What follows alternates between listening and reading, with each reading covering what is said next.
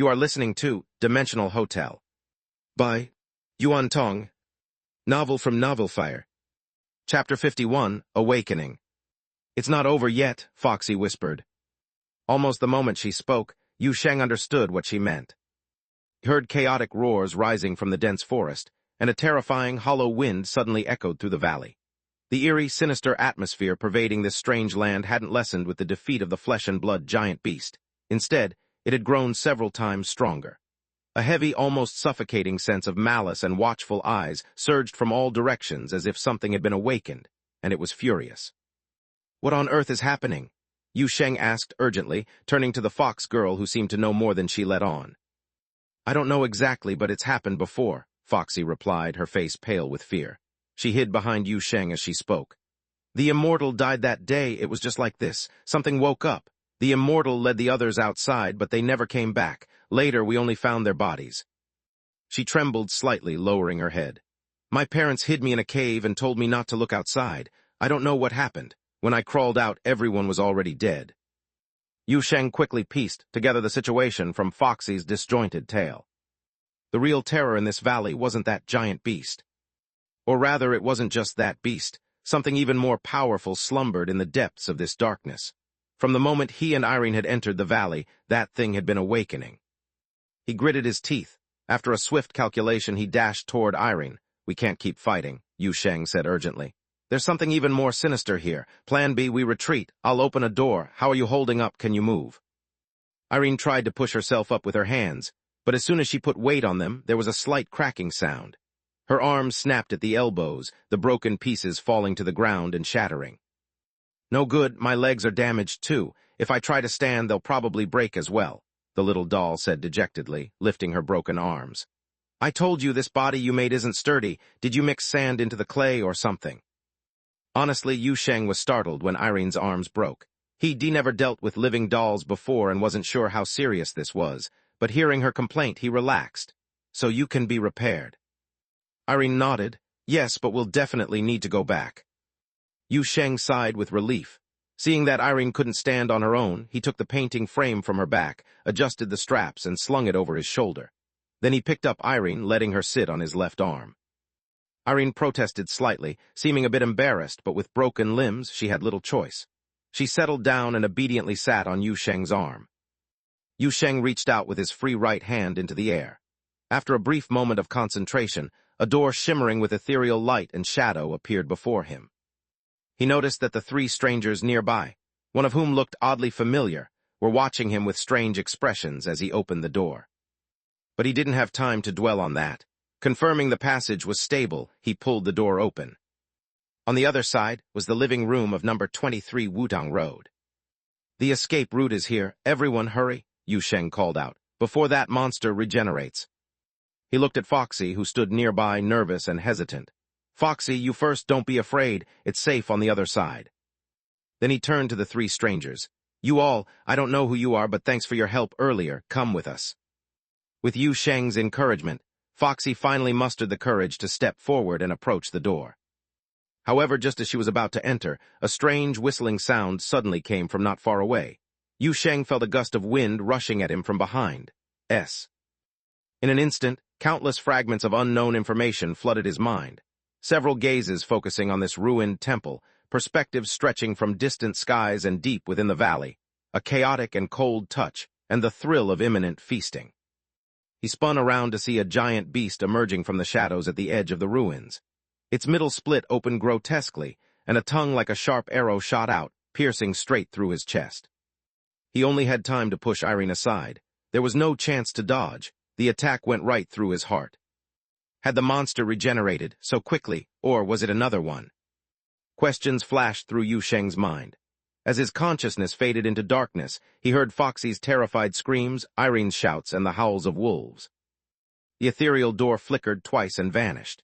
Yu Sheng's body fell backward. As his vision tilted and dimmed, he saw layers upon layers of shadows rising at the edge of the ruins. Within each trembling shadow, a flesh monster was slowly forming. Countless greedy mouths opened throughout the valley. The distant woods teemed with writhing tentacles seeking prey. The far-off mountains bristled with sharp teeth, and the sky was gradually splitting open at the edges. "Benefactor," Foxy was the first to rush over, kneeling beside Yu Sheng. Although she had seen him come back to life before, her muddled mind didn't register that now. Seeing him fall, her first reaction was sheer terror. Are you okay? What do you think? He's obviously dead. Irene's sharp voice cut through Foxy's cries. The little doll had fallen to the ground and was struggling to move. You've seen this before, you need to stay calm. Foxy blinked, her sluggish mind finally catching up. She stared blankly at Yu Sheng's lifeless body. She wrinkled her face, torn between wanting to cry but knowing she didn't need to. But given the situation, not crying felt disrespectful to her benefactor. Crying seemed even more wrong. She was utterly conflicted. Nearby, Li Lin clearly didn't understand what was happening with Yu Sheng. Seeing the giant monster not far away, he tensed up completely.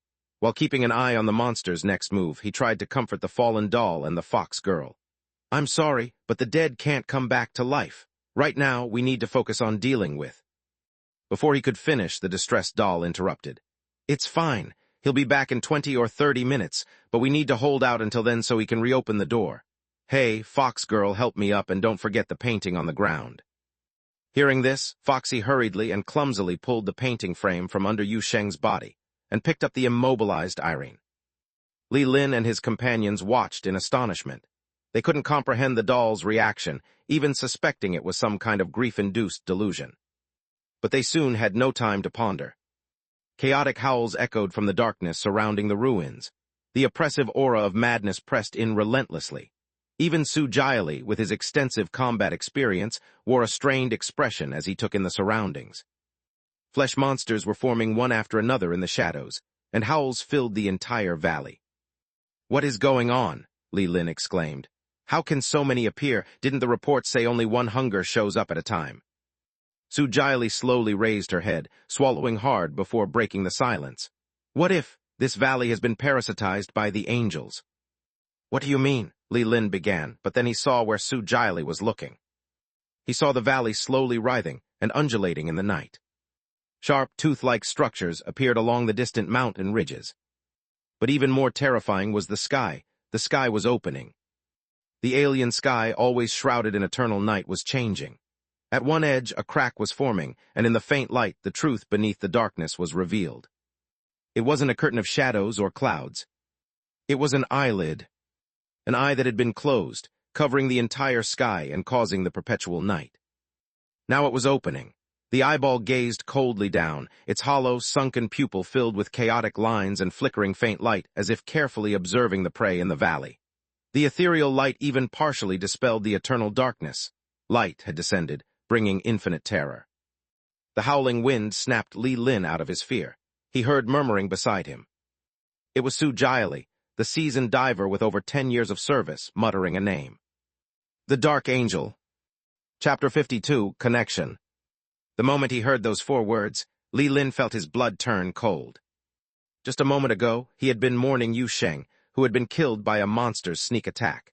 Now, he realized he might not live much longer than this fallen stranger. How could this be? The reports never mentioned a dark angel lurking here, Li Lin muttered to himself. Under the cold, indifferent gaze from above, he felt a storm of thoughts roaring in his head. How could this be? In their dormant state, every dark angel is different. This is worse than battling angel cultists out in the wastelands. Su Jiali cursed, shaking his head. He couldn't understand how his routine mission had spiraled into such chaos. What was supposed to be a simple surveillance task at the border had turned into a nightmare. Everything had happened so fast, being pulled into an otherworld, seeing that door-opening weirdo he'd met once on a wasteland planet, standing with a half-meter-tall puppet and a fox demon who looked like she'd been exiled for a century. Before they could exchange even a few words, the mysterious door-opening weirdo had died right before his eyes. The puppet had reacted in the strangest way, and then even more creatures of hunger appeared. To top it all off, a dark angel emerged in the sky. How could all these bizarre things happen in just one day? Low growls echoed around them. Shadows shaped like wolves circled the group. The cold gaze from the solitary eye in the sky made these creatures feel immense pressure, even fear. Little Red Riding Hood, perched on one of the wolves, frowned. This is strange. Why aren't those monsters coming at us? Irene, resting in Foxy's arms, felt a chill. She noticed it too. The strange creatures surrounding them were still prowling and growling, but none had stepped forward to attack. The cold, solitary eye floating in the sky just watched, showing no sign of attacking. I think we should take this chance to run, Li Lin finally spoke up. Let's not question why these monsters are just standing there. Little Red Riding Hood interrupted him, her voice calm. Run where? The eye in the sky seemed to watch every inch of the valley, and the whole otherworld seemed to be alive, shifting under its gaze. Any thought of escape felt impossible, like trying to run when there was nowhere to hide. Suddenly, Irene seemed to remember something. She looked up from Foxy's arms. You said this happened before, the day the immortals died, right? Your parents hid you in a cave back then. Foxy was stunned for a moment, then nodded quickly. Where's that cave? Foxy blinked, then nodded again. Holding Irene tighter, she turned to leave. I remember, it's near the back of the mountain. I'll take you there. But she hesitated, her gaze falling on Yu Sheng's body, lying lifeless on the ground. Her benefactor's eyes were still open, as if he couldn't rest in peace. What about him? What should we do? The fox demon asked softly, uncertainty in her voice. She knew Yu Sheng could die and come back, but she didn't know the details. They hadn't had much time together, and Yu Sheng hadn't explained much to her. Just leave him here, don't worry, Irene said. She had spent more time with Yu Sheng and clearly knew more. He'll disappear soon, he knows how to find me. Foxy blinked, then nodded, though she looked unsure. Oh, and where's my kitchen knife? Irene suddenly remembered. Oh, over there on the ground, can you pick it up for me? And hang that painting on me first, I can't be separated from it. Is the knife still intact? As long as it's not broken, it's fine. If I lose it, Yu Sheng will definitely blame me. Forget the body, it's not useful now. The little puppet rattled off orders, and the fox demon girl followed them obediently. Li Lin and his companions watched the scene, their expressions filled with confusion. They saw Foxy carefully pick up a kitchen knife that couldn't have cost more than 100 yuan, all while ignoring their fallen comrade's body. Little Red Riding Hood finally spoke up, her voice tight with frustration. Are you just going to leave him here like this? Irene poked her head out from Foxy's arms. It's hard to run while carrying him. Little Red Riding Hood opened her mouth to argue, but was cut off by a low rumble from deep within the valley. In the distance, the mountains cracked open. Countless pitch-black boulders tumbled down the peaks, and within the widening fissures, flesh and blood began to form. Sharp teeth ground against rocks, producing a chilling roar.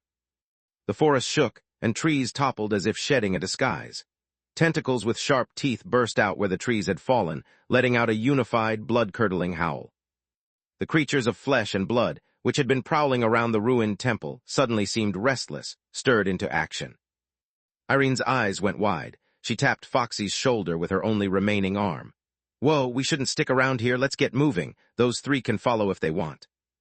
As Irene finished speaking, Foxy was already sprinting towards a gap at the bottom of the valley, behind the ruined temple. Li Lin and his companions exchanged glances. Despite the dozens of questions they had, they knew they had no choice but to follow. They hurried after the fox demon, sprinting toward whatever shelter might await them. Little Red Riding Hood looked back one last time at where Yu Sheng had fallen. She bit her lip, and one of the wolves broke away from the pack, rushing towards Yu Sheng's remains. But after only a few steps, the wolf seemed to forget what it was doing. It paused, paced around for a couple of seconds, then turned and rejoined Little Red Riding Hood. She didn't look back again. She urged the wolf pack onward, protecting the others as they followed the silver-haired fox demon ahead. She had already forgotten about the pool of blood they were leaving behind. Around the ruined temple, the restless behemoths of flesh and blood slowly quieted down. These entities born from hunger looked confused. They stood among the ruins, their deformed eyes scanning aimlessly. Hideous limbs waved in the air, and their mouths murmured like broken dreams. Suddenly, among their scattered murmurs, a clear word emerged. Delicious. A will was speaking through their mouths. Delicious. Must eat. The behemoths swayed. Their eyes, which had been wandering aimlessly, suddenly fixed on each other. Eat not out of hunger. The one that devours all, above all else, now is the time to eat. The first behemoth moved. It staggered toward another one. It didn't launch an elaborate attack. It simply opened the largest mouth on its body and greedily bit down. The one being bitten didn't dodge or scream. As if unaware that it was being eaten by its own kind, the monster simply swayed, carrying its companion as it stepped toward the next nearest creature. None of the entities chased the prey that had fled. It was as if in that moment they no longer cared, drawing power from hunger didn't matter anymore. Eating had become their sole mission. At the center of the ruined temple, the last of Yu Sheng's blood slowly seeped into the earth. Where the blood spread, the soil changed color, slowly at first, but then faster and faster, unstoppable. Yet the cold, solitary eye in the sky didn't react. It just floated there, its gaze too vast to hold any human emotion. It continued to observe the valley, and because of its immense size, no one on the ground could tell where it was looking. If that transcendent gaze even had a focus.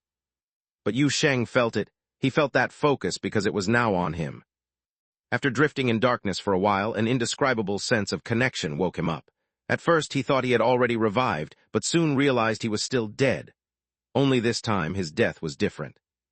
In the darkness, he found he had another kind of vision. At first, the strange angles and overlapping images confused him, making his thoughts a jumble. But gradually he understood one thing. He was seeing through the eyes of this other world, responding to the gaze from the sky. He had made a connection with the valley. Chapter 53, The Feast. Yu Sheng felt something strange, almost as if he was becoming one with the valley. His mind flowed through the rocks and soil, slipped through the dark depths of the forest, and moved with the wind and water. He saw the world through countless twisted, distorted eyes, all looking up at the sky above. A massive eye, large enough to cover the entire sky, stared down at the land. It was cold and emotionless, like it was just observing, not caring. Yu Sheng could tell that it noticed him. The moment he connected with the valley, the eye's gaze turned to him. The eye seemed curious, puzzled. Even though it showed no emotion, Yu Sheng could almost sense its thoughts. It was like a vast mind was stirring in the space above. Each thought sent out waves of power, but ordinary people wouldn't notice them. Even with his connection to the valley, Yu Sheng could only faintly feel the presence behind that eye. Strangely, there was no malice in it, but no kindness either. After some time, the eye's focus shifted. It wasn't watching the entire valley anymore. Instead, it seemed to be searching for something. The eye slowly moved across the valley, like it was hunting for something hidden. Yu Sheng's consciousness spread out, and within minutes he realized something deep and unsettling. The whole valley was moving. A terrible, eerie life force filled the place, making it seem as if the entire valley was a living, hungry creature. Li Lin watched in horror as rows of sharp teeth appeared along the ridge, jagged trenches forming between them. The rows of fangs shifted like waves, roaring like thunder. The forest on the far side of the valley seemed to come alive. The trees turned into black tentacles that twisted and spread across the valley floor, swallowing everything in their path like ravenous insects. All of this was happening under the cold, watchful gaze of the giant eye in the sky. It was like a strange, horrifying nightmare. Little Red's wolf pack howled and fought back, biting the tentacles, eye stalks, and tongues that sprouted from the ground. But no matter how fiercely they fought, their territory kept shrinking. Li Lin felt a wave of despair. He looked ahead and saw Foxy, the girl with many tails, carrying a doll as she ran. She moved swiftly, her tails swishing behind her, and even though she was carrying something, she was as agile as a mountain animal. As a human, he could barely keep up. Finally, Foxy slowed down. She carried Irene and her kitchen knife to a hollow at the foot of the mountain. She climbed onto a large rock, stretching her neck to look around. Her fluffy ears twitched as she listened for the faintest sounds. She sniffed the air, then focused on a specific direction. "Over here, the entrance is here," she shouted. Before she even finished, she jumped down, taking Irene with her. The others rushed to follow, finding a cave entrance just large enough for 2 people to pass through. "It's bigger inside," Foxy called, disappearing into the cave. A strange blue flame floated up from the tip of Foxy's tail, lighting up the cave. It seemed like an ordinary cave, part of the mountain. Some walls showed signs of being carved out by human hands. In the corners, there were simple tools, rough and old. Clearly, someone had lived here before. Su Jiali took a small black device from his belt, carefully scanning the cave. "No toxins," he whispered. "Structure is stable, no signs of corrosion." Little Red waved her hand, placing a few wolves near the entrance. The rest returned to her, slowly merging into her shadow. Foxy gently placed Irene on a stone platform near the entrance, looking worried. "Are you okay?" she asked, pointing at Irene's broken arm and damaged leg. Irene's body was in bad shape, almost as bad as their friend who had just died. Foxy didn't seem to know much about living dolls. "It's fine," Irene said casually, trying to comfort Foxy. "This body was just temporary. Some parts aren't very sturdy. Don't worry, Yu Sheng will fix me when we get back. He made this body for me, though his craftsmanship is just so-so." Foxy's eyes widened. "Sounds like your friend is pretty amazing." Well, maybe, Irene hesitated. Sometimes I think he's not even human. He has all these strange abilities and ideas. Halfway through her sentence, Irene suddenly looked toward the entrance as if she sensed something. What's wrong? Foxy asked, curious. Could you carry me to the entrance? I want to look outside, Irene said hesitantly. We can't see from here and I don't feel comfortable. Foxy was puzzled but didn't question it. She picked up Irene and moved to the entrance. Irene stretched her neck, looking up at the sky. The giant eye still floated above, like the pupil of the sky itself, eerie and mesmerizing. I feel like that eye has been watching us, Irene whispered, quickly pulling back. Why isn't Yu Sheng back yet? Foxy blinked, looking at the little doll. He'll be okay, right? He'll be fine, Irene whispered, glancing at their three companions in the cave. But please don't mention Yu Sheng's, death to them. They should have forgotten by now. Foxy tilted her head, her ears twitching. It was hard to tell if she understood. Li Lin glanced curiously at the fox girl and the doll by the entrance. He frowned, feeling like he had forgotten something important during their escape. He looked at Su Jiali and Little Red, but there was nothing unusual on their faces. Su Jiali was cautiously exploring the cave, while Little Red sat on a stone bench, her arms crossed, watching the wolves guard the entrance. Her red coat was torn, her right arm exposed, covered in fine blood-red lines, like her flesh had been torn apart and barely put back together. The eerie blue flame floated above, casting Little Red's shadow on the ground. The shadow wavered, twisting, sometimes resembling the wolves that emerged from it. The strange sounds from the valley continued, making the silence in the cave feel even heavier. Li Lin stood, deciding to introduce himself to Foxy and Irene, but halfway there a strange noise stopped him. It was an irregular scraping, like sharp teeth grinding together. His instincts screamed danger. Su Jiali and Little Red both looked up. The atmosphere had changed. A few seconds later, everything outside went eerily quiet, so silent it felt like the world had stopped. But the silence didn't last. Soon, scraping sounds and whimpers different from the earlier howls grew louder from outside. Foxy jumped, looking nervously outside. Irene used her broken arm to tap Foxy, trying to see. Then she heard Yu Sheng's voice in her mind. Irene. Yu Sheng, Irene gasped. You're alive, where are you? Can you find us? Hurry, come here, we found a safe place. It's not safe outside, something's wrong in the valley. Before she could finish, Yu Sheng's voice interrupted gently. Irene, don't panic, it will be over soon. Irene blinked, The scraping sounds grew more intense, filling the valley. Yu Sheng's voice was calm in her mind. Irene, do you remember when we tried to contact Foxy through dreams, using her senses to find the valley's frequency? Irene nodded, she remembered. You connected directly with hunger then, it rooted in your mind, she said quickly. What's happening? Are you in danger? Yu Sheng's voice stayed soothing. Don't worry, Irene, I'm fine, I just realized something. Irene's eyes widened as she recognized the sounds echoing through the valley. Hunger didn't root in my mind, Yu Sheng said. She heard his voice, not just in her mind, but resonating throughout the valley. Instead, I rooted within it. She finally understood. The sound was chewing, echoing everywhere. The feast had begun. The entity known as hunger, lurking in this realm, had begun to devour itself. Chapter 54, The Return of Yu Sheng. A strange, gnawing sound filled the entire valley, like an endless chorus of crunching teeth. It rose and fell in waves, echoing against the jagged cliffs. The whole landscape had turned into some bizarre feast, and soon everyone hiding in the cave realized what those sounds meant. Li Lin swallowed hard, mustering his courage as he crept toward the mouth of the cave. His scalp prickled with dread as he dared to peek outside. The serrated mountains seemed to be devouring each other.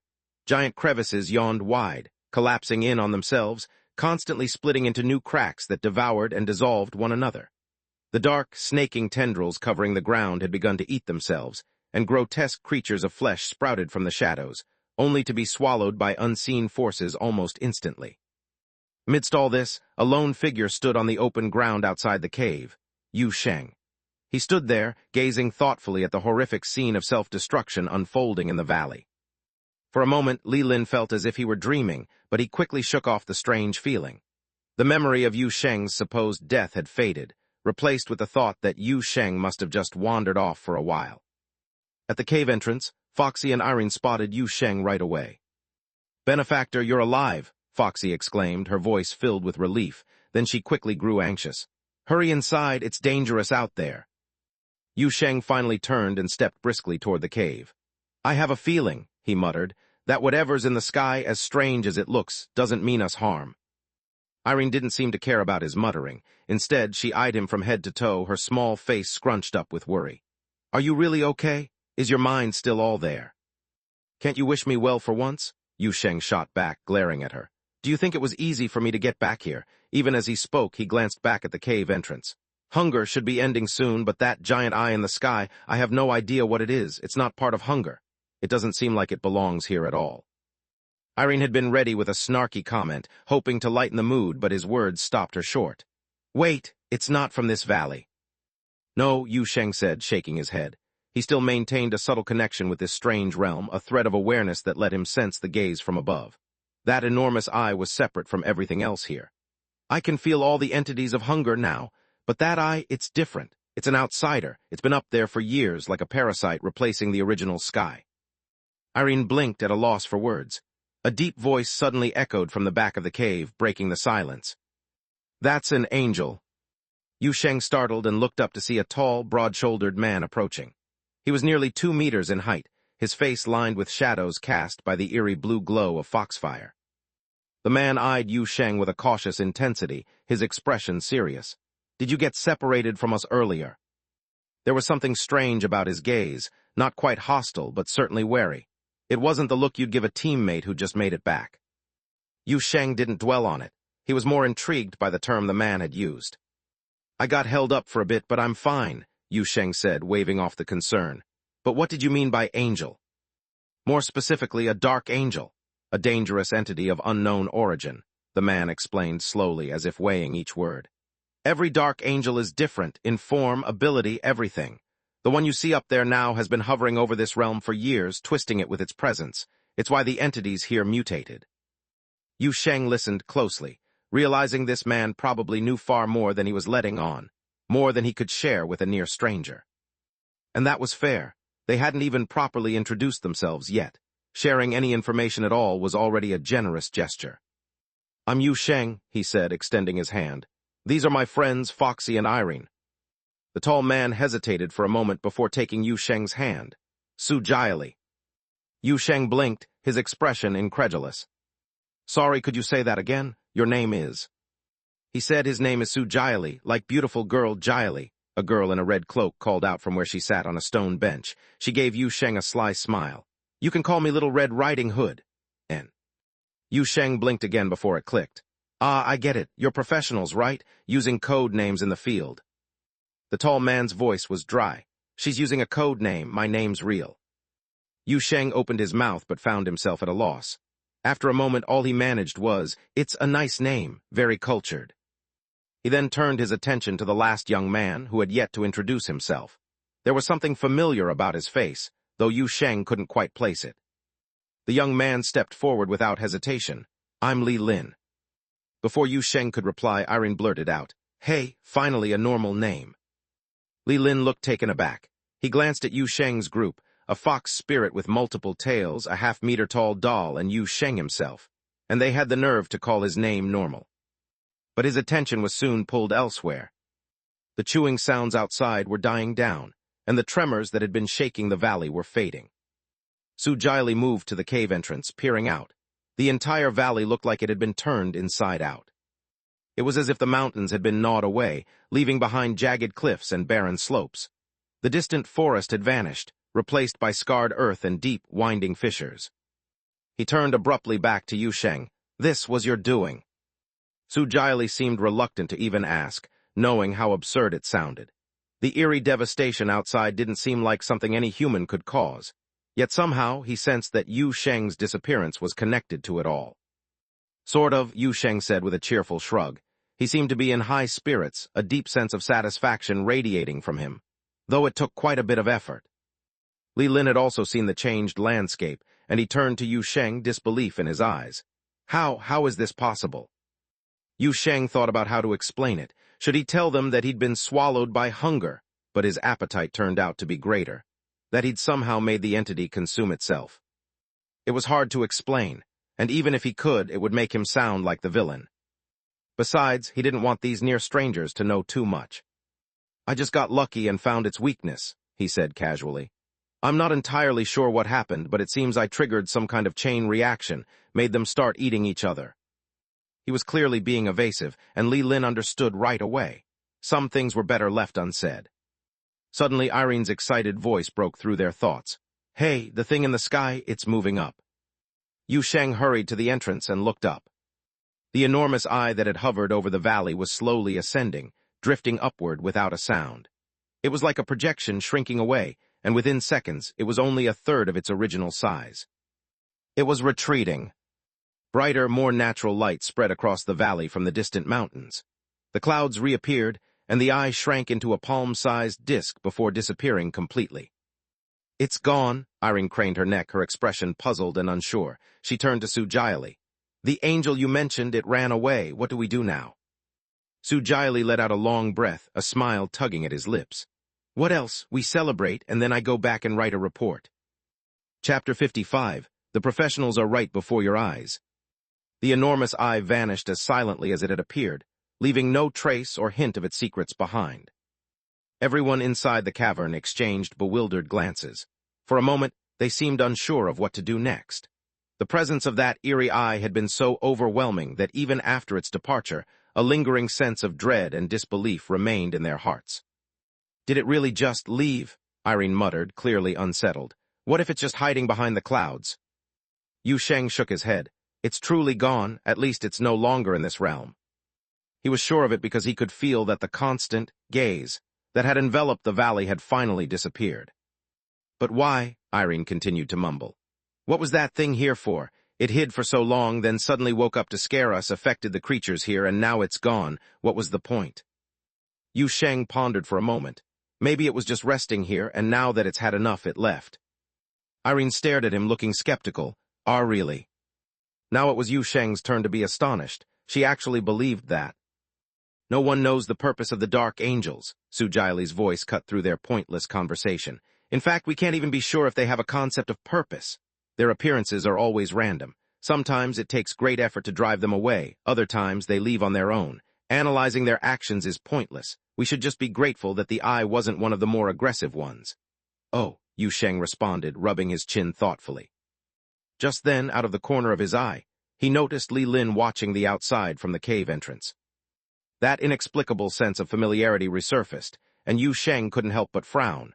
Memories stirred within him until suddenly a scene flashed in his mind.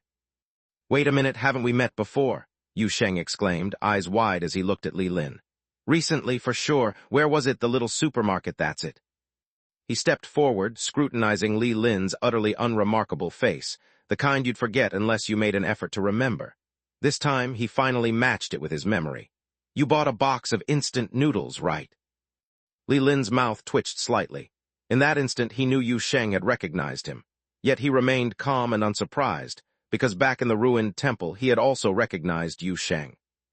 Though they had only brushed past each other in the supermarket, as a specially trained operative of the Borderland Council's Special Task Force, his memory and observational skills far surpassed those of ordinary people. Recognizing each other was only a matter of time. Seeing Li Lin's reaction, Yu Sheng quickly connected the dots. His gaze shifted to Su Jiali beside him, and then to the girl in the red hood resting not far away. Who exactly are you people? Yu Sheng asked, his brow furrowing slightly. Allow me to reintroduce myself, Li Lin sighed, standing up straight. He pointed to himself. Li Lin, operative of the 2nd Action Squad, Special Task Force under the Borderland Council. OB. Su Jiali stepped forward as well, adjusting her posture before speaking in a low voice. Su Jiali, veteran deep diver, affiliated with the Special Operations Group of the 2nd Action Squad. And yes, that's my real name. Yu Sheng stood there with his mouth open, stunned. After a moment, he turned to look at the girl who seemed like a high schooler, the one in the red hood. So, are you also part of this special task? I'm not, Red Hood replied, crossing her arms and pointing her chin at Su Jiali. I'm the child laborer they hired. Yu Sheng blinked, then looked at Su Jiali in astonishment. Your organization hires child labor. Child labor? Su Jiali immediately shot a glare at Red Hood. It's called a part-time job during school break, at least say you're doing work study. Yu Sheng felt utterly confused. His first thought was that high school students on the borderland side were hardcore enough that their part-time jobs during breaks involved venturing into other worlds to battle monsters. His second thought was that he'd finally met the professionals Irene had mentioned, though they didn't quite match his expectations. As for his third thought, "So you were after me." He looked at the three professionals before him, feeling he finally understood many things. "You followed me all the way into this realm." He hadn't expected that as soon as he spoke, both Su Jiali and Li Lin would sigh in unison. Even Red Hood lowered her head with a sigh, switching from crossing her arms to covering her face. Su Jiali pulled out a cigarette from her pocket, her face full of distress. She lit it, taking a deep drag that consumed a third of it. "If we had a choice, we wouldn't have. This wasn't our original plan." Yu Sheng was puzzled. He sensed that the whole thing was more complicated than he'd imagined, but didn't dare to ask more. But at least things here were finally resolved. There were many questions still, but they could wait until everyone returned safely to the real world. Irene hopped from Foxy's arms back onto Yu Sheng. He carefully cradled the battered little doll as he was the first to step out of the hiding cave. "It's completely quiet now," Irene said, sitting on his shoulder. With her broken arms, she hugged his head, a mix of surprise and disbelief on her face as she looked toward the depths of the valley. "What a mess." "Yeah, a total mess, but at least the hungers are gone," Yu Sheng nodded, gazing at the valley floor that had been devoured down a whole layer. "By the way, will those things reappear?" "They will. As long as the realm exists, the entities will reappear, and realms never disappear. Even if you bombed it 10,000 times, it would restore itself," Irene said softly, hugging his head. "It's just that it might take a long time this time." "Time to leave this place?" Yu Sheng exhaled deeply. Now that the hunger entities had temporarily vanished, the air in the valley seemed much fresher. A cold wind blew from afar, and bright light dispelled the eternal night here. Despite the shattered landscape before him, he felt a sense of relief. "Foxy, how are you feeling now?" Foxy had been following closely behind him. She immediately looked up. "I'm fine, not cold or hungry anymore. I ate a lot just now." As she spoke, she smiled happily, a carefree, radiant smile for the first time. Yu Sheng returned her smile, extending his hand toward her. "Then let's go home." Just as he was about to open a door to take them home, Foxy unexpectedly stepped forward and gently tugged at his sleeve. He stopped, puzzled, looking at Foxy before him. "Are you worried about the food we left at the ruined temple? It's probably been ruined by the hungers. Do you want to go back and get it?" Foxy shook her head slightly after a brief nod. "Benefactor, I want to go somewhere. She hesitated, seeming afraid that she was asking too much or that her request was too selfish. She looked conflicted. Seeing her uncertainty, Yu Sheng didn't understand at first what she wanted. But suddenly he recalled a scene he'd seen deep within Foxy's dream. After a moment of silence and consideration, he nodded. "I understand. It's in that forest, isn't it?" Foxy looked up in surprise, meeting his eyes. Then she nodded gently. Li Lin and the others were puzzled, casting questioning glances at Yu Sheng. But he didn't elaborate, merely waving them off. "Don't worry. I have a way to get everyone back, but let's wait a bit. I need to accompany Foxy somewhere. If you're concerned, you can come along." "Then let's go together," Su Jiali agreed immediately. "This girl seems to have been here for a long time. She probably has some things to settle before leaving. I understand." The group left the back mountain, bypassing the dilapidated temple that was now almost entirely reduced to rubble. They crossed the valley floor, which was now filled with fissures and chasms, and finally arrived at what used to be a small forest. The forest was long gone. The dark, mutated plants had been devoured during the earlier feast. Now only a patch of pitch-black wasteland remained, dotted with various-sized pits and suspicious black debris. "Is this the place?" Yu Sheng glanced at Foxy beside him and asked softly. "Yes," she nodded slowly. "Father and Mother are here." Irene finally realized why Yu Sheng had followed Foxy here. The little doll's eyes widened as she recalled the scene deep within Foxy's dream. The allure, the memories blurred between truth and illusion, and those cold, hungry phantoms. For some reason, she felt a sense of unease. The numerous pits around them only amplified this feeling. Maybe we won't find anything," she couldn't help but say loudly on purpose. "The ground here has been chewed up. Maybe those tentacles that emerged from the ground have already." But Foxy simply shook her head, interrupting Irene. "No, I buried them deep," she said firmly. "Father and Mother told me to bury them deep. I buried them very deep." Chapter 56, Going Home. Foxy stood resolutely before everyone. "I buried my parents deep beneath this forest," she declared firmly. "Even though the ground is now riddled with pits and ravines, the place where I laid them to rest must still be there." With that, she began to dig. Possessing the strength of a fox spirit and unaffected by hunger, she dug swiftly, even with her bare hands. Soft earth flew from the growing hole as Yu Sheng and Irene stood quietly nearby. Not far off, Li Lin and his two companions observed, starting to piece together what was happening despite their initial confusion. Perched on Yu Sheng's shoulder, Irene watched Foxy delve deeper. She couldn't help but speak up again. Maybe we should come back another time? It's been quite a while and that hunger entity might show up again. We'd have to fight it all over."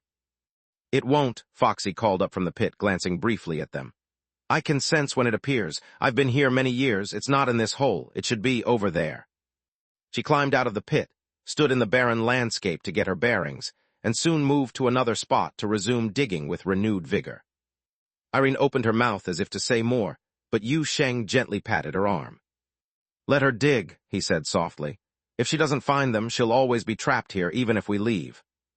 Irene pressed her lips together. Her voice echoed in Yu Sheng's mind. "I'm not worried about what she might dig up. I'm afraid she'll find nothing in the end." "I know," Yu Sheng replied silently. "Then why?" "Because I believe she'll find them."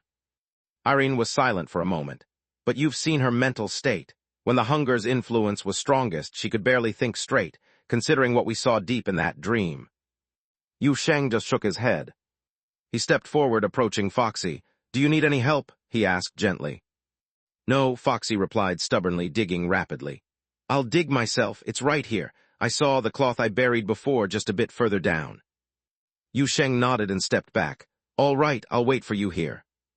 He retreated to a spot where they couldn't see into the pit, standing quietly with Irene as they waited for Foxy to finish what she needed to do. Time seemed to stretch. Each passing second felt like a year. Yu Sheng resisted the urge to peer into the pit, feeling as though his feet were rooted to the ground. He sensed Irene, perched on his shoulder, was tense as well. "When we get back, I'll fix your body," Yu Sheng said, breaking the silence and trying to distract her. "Okay," Irene replied absently. "But we might be low on clay at home. Maybe I'll have to use some flour. You don't mind, do you?" "I don't mind." "How about using 2 pieces of lotus root?" "I don't mind." "Are you sure?" "I said 2 pieces of lotus root." "I don't wait, I mind." Irene suddenly realized, glaring at him fiercely, or so she thought. Just then, she noticed the digging sounds had ceased. An eerie silence emanated from the pit. No more soil was being tossed out, and they couldn't hear Foxy moving. Irene hesitated, then exchanged a glance with Yu Sheng. "Oh no, what if it's empty down there?" Without a word, Yu Sheng dashed toward the pit. He saw Foxy. The fox girl was curled up at the bottom, hugging 2 fluffy tails to her chest. The rest of her tails wrapped around her like a blanket. Beside her lay 2 neatly arranged skeletons. She nestled between them, her body rising and falling gently, like a cub sleeping beside its mother. Yu Sheng exhaled softly, sitting down among the scattered stones at the pit's edge. Irene sighed too, lying down atop Yu Sheng's head. After a few minutes, Foxy slowly stood up. She looked at the skeletons beside her, then up at Yu Sheng. A faint smile spread across her face. Yu Sheng met her gaze. "Ready to go?" he asked. "Yes, let's go," Foxy nodded. She bent down, carefully broke off a sharp canine tooth from each skeleton, and then climbed out of the pit with Yu Sheng's help. "Is it enough to just take those?" Irene asked curiously, eyeing the teeth clutched tightly in Foxy's hand. "What about the rest?" Foxy shook her head. "Taking the teeth is enough. Mom and Dad said that, according to fox tradition, bringing the teeth home means bringing them home." "Then that's fine," Yu Sheng smiled. He raised his hand to open a doorway back to the real world. Just as he was about to do so, Foxy tugged at his sleeve. "Wait a moment, please, they're still." Before she could finish, Yu Sheng smacked his forehead. "Oh right, I almost forgot, wait here a moment." With that, he opened another door and slipped through, leaving Li Lin and his companions staring in astonishment. He wasn't gone long. Within seconds, another door appeared in the same spot. Yu Sheng stepped out with Irene, carrying a somewhat tattered plastic bag. Inside were the food items they'd left behind in the ruined temple. "Some of it was spoiled by those creatures," he explained. "I brought back what was still good." Foxy's face lit up with a genuine smile. She eagerly took the bag, carefully counting the instant noodles, biscuits, and cans of 8 treasure porridge inside. After counting twice, she seemed satisfied. "All right, now we've got everything. Let's go home," Yu Sheng said cheerfully. He reached out to the air beside him and pulled. A doorway leading to Wudong Road appeared, revealing his familiar living room. "Li Lin, you three, come on over. Let's head back together." Oh, okay," Li Lin stammered, hurrying over with Little Red Riding Hood. Following them was Su Jiali, who glanced at the doorway Yu Sheng had opened with a mix of curiosity and apprehension. She hesitated briefly, but then quickened her pace to catch up. As they stepped through the door, the cold winds of the Valley of Hunger were left behind. The familiar atmosphere of Yu Sheng's home enveloped them, carrying a comforting warmth. He took several deep breaths, feeling a sense of peace.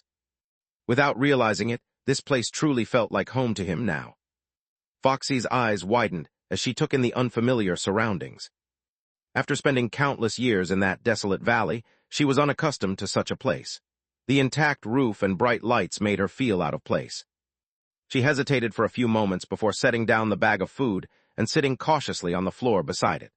She guarded the instant noodles, biscuits, and cans, occasionally stealing curious glances around or watching Yu Sheng. Li Lin, Su Jiali, and Little Red Riding Hood were also observing the place carefully. Through the living room window overlooking the street, they recognized they were somewhere deep within Wudong Road.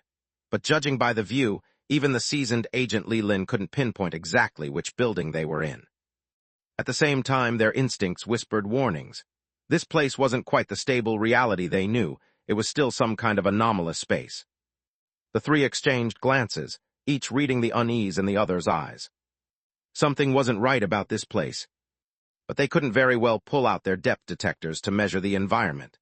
Though Yu Sheng seemed friendly, the eerie methods he had used to eliminate the hunger entity and his ability to open portals between realms hinted at someone powerful and potentially dangerous. Provoking such a mysterious figure wouldn't be wise. If they angered this seemingly amiable human, they might not leave here alive. After a long pause, Li Lin broke the silence. "So, this is your home?" "Yes," Yu Sheng nodded. "Feel free to sit anywhere. I'll get you some water. Sorry I wasn't prepared for guests today." "Oh, no need to trouble yourself," Li Lin hurriedly replied, waving his hands. The friendlier Yu Sheng acted, the more unsettled he felt. The memory of the hunger entity consuming itself was still fresh. "We'll be leaving soon, really." He hesitated, then added casually, "By the way, where exactly are we?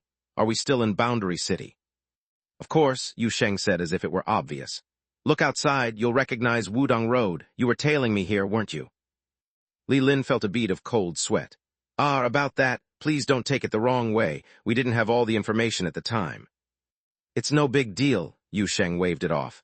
"Actually, I've been wanting to find you all but couldn't." Li Lin and Su Jiali exchanged surprised glances. "You were looking for us."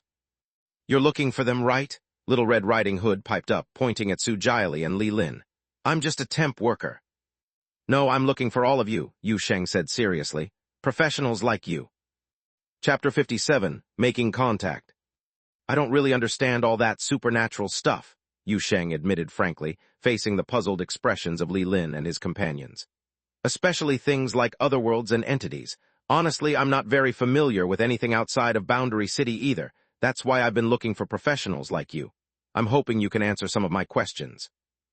Li Lin and Su Jiali exchanged bewildered glances.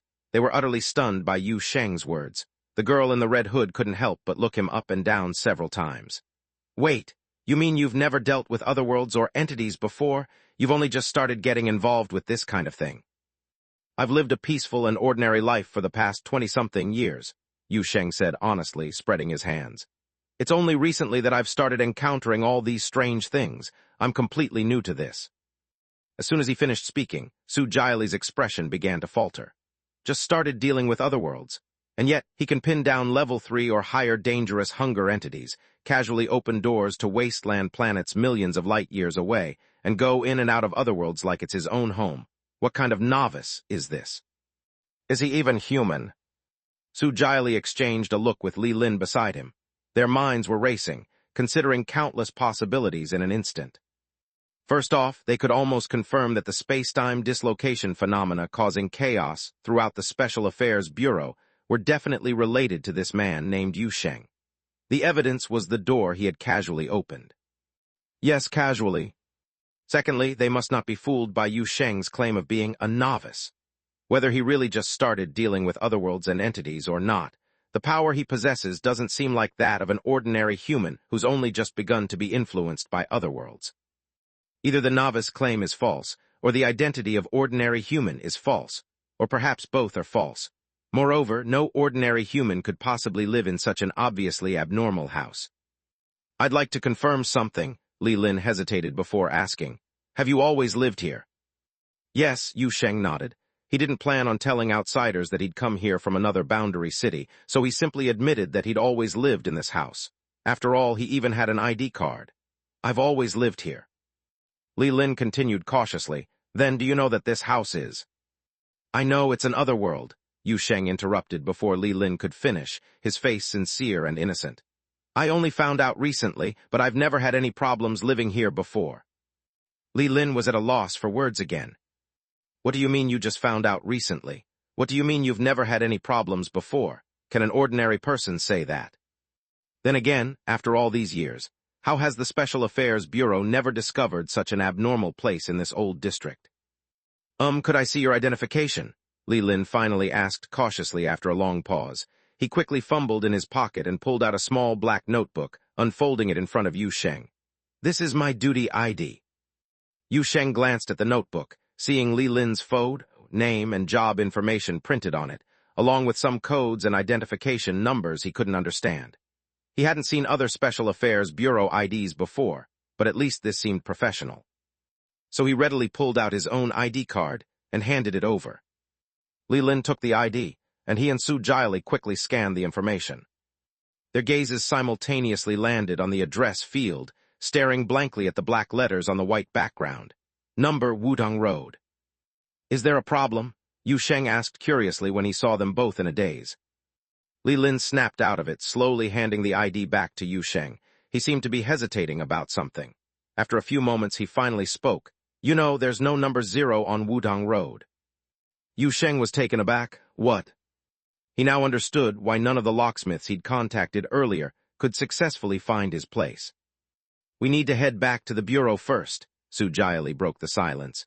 Your situation is a bit special. We need to report to the higher-ups and coordinate with the archives department to figure out what's going on. Yu Sheng was a bit disappointed. You're leaving already? I still have a bunch of questions. We'll leave our contact information, and we'll be back soon to have a formal meeting with you, Su Jiali assured him.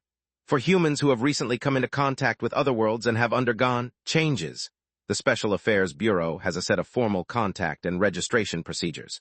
Don't worry, all your questions will be answered during the formal meeting. As he spoke, he took out a small card and handed it to Yu Sheng. My phone number is on this. All right then. Yu Sheng thought about it. His main goal was to get in touch with the professionals who specialize in dealing with otherworld issues. As for his pile of questions, they weren't something that could be immediately clarified by chatting with these two people. All of this would have to be understood through gradual contact later, so he nodded and accepted the card. He then gave them his own phone number. This number had been with him since he arrived here, but he hardly ever received any calls, and he didn't have anyone to call. Yu Sheng then turned his gaze to the girl in the red hood, who had been standing silently to the side. She looked like a high school student and didn't seem well. Her exposed right arm appeared to be healing, but there were still many small black lines visible on her skin, looking rather eerie. Are you okay? Yu Sheng asked with concern. Just some side effects from dealing with wolves. It's not the first time. I'll recover after some adjustments, she shook her head. I need to see a doctor later. By the way, I'll leave my phone number 2. Wait a minute, I didn't bring my phone. Let me find a pen. As she spoke, she reached for the small pouch at her waist, but suddenly her movements froze. The expression on her face visibly stiffened, as if she'd just realized something terrible. Yu Sheng was startled by her reaction. What's wrong? Su Jiali sighed beside him. Her homework was torn up by the entity.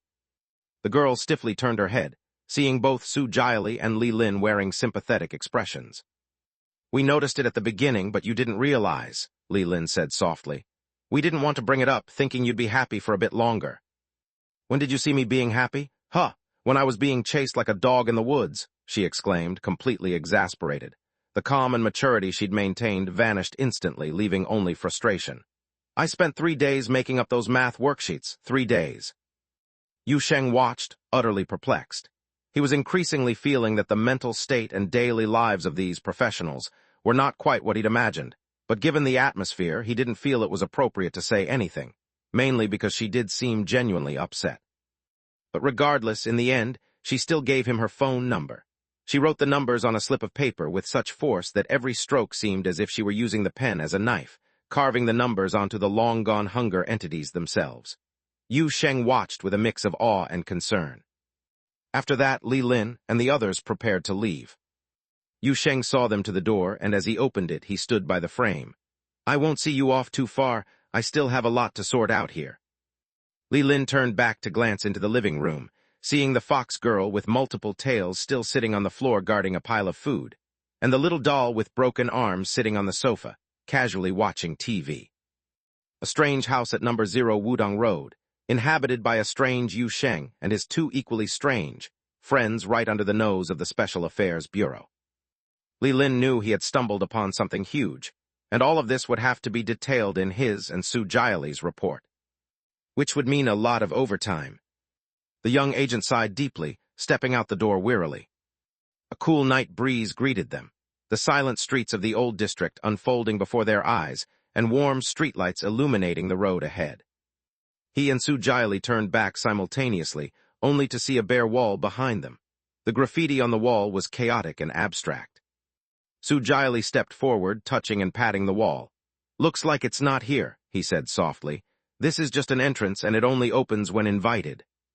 "Should we head back to the bureau first?" Li Lin asked. "Or leave someone here to keep an eye on things?" Su Jiali looked over at the girl in the red hood. She immediately turned her head away, indicating that she was in a foul mood because her homework had been torn, and she definitely didn't want to work overtime right now. "I need to see Dr. Lin to deal with the after effects," she offered a legitimate reason. "You two can decide what to do. Personally, I think leaving someone here or not makes no difference. That person's abilities are too strange. With our current resources, we can't monitor him." "Let's head back to the bureau then," Su Jiali sighed, starting to walk forward. "There are others keeping watch around the perimeter anyway. We should report today's events first. Since this involves a dark angel, I'm afraid even Captain Song can't make a decision on this." Chapter 58, Yu Sheng's Spirit of Exploration. As the 2 Secret Service agents and the self-proclaimed Little Red Riding Hood spiritual detective left, Yu Sheng stood at the doorway, letting out a gentle sigh. He turned back into the living room, trying to gather his thoughts. Irene, who had been watching television, immediately turned her head toward him. "I thought you'd be chatting with them forever. Didn't you have loads of questions to ask?" "I just wanted to make a connection," Yu Sheng replied casually. "Besides, we already got Foxy out. The rest can wait." His eyes drifted to the coffee table. Sitting on the floor next to it was the young fox girl, Foxy. Guarding a small pile of snacks, she sensed his gaze and looked up, her face lighting up. "Benefactor." "You need a bath and some clean clothes," Yu Sheng said gently, his eyes filled with concern. The poor fox had been trapped in that strange place for years. When she was first imprisoned, she had been just a child. Now she wore clothes taken from who knows where. They were old, too small, and practically falling apart. Her body was streaked with dirt, and though there might have been water sources in that strange realm, she'd lived in the wild, away from any sort of civilization. Her bushy tail was matted and tangled. Foxy lowered her head and looked at herself. He had gotten used to her appearance, perhaps never considering what would happen when she left that valley. But now, hearing Yu Sheng's words, old memories and some long-buried common sense seemed to stir. She stared at herself for a long moment, much like how she had been relearning how to speak. Slowly, she was starting to shed the mindset of a wild animal. Yes, she needed to clean herself and change clothes. She couldn't dirty her benefactor's home, which was so clean. She nodded vigorously. Yu Sheng turned his gaze to Irene. The little doll's arms were still broken, looking rather pitiful. But she didn't seem bothered at all, completely absorbed in the television, laughing at some silly variety show. Yu Sheng couldn't help but feel a little exasperated. "Shouldn't I fix your arms first?" "Why don't you take that fox to wash up first? She probably doesn't know how to use the bathroom stuff," Irene said, waving her broken stumps dismissively. "I'm not in a rush. You can fix me later." "All right, I'll help you soon," Yu Sheng nodded. He held out a hand to Foxy. "Come with me." Foxy stood up but hesitated, her eyes darting nervously to the food on the floor, reluctant to leave it behind. Noticing this, Yu Sheng chuckled. Don't worry, the food won't grow legs and run away. You can eat after your bath. Besides, Irene will watch it for you. Still, Foxy seemed unsure. She cast a wary glance at the doll lounging on the sofa, then suddenly bent down, grabbed 2 cans of 8 treasure porridge and 2 packs of biscuits from the plastic bag, and stuffed them into her tail. Only then did she turn to Yu Sheng. Yu Sheng's smile froze. He stood there, stunned, trying to process what had just happened. After a moment, he blinked and looked at the large tail behind Foxy. Wait, where did you just hide those? Foxy pulled the biscuits and porridge from her tail, showed them to Yu Sheng, then swiftly tucked them back in. She blinked at him, her eyes wide and innocent. Yu Sheng was astonished. You can do that? Foxy nodded, as if it was the most natural thing in the world. Yu Sheng's mind reeled. Wait, didn't you earlier, fire off a tail? It's already grown back, Foxy replied calmly. Yu Sheng stared, speechless at the answer. His mind was filled with questions. Is this what fox spirits are like? But no one could answer him. Irene didn't know any other foxes like Foxy. Shaking his head, Yu Sheng decided to set aside his confusion for now. All right then, he said, leading the way. Follow me. He led the fox girl to the bathroom on the first floor. This is the water heater, he began patiently. You don't need to worry about it for now. Hot water comes from here. This knob controls the temperature. Turn it left for hot water, right for cold. Lift this lever to start the shower. The bathtub works the same way. The faucet is here. This bottle is body wash. You can use this sponge to make bubbles. Don't use too much. This one is shampoo for your hair and tail. Yu Sheng explained everything carefully, speaking slowly to make sure Foxy understood. He suspected she might still be overwhelmed when actually bathing. As long as you know how to get the water running. You can soak in the tub if you want. Towels and bath towels are hanging here by the mirror. Make sure to dry yourself properly so you don't catch a cold before coming out. Foxy nodded earnestly. Remember to take out the things you hid in your tail before bathing. Actually, never mind. You handle it as you see fit. They're all packaged anyway. I don't have any girls' clothes here. I'll bring you a set of mine. You can wear them for now. Tomorrow I'll take you to the mall to buy some new clothes. Foxy seemed to have only left in her vocabulary. She nodded at everything Yu Sheng said. He couldn't help but feel a bit worried. Suddenly, he envied Irene's carefree attitude. After giving a few more instructions and watching Foxy try turning on the shower, he finally felt somewhat reassured. He placed a set of his loose pajamas outside the bathroom door. I'll leave these here for you, he called. Let me know if you need anything. Receiving no response other than another earnest nod, he sighed softly and returned to the living room. Irene was struggling to climb back onto the sofa with her broken arms. Yu Sheng raised an eyebrow. What are you doing? I laughed too hard and fell off the sofa, Irene admitted sheepishly. Hey, don't just stand there watching. Give me a hand. Suppressing a smile, Yu Sheng stepped forward and picked her up, along with her picture frame. All right, that's enough TV for now. Let's go fix your body. Irene looked surprised. What about the fox? She's taking a bath on her own, Yu Sheng replied casually. I showed her how to use everything. Are you sure she can manage? She's just come out of that place. Her mind might not be fully recovered, Irene said skeptically, glancing towards the bathroom. She won't accidentally flood the place or something. Yu Sheng hesitated, casting a worried glance in the direction of the bathroom. The sound of running water was audible. I think she'll be fine, unless she decides to fire off her tail in there. Forget it. Irene waved her arm dismissively, quickly returning to her usual nonchalance. She's not stupid. She survived in the wild all that time. She should adapt quickly. Come on upstairs, let's fix my arms. It's really inconvenient like this. I can't even change the channel properly. All right, Yu Sheng agreed, carrying Irene up the stairs. They reached the attic, and Yu Sheng switched on the light. Carefully, he removed the picture frame from Irene's back and gently placed the little doll on the large table. There's no need to be so cautious. I'm not made of porcelain, Irene teased, amused by his careful movements. You won't break me that easily. Yu Sheng glanced at the porcelain-like fractures on her arms with a wry smile. Can't blame me for being careful. The way your broken parts look is rather alarming. Does it hurt? It doesn't hurt now. It only stung a little when they first broke, Irene replied, raising her arm to inspect it. But I suppose it does look a bit scary. Let's get on with the repairs. She paused, then began to guide him through the process. The procedure is similar to when you made my body last time, but you don't need to create the whole torso, just the arms. The process of infusing spiritual energy is the same. I'll guide it to completion. After fixing the arms, we'll address the legs. There are some cracks there, but they haven't fully broken. You'll need to use the alchemically treated clay to activate and repair them. This part requires precision. You should use a scraper to smooth it out. It'll save me some effort. Yu Sheng listened attentively as she explained. When she finished, he hesitated before speaking. There's something I've been meaning to tell you. Irene tilted her head. What is it? I've run out of the clay we bought last time, Yu Sheng confessed, spreading his hands helplessly. At this hour, I don't think I can buy more. Irene stared at him. Why didn't you say so earlier? Then why did you bring me up here? Yu Sheng reached into a drawer and pulled out a lotus root. Irene's eyes widened and she nearly jumped up, though with her broken legs she couldn't.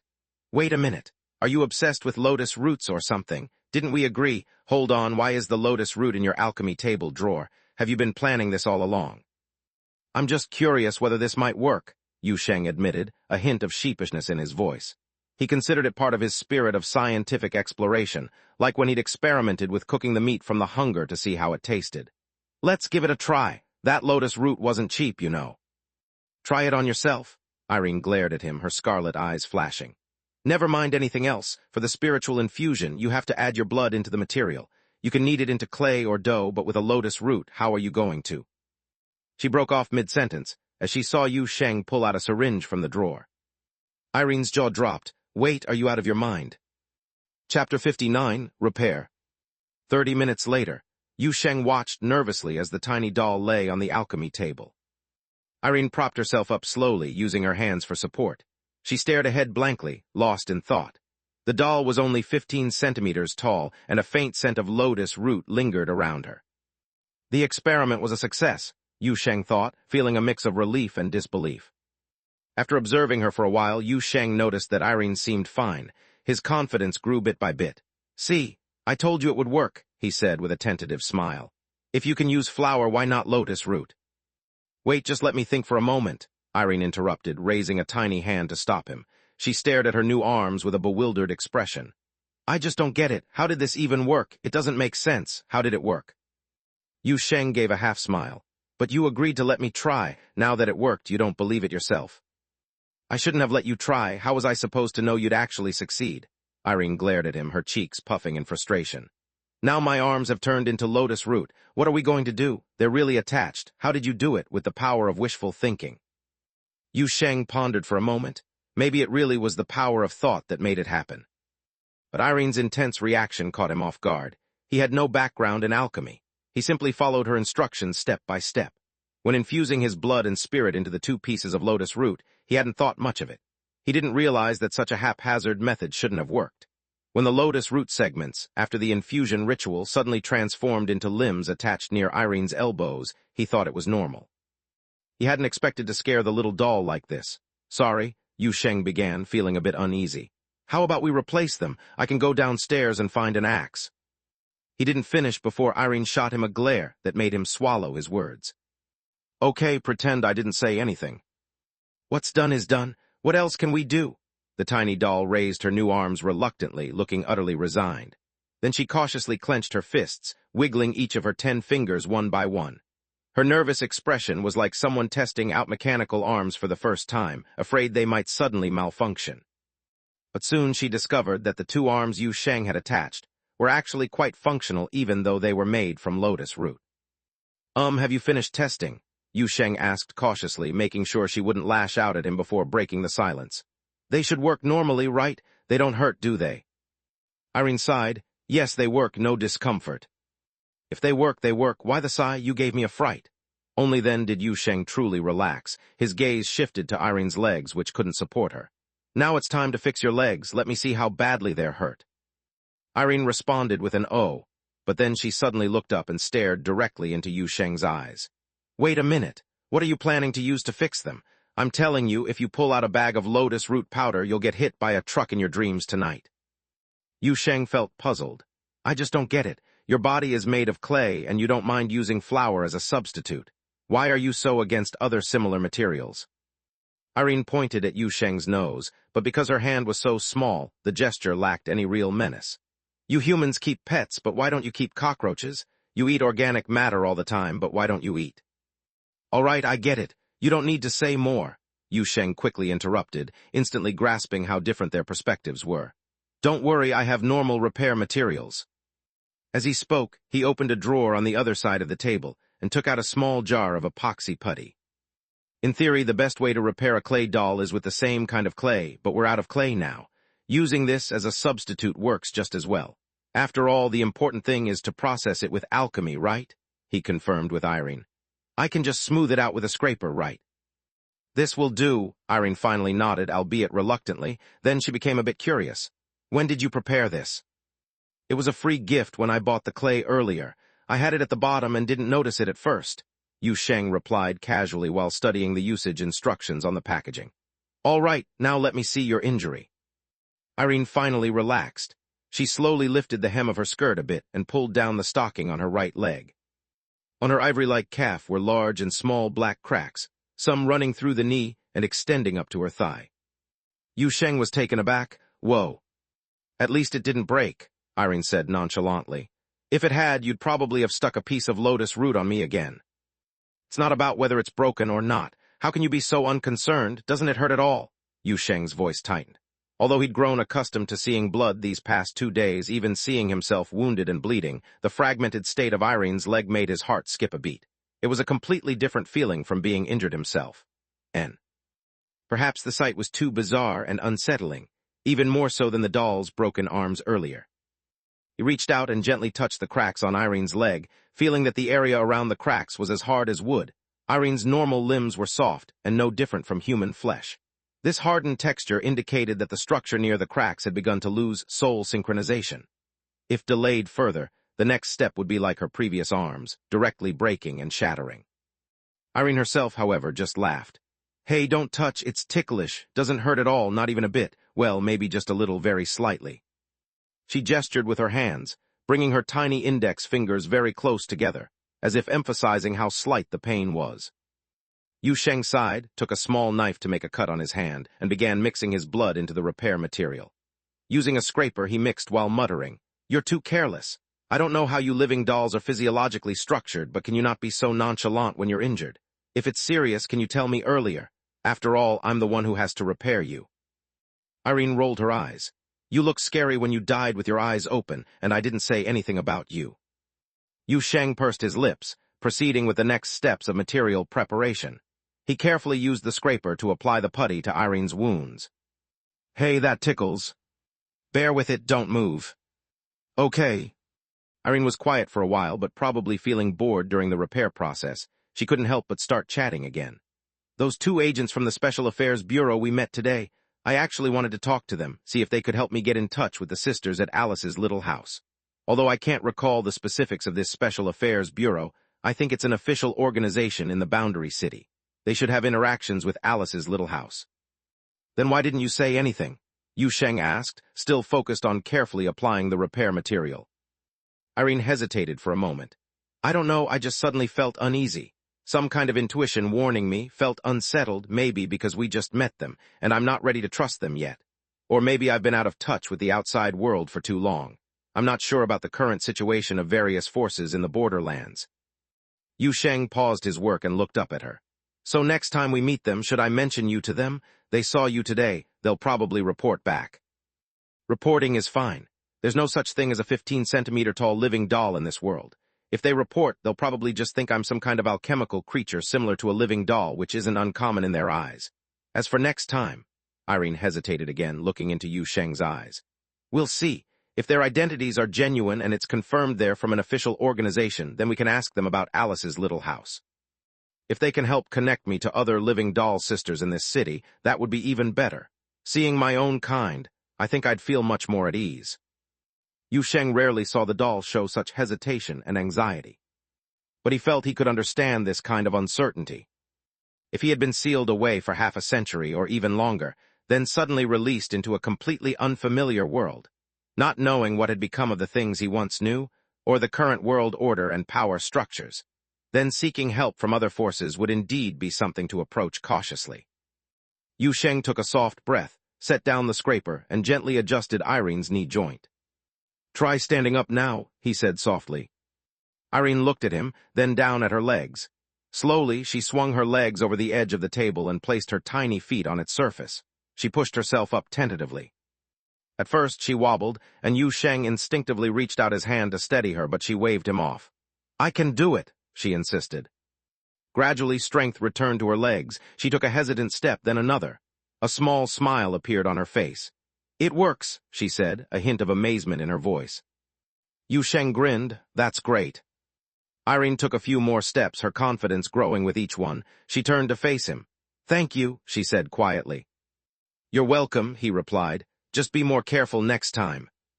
She nodded, then her expression turned serious. "About the Special Affairs Bureau, I think we should proceed cautiously. I'll need time to consider our next move." "Of course," Yu Sheng agreed. "We'll take it one step at a time." Irene gazed out the window, lost in thought. The world had changed so much while she'd been sealed away. There were so many unknowns, so many uncertainties, but at least she wasn't facing them alone. Turning back to Yu Sheng, she gave a determined nod. "All right then, let's see what tomorrow brings." He smiled reassuringly. Together.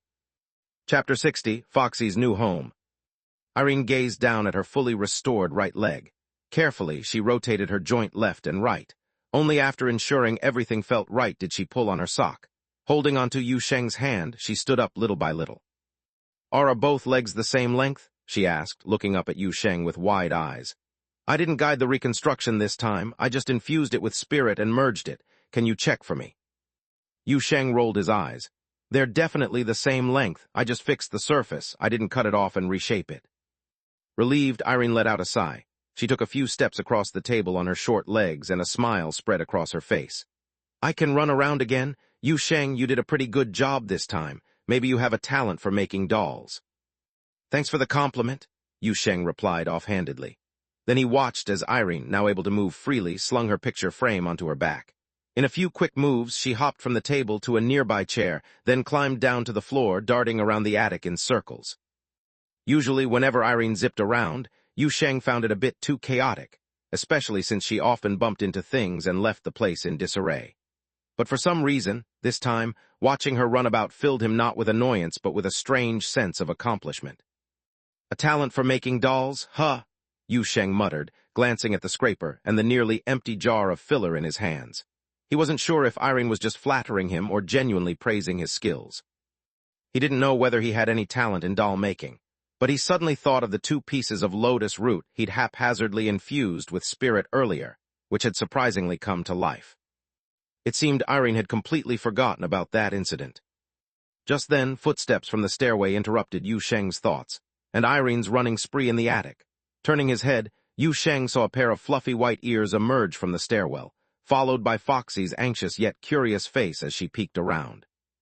The fox girl was wearing oversized pajamas that looked a bit too baggy. Her silvery white hair was still slightly damp. Perhaps following their scent, she'd found her way here. Seeing Yu Sheng and Irene together, a joyful smile lit up her face. "Ah, Benefactor and Irene, you're both here." Then she noticed that Irene's limbs had been restored, her face filled with surprise. "Irene, your hands, they've grown back." "Yu Sheng fixed them for me?" Irene said happily, raising her hands to show Foxy. She jumped in place. "He fixed my legs, too." "Benefactor, your magic is truly powerful," Foxy said in awe, staring at the fully restored doll. Turning to Yu Sheng, admiration shone in her eyes. "You can traverse the netherworld, bring bodies back to life, and even craft puppets." Yu Sheng thought for a moment. The traverse the netherworld, she mentioned, was probably his ability to open doors, and she seemed to think Irene was a puppet he'd crafted. As expected, the next moment, Irene puffed up and started yelling, "Who's a puppet? I'm a living doll from Alice's little house. Blessed in everything, got it? You clueless fox, don't spout nonsense if you don't understand." Foxy listened blankly to the little doll's outburst. Then she lowered her head. "Oh, I don't understand. I won't say it anymore." Irene stopped mid-rant, momentarily stunned. She was used to bantering with Yu Sheng, but this was the first time she'd encountered someone so straightforward who didn't argue back. Her mind went blank and she stood there at a loss. Then Yu Sheng suddenly noticed something. He looked at Foxy in surprise. "Where are your tails?" Irene snapped out of her daze, belatedly realizing that Foxy's tails were nowhere to be seen. "I put them away," Foxy said with a smile. She turned slightly to the side, and suddenly there was a whoosh sound, like a sword being unsheathed. A brilliant glow erupted behind the fox girl as a mass of fluffy, plush tails burst forth with a poof, spreading out magnificently. Standing nearby, Irene let out a yelp as she was sent flying by the sudden eruption of tails, tumbling across the floor for several meters. Foxy gasped in alarm, rushing over to help the grumbling Irene back to her feet. Yu Sheng watched, momentarily stunned. His first reaction was relief. "You gave me a scare. I thought you de-lost your tails somehow." Then a curious question popped into his mind. Why does revealing your tails come with a whoosh sound? Foxy pondered for a moment. It could also be a poof. Irene, who had just been pulled upright and was about to continue her complaints, was taken aback. She stared at Foxy. "You make the sound affects yourself." Foxes need to make a sound before showing their tails to warn people nearby to step back, the fox girl explained matter-of-factly. She spoke more fluently now than when they first met, though there were still some odd pauses. "But you didn't move away." Irene jumped up in frustration. "How was I supposed to know about these weird rules of yours? Just where did you come from, you crazy fox?" Foxy thought carefully, then shook her head dejectedly, her ears drooping. I don't remember." This time it was Irene's turn to freeze. The little doll awkwardly turned her head aside. "Don't take it so seriously, I was just saying." Yu Sheng walked over to Foxy, thinking for a moment before speaking gently. "Don't be too upset. It's not like you can't go back. Maybe one day we'll find your home." Foxy's ears perked up slightly. "Benefactor's netherworld path, can it take me back?" "He can open doors to anywhere," Irene chimed in, hands on her hips, looking smug as if it were her own ability. "Sometimes he even opens a door straight into someone's alchemy furnace. Maybe one day he'll find a door leading to your hometown." At that, she seemed to recall something and turned to Yu Sheng. "Hey, should we check out that alchemy furnace again? There were immortals and stuff there. Maybe that's where Foxy's from, or at least they might have heard of her since it seems like the same kind of place." Yu Sheng looked uneasy. Given what happened last time, they'd probably attack us on sight. "Yeah, that's true. If I were them, I'd want to beat you up too." Foxy listened to their exchange, her gaze shifting between them, looking utterly confused. Noticing this, Yu Sheng cleared his throat, speaking a bit awkwardly. "We're discussing who we could ask about your origins. Don't worry, I'll help you look into it." "Benefactor, you don't have to trouble yourself too much," Foxy said softly, shaking her head gently. "It would be nice to find out, but it's okay if we don't. After all, I don't remember what home looks like, and even if I went back, there wouldn't be anyone I know." As she spoke, she reached into her tails, pulling out the two sharp canine teeth. A soft, comforting smile appeared on her face. "I've already found my mom and dad. It's okay if I don't go back." "It's good that you think that way," Yu Sheng sighed lightly, nodding at the fox girl. "So, do you have any plans for the future? Have you thought about what you'll do next?" Foxy looked a bit lost. Hearing Yu Sheng's question, she was silent for a long time before slowly shaking her head. I don't know," she murmured, her tone as uneasy as a young animal venturing out of its den for the first time. "It's my first time leaving that valley. This place is nice, but everything is so strange. I don't understand any of it, and I don't know where to find food. Mom said foxes shouldn't forget their debts, but I don't know how I can help you, benefactor." She still spoke somewhat haltingly, but Yu Sheng understood every word. He smiled, offering comfort to the anxious fox. "Then why don't you stay here from now on? I have extra rooms and plenty of food so you won't have to worry about going hungry. As for how you can help, you can assist me when I need to deal with, well, unusual situations. Let's start with that." Yu Sheng thought carefully. He didn't really know what abilities this fox girl possessed. While tales often spoke of foxes repaying kindness in transformative ways, it seemed unlikely she'd be able to write code, draw illustrations, or create presentations. However, her incredible headbutt and that move where she launched her tails were indeed impressive. In future encounters with otherworlds, she'd be a valuable ally, a powerful asset. With Irene handling distractions and Foxy charging into action, he could safely strategize from the sidelines. It was a win-win situation. Foxy looked puzzled. "Assist you with unusual situations." "In the future, we'll be interacting with more places like that valley," Yu Sheng explained slowly. "There are many similar abnormal spaces in this world, hiding all sorts of dangerous entities. There might be others like you trapped inside, or people who, for various reasons, seek our help. And I myself have reasons to continue dealing with these realms and entities. In short, I need allies." Foxy listened, then suddenly appeared anxious. Will we get trapped again?" Yu Sheng was taken aback, but the fox girl's genuine concern made him smile. "Don't forget about my netherworld path." Foxy blinked, and a smile gradually spread across her face. She nodded happily. All right, I'll help you, benefactor. I'll help you with these situations. Chapter 61, Assessment.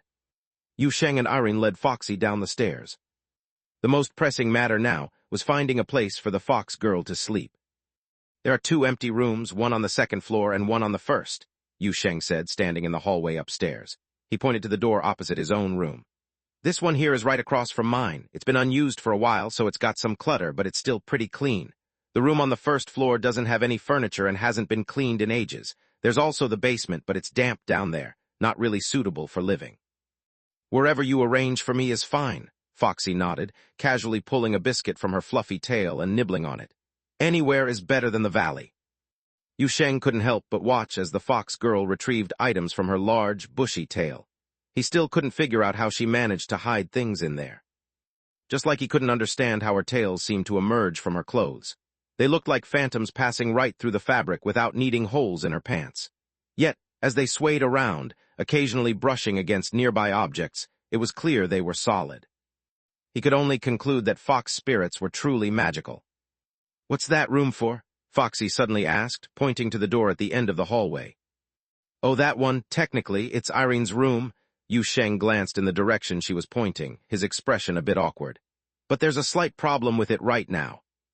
A slight problem? Foxy pulled out half a pack of instant noodles from her tail, stuffing the dried noodles into her mouth as she curiously asked. After you open the door, the situation inside the room isn't very stable. I need to observe it for a while, Yu Sheng explained. Watching Foxy continuously pull items from her tail, he finally couldn't help but twitch his eye. Just how much stuff do you have in there? I took a bath, then passed through the living room and put all the food you gave me into it, Foxy said with a satisfied smile, hugging the instant noodles. I didn't touch anything else.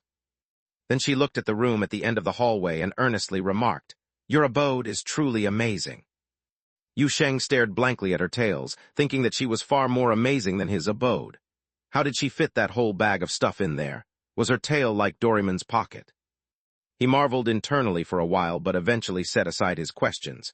He pointed to the room opposite his. You can stay here for now.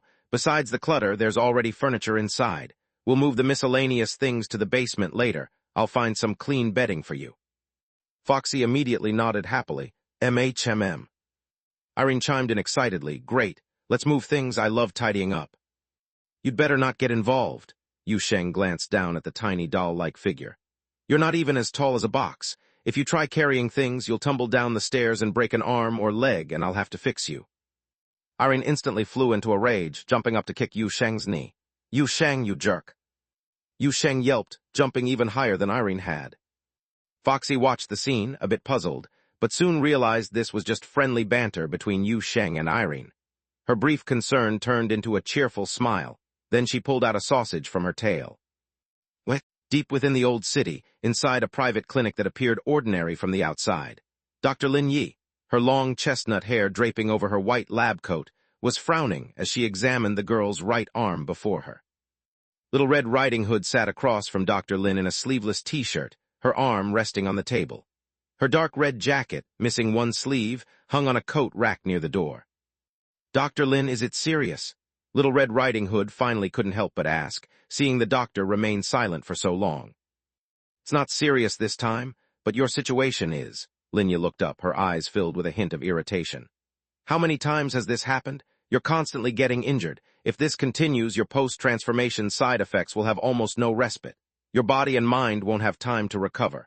This time it's okay, but in the future there's bound to be a major problem. I know, but the situation was really urgent then. There was nothing else I could do. Little Red Riding Hood's gaze wavered. We were being chased by a level 3 or higher entity, one with mental pollution tendencies. It's a miracle we got out in one piece. Linya gave the girl a long, hard look, but said nothing more. She reached over to pick up a sharp scalpel, and without hesitation made a cut on her own arm. In the next instant, an identical cut appeared on Little Red Riding Hood's arm. Black-red blood oozed out but seemed to vanish almost immediately, as if absorbed by some unseen force. The black markings that covered the girl's arm began to fade rapidly, disappearing altogether. Thank you, Dr. Lin. Little Red Riding Hood lowered her head, expressing her gratitude earnestly. I'll pay the fee once the Special Affairs Bureau settles up. Forget it, consider this me doing you a favor this time. No charge, Linya sighed, looking at the girl with some helplessness. After hesitating for a few seconds, she continued, I know you're their guardian, but you should keep some money for yourself. Look how thin you are. I know, Little Red Riding Hood pouted, feigning impatience. You say that every time. Linya shook her head, casually tossing the scalpel into a porcelain tray. She adjusted her position in the chair. Since you're here today, let's do an assessment ahead of schedule. When was the last time you dreamed? Little Red Riding Hood immediately straightened up, her expression turning serious. 3 days ago. In the dream, was your perspective human or wolf? 2/3 human, 1/3 wolf. There was a moment when I was the hunter. Did the hunter shoot at anyone? At the wolf. Good, seems relatively stable. Linya opened a cabinet beside her, pulling out a form. She grabbed a pen from the holder on the desk, but it wouldn't write. She tried another, but it was also dry, and she frowned. Those 2 new assistants must be pressing too hard when they write. She rummaged in her lab coat pocket for a while before finally finding a working pen. As she filled out the form, she continued asking questions. Did you see grandmother in the end? Was she human or wolf? She was a wolf. Judging by your expression, you got caught. I was caught, but that part of the memory is blurry. The last scene I remember is escaping from the forest with the wolf pack. Linya stopped writing, her brow furrowed deeply. She tapped the pen against the desk irritably. That's still risky. Take a number 1 intervention agent with you when you leave. Inject it intravenously before bed tonight. I'll put it on your tab. All right. Linya proceeded to ask several more questions, which Little Red Riding Hood answered dutifully. This was an assessment she had to undergo every month. Every member of Fairy Tale needed to undergo such evaluations regularly. In the borderlands, there were many doctors capable of conducting these assessments and providing corresponding treatments, but Dr. Lin was the one she was most familiar with. The lengthy questionnaire finally came to an end. Dr. Lin wrote temporarily stable under observation at the bottom of the form and let out a long sigh. Little Red Riding Hood saw the conclusion at the end of the form. Though she tried hard to keep a straight face, a relieved smile still appeared. You know how to worry, do you? Linya glanced at her. If you're that scared, take better care of yourself. Don't end up like the last Little Red Riding Hood. She suddenly stopped, leaving the sentence unfinished. Little Red Riding Hood fell silent as well. The clinic was enveloped in a stifling quiet. After an unknown amount of time, Little Red Riding Hood suddenly felt warmth on her hand. Dr. Lin had placed her hand over hers. Little Red Riding Hood, you're different from the others, at least from the other Fairy Tale members I've met. The young, mysterious doctor looked intently into the girl's eyes, her tone serious and solemn. Your wolves, the first few you tamed, they're very close to you. I can't sense them the way you do, but I can tell they're willing to protect you. So your chances of smoothly reaching adulthood, even going through ascension, are higher than others. But precisely because of this, you can't squander this gift just because your condition is more stable. You need to think about surviving, about living longer, understand? Little Red Riding Hood was silent for a long time before finally nodding gently. Okay. From the shadows beside the girl, several pairs of eerie green eyes slowly emerged. One pair moved closer, and from the darkness a tongue extended, gently licking her fingers. Linya sensed the change in the shadows but didn't look that way. Instead, she stood up from her chair and walked over to a refrigerator in the corner of the room. She retrieved a vial emitting a faint glow. Here you go, number 1 intervention agent. This is the last one left. I'll give it to you at half price, but make sure you settle your bill when you get paid. You owe me quite a bit already. Thank you, Dr. Lin. Chapter 62, The Ghost Living in the Borderland. For the first time, Li Lin saw Captain Song, usually so composed and dependable, looking uneasy, as if he were facing a formidable enemy. So that eye-shaped dark angel just vanished silently from the otherworld it had infested. It didn't try to corrupt or control anyone, nor did it leave behind any offspring, Captain Song asked after listening to the report from the 2 Special Operations Bureau agents in front of him. He had been silent for a long time before finally speaking. And throughout the entire process, neither of you heard any higher-dimensional whispers in your minds. No, Su Jiali replied, shaking his head, his voice low.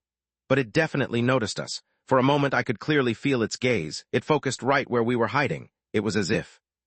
Captain Song leaned forward, frowning. As if what? Su Jiali hesitated, searching for the right words, as if it was searching for something. Captain Song tapped his fingers irritably on the table, deep in thought. After several long seconds, he exhaled slowly and turned to Li Lin. When you interacted with the man who called himself Yu Sheng, did you sense any otherworldly aura about him? Based on your intuition, did he seem more like a human or something else? Like a human, Li Lin said confidently. At least in his speech, behavior, and basic social norms, he seemed entirely human. If he were an entity disguised as a human, then that disguise is flawless, to the point where you'd consider him genuinely human. But he's been living at a number 0 Wudong Road that doesn't exist in the real world, Captain Song sighed. That's another world that doesn't appear in any official records. Alien realms generate entities, not humans. Su Jiali, who had been silent, spoke up. There are some entities in this world that possess intelligence and can communicate. Some are particularly friendly or have desires related to our world and can even cooperate with humans. For example, storytellers and passengers of the number. They even exhibit some human characteristics. But the Yu Sheng you mentioned is on a completely different level, in terms of being human-like. Captain Song shook his head, glancing at Su Jiali. Can you confirm that he's the same gate opener you saw on Amin Roman 9? I can confirm it, Su Jiali nodded. But he didn't recognize me at all. Back then, I was wearing full-power armor and a mental shield. It seems his perception abilities can't penetrate that kind of equipment. Limited perception, highly developed personality traits, the ability to open doors at will, capable of combating hunger entities that have been greatly strengthened by the influence of the Dark Angel. But the specifics of how he defeated them remain a mystery. He seems to be deliberately hiding his combat methods, Captain Song mused, summarizing the information as he thought aloud. And there's another thing. He's very friendly toward humans, Li Lin added. Yes, extremely friendly, even willing to proactively engage with agents of the Bureau. Captain Song nodded slightly. He seemed about to say more, but footsteps sounded in the hallway outside, interrupting him. A knock came at the door, and a petite, short-haired girl stepped into the office, holding a folder. Captain Song, the Archives Department sent over the information. Captain Song's eyes widened a bit. There's actually a file on this Yu Sheng. There is, but if you search directly in the system, it shows as cancelled. The cancellation date is the same day the population archive system for the borderland was established. In other words, from the very beginning, this person did exist, even before his recorded birth date. But oddly enough, after the cancellation date, his identity information has remained active. The word cancelled is like an insignificant watermark in the system display, the girl explained, placing the folder on Captain Song's desk. She wore an expression of disbelief. You can even find recent shopping transactions, social registrations, and transportation records under his ID, all functioning normally despite the system indicating cancelled. Captain Song picked up the folder, looking up in surprise. A bug this serious, and the system didn't alert anyone. Nope, the information center is already scheduling overtime for tonight. When I passed by, I saw Director Wu practically exploding with frustration. Let him explode then, Captain Song sighed, shaking his head. He does that a few times every month anyway. He began flipping through the documents. From start to finish, it looked like an ordinary residence file, complete with routine consumption records. The only anomalies were the glaring red, cancelled watermark on each page and the number 0 Wudong Road, address that shouldn't exist in any official system. Turning to his computer, Captain Song entered number 0 Wudong Road into a secure internal application of the Bureau. Hitting enter, he was met with an error message. B. A ghost living in the borderland, casting an indelible shadow in our complex population management system, he murmured, his expression grim, though that might have had as much to do with his recent lack of sleep as with the situation at hand. He didn't just appear recently. According to Yu Sheng himself, he's been living in this city for over 20 years, which matches the records we have.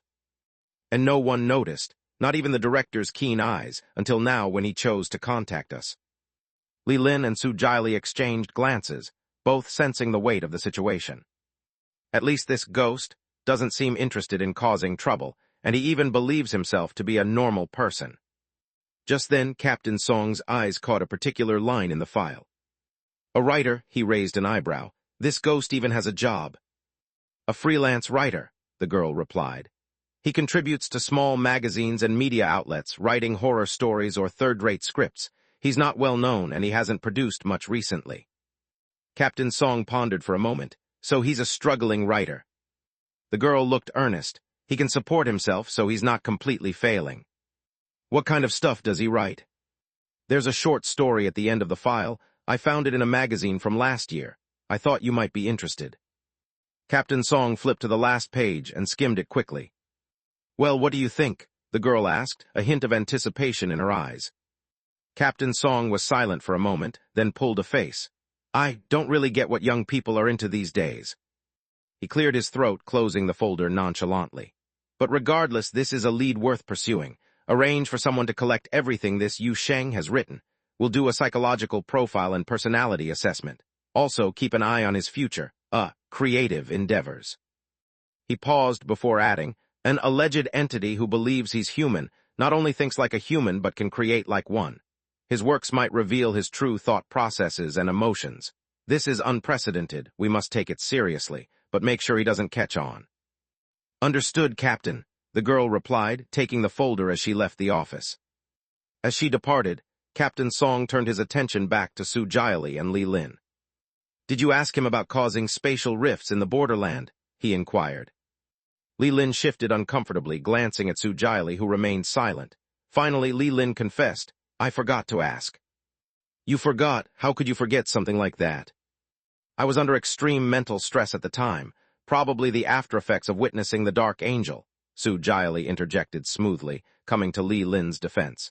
But even though we didn't ask directly, we did pick up some information while retreating with Yu Sheng's two companions. You mean that puppet and the fox spirit? Yes, based on their conversation, the so-called spatial rift was just Yu Sheng trying to open a door to rescue a fox spirit trapped in an otherworld. Captain Song stared incredulously. That's all. That seems to be the case, Su Jiali confirmed. Just to find a way, opening and closing a few doors, and he shook the entire borderland so much that even the chickens and dogs weren't at peace. Su Jiali winced slightly. Well, it mostly just shook up the bureau.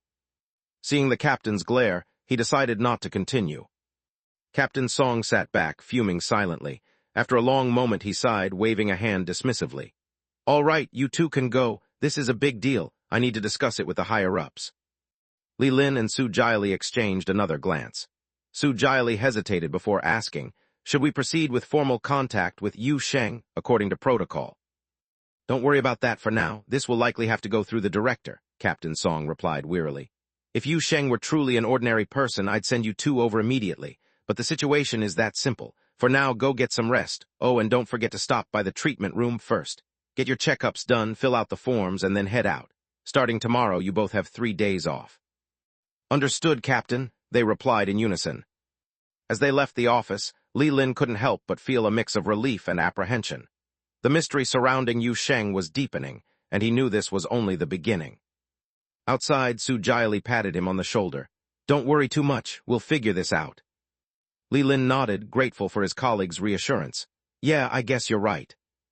They headed down the corridor toward the treatment room, the weight of the day's revelations still heavy on their minds. Meanwhile, back in his office, Captain Song leaned back in his chair, rubbing his temples. The enigma of Yu Sheng was unlike anything they'd encountered before. An entity, or perhaps a ghost, that believed he was human, living unnoticed among them for decades. The implications were unsettling. He picked up the phone, dialing the director's number. Sir, we need to talk. It's about the ghost in the borderland. The stage was set for a deeper investigation, one that would challenge everything they thought they knew about the boundaries between their world and the unknown. Chapter 63, Investigation and Settling In. The encouragement and promises from the higher-ups might not always suit the physical and mental exhaustion that came from working overtime in the other world, but paid leave certainly could. The two exhausted agents walked out of the office with forced smiles on their faces, leaving Song Cheng behind his desk. He let out a long sigh and continued staring worriedly at his computer screen. Just then he noticed an icon flashing in the corner of the display. A moment later, a video window unexpectedly popped up. A young woman appeared on the screen. She was dressed in a white suit with ash-gray hair tied back in a ponytail. Her pale gray eyes, almost devoid of color, gazed directly at Song Cheng. Finished with your work? She asked. An even higher-ranking leader had arrived. Director, Song Cheng immediately straightened up, his expression a little tense. You haven't left yet. I'm working overtime today, Bai Li Qing replied calmly. Her voice was as emotionless as her faded eyes. I saw the information that just came in from the archives and wanted to hear your thoughts. About this Yu Sheng, Song Cheng frowned slightly. After a brief pause, he shook his head. I don't think we can draw any conclusions yet. We need to have a formal meeting with him to figure out what kind of individual he is. The difficulty is deciding if we should treat him as a human or as an entity. As a human, Bai Li Qing said without hesitation. Song Cheng looked surprised. Because he sees himself as a human, she explained patiently. So regardless of whether he is human or not, we need to make sure he keeps believing that. Maintain the target's self-perception, is that right? Song Cheng pondered, starting to understand her reasoning. You think that if his perception shifts, it could have serious consequences. We can't yet determine what abilities he possesses or how he might impact the future of the borderland, she said. But having one more individual on the side of human is better than having one more on the side of non-human. It's rare to find an otherworldly entity that's naturally friendly toward humans, especially one that's been living in the borderland for a long time. We should consider ourselves lucky. Song Cheng nodded immediately. Understood, Director. I'll arrange a plan to contact Yu Sheng. I'll go personally. On the screen, Bai Li Qing nodded slightly. Then she added, regarding the newly emerged Dark Angel, the Council is already aware. We can confirm it's a new one. Song Cheng's eyes widened. There's nothing in the old records. He leaned forward, his expression grave. What about records from other factions? We've inquired with the Algalade Astrologers, Society, and the Academy, she said, shaking her head. Their official records have no mention of the giant, eyeball-shaped Dark Angel that was reported to cover the sky. We haven't heard back from the Bamosa Secret Order yet, but if even the Academy has no record, it's unlikely the Bamosans do either. While we can't rule out the possibility that smaller factions may have encountered this Dark Angel, it's not very likely. Song Cheng furrowed his brow deeply, looking anxious. This isn't good, a new angel with no recorded data, and it disappeared before we could gather any intelligence. And it's on such a large scale, he muttered. It could cover the entire sky above Nightfall Valley. From the official records, this thing might have been parasitizing that otherworld for a very long time. Yes, she agreed. High-level camouflage, deep parasitism, to the extent that early investigators who entered the valley thought the sky there was naturally like that. That's how Nightfall Valley got its name. Purely from its physical scale, this newly appeared Dark Angel could rank among the top 3 of all known angels. Song Cheng fell into thought. After a brief silence, he spoke. Based on the information gathered by my 2 team members, the fox spirit named Foxy, who's with Yu Sheng, seems to have been trapped in Nightfall Valley for a long time. She might know something about this Dark Angel. That's a lead, she said, but we need to be cautious in our investigation. Song Cheng nodded. I understand. Good, she murmured, seeming ready to end the call. But he suddenly spoke up. By the way, Director, there's one more thing. Go ahead. I'm planning to take the train, he said seriously, to see if I can find out anything about Yu Sheng on board. Approved, she said after a moment's pause. But be cautious. Even with rational and friendly entities, you must be careful when interacting. Understood. What? Meanwhile, Yu Sheng was helping Foxy make her bed when he suddenly sneezed several times in a row. Irene, who was balancing on the footboard of the bed with her arms outstretched, nearly fell off in surprise. NS. You scared me, the little doll glared at him. My nose itches, Yu Sheng said, rubbing his nose. He casually plucked Irene off the footboard and tossed her onto the bed. Don't just watch, come help. Sit in the middle of the bed so I can straighten the sheet. Oh, Irene replied, scrambling to the middle of the bed and sitting cross-legged, watching Yu Sheng work beside her. Foxy stood a bit farther away, unsure of what to do as she watched her benefactor make the bed for her. Benefactor, I can help too, the fox girl said, wringing her hands, her tail swaying nervously behind her. Tidying up the room is simple. I've watched and learned. You can tidy your room yourself in the future, but not today, Yu Sheng said without looking up. I'm almost done here. Oh, Foxy murmured. She suppressed the uneasy feeling that came from being taken care of and cautiously, curiously surveyed her new room. It was the room on the 2nd floor that had once been filled with clutter. Now, all the boxes had been moved to the basement, and after a simple cleaning, the room was habitable again. The furnishings were still simple, though, besides the bed and a table that had been piled with stuff, the only other piece of furniture was a chair in the corner. Because of this, Yu Sheng had fetched a folding wardrobe from the basement. He and Irene had spent quite some time figuring out how to assemble the metal rods and canvas, and they placed it in the corner as the room's 4th piece of furniture. But Foxy didn't have any clothes to put in it. She had almost no personal belongings. Only the tattered dress she'd brought from the valley, which was nearly a rag. She couldn't bear to throw it away, so after washing it clean, she carefully folded it and placed it at the bottom of the rather unattractive wardrobe. It was her first possession in this home. Even such a simple, somewhat shabby little room made her incredibly happy. She could sleep on a bed now. She'd lain down just a moment ago, and it felt even more comfortable than the softest haystack. There was a solid roof over her head and walls to block the wind. The room was warm, unlike the valley where it was cold everywhere. She didn't need to hug her tail to stay warm while sleeping, and there was a bright electric light, brighter than foxfire. Most importantly, no matter what she did here, that monster wouldn't come. If she was hungry, she could always find something to eat. Right now, she even had lots of food stored in her tail. Foxy sat down on the floor, a happy smile spreading across her face. Yu Sheng finished smoothing the bedsheet and turned to see the fox girl grinning on the floor.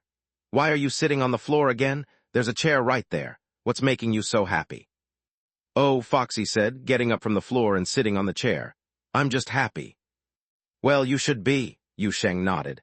He straightened up, looking around the room with a sense of accomplishment. The room's furnishings were simple, but it had taken a lot of effort to tidy up over 2 hours of work. But it was still a bit too bare. "Tomorrow I'll go to the mall to buy you an extra set of bedding and 2 sets of clothes. We'll replace the curtains later. These have holes in them. For the wardrobe, we'll use this temporary one for now. A new one is quite expensive, and money is tight lately," Yu Sheng planned aloud. In the future we can get a bedside table and put a lamp on it." No need for so many things," Foxy hurriedly waved her hands, flustered. "It's already very good like this." "Don't worry about it, these are everyday necessities. We should have them," Yu Sheng dismissed her concerns. "After all, you're going to be my #1 enforcer. We can't have you living in poor conditions." Irene, who was sitting in the middle of the bed, looked up and cast a glance at Yu Sheng. "Before you think about buying furniture, maybe you should figure out how to get it delivered here.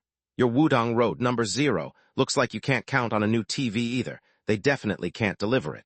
Or, are you planning to open a big door and carry a bunch of furniture home yourself?" At Irene's nagging, Yu Sheng's enthusiastic planning suddenly cooled off. His expression grew serious.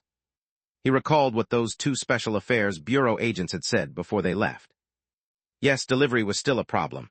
After all, Wutong Road #0 didn't exist. Chapter 64, A Future Worth Anticipating. Foxy drifted into slumber almost instantly. Just moments before, she had been chatting eagerly with Yu Sheng, her eyes alight with curiosity and anticipation. It seemed the excitement of a new environment might keep her awake, but in the blink of an eye, the only sound filling the room was her soft, steady breathing. Irene sat at the edge of Foxy's bed, watching the slumbering fox spirit. "She really can fall asleep in a heartbeat," Irene whispered. "She's already dreaming, looks peaceful enough." "She probably hasn't had a good night's sleep in a long time," Yu Sheng replied, instinctively lowering his voice. "I was worried she might not sleep well here. After all, it's a sudden change of scenery, and where she was before didn't even have a proper bed."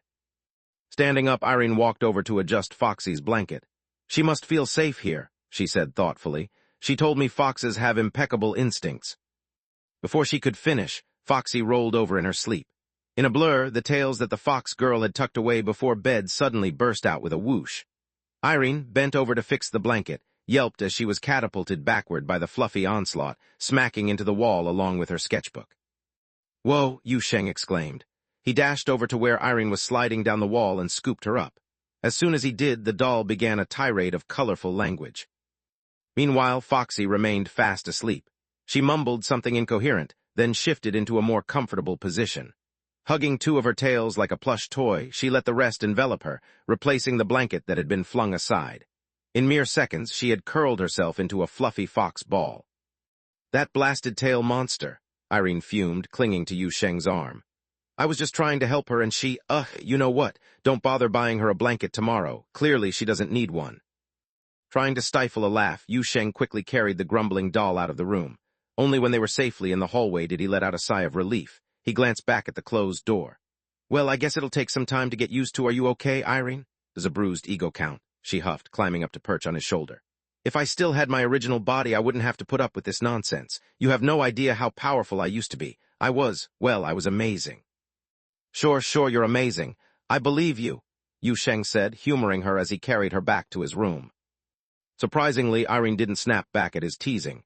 Noticing her uncharacteristic silence, Yu Sheng glanced at her. She was staring off, deep in thought. "What are you thinking about?" he asked. "I'm thinking about how you want Foxy to help you fight," Irene said seriously. "It seems you've decided to keep dealing with the other world from now on, not just getting caught up in incidents, but actively seeking them out." Yu Sheng didn't answer immediately. His silence spoke volumes. "Why?" Irene pressed. "You've already rescued Foxy. There's no real reason to dive back into trouble. Sure, people who have encountered the other world are more likely to run into it again, but you could choose to work with the Special Affairs Bureau. They could teach you techniques to avoid the other world. Many people do that and live safely for years. At least, it's more stable than being a spirit detective or an investigator." Yu Sheng pondered for a moment, then looked at her with a hint of mischief. "What if I said it's because I'm curious? The peculiarities of the other world intrigue me. Maybe I'm just looking for a bit of excitement." Irene immediately tugged at his hair. "Are you serious? You're not messing with me, are you?" Okay, partially serious," he admitted, gently pulling her hands away from his hair. She eyed him skeptically. "Curiosity is part of it, I won't lie," Yu Sheng said, his expression turning earnest. "Do you remember that night when we opened door after door, the sights we saw beyond them? Do you remember?" "I do," she replied softly. "I remember them vividly," he continued.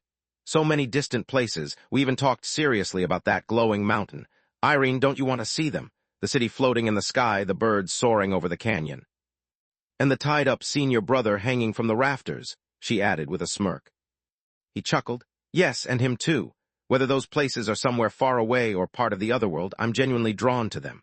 I've opened so many doors, and I can open them again any time. Knowing there's such a vast world beyond our city, could I really just stay here and live a stable life like you said?" He took a deep breath. "As long as I keep opening doors, I'll keep encountering those wonders, and that door has already been opened." "I guess that makes sense," Irene conceded, thoughtfully smoothing his hair back into place. "If I were you, I'd probably be even more reckless." She paused, then asked, "What's the other part of your reason?" Yu Sheng hesitated, his eyes distant as memories surfaced. He recalled the sunlight filtering through old alleyways, the rosy sky, clouds drifting like rivers, a small seaside town that felt both familiar and dear. "There's a place I want to find," he said quietly. He felt her tiny hands still.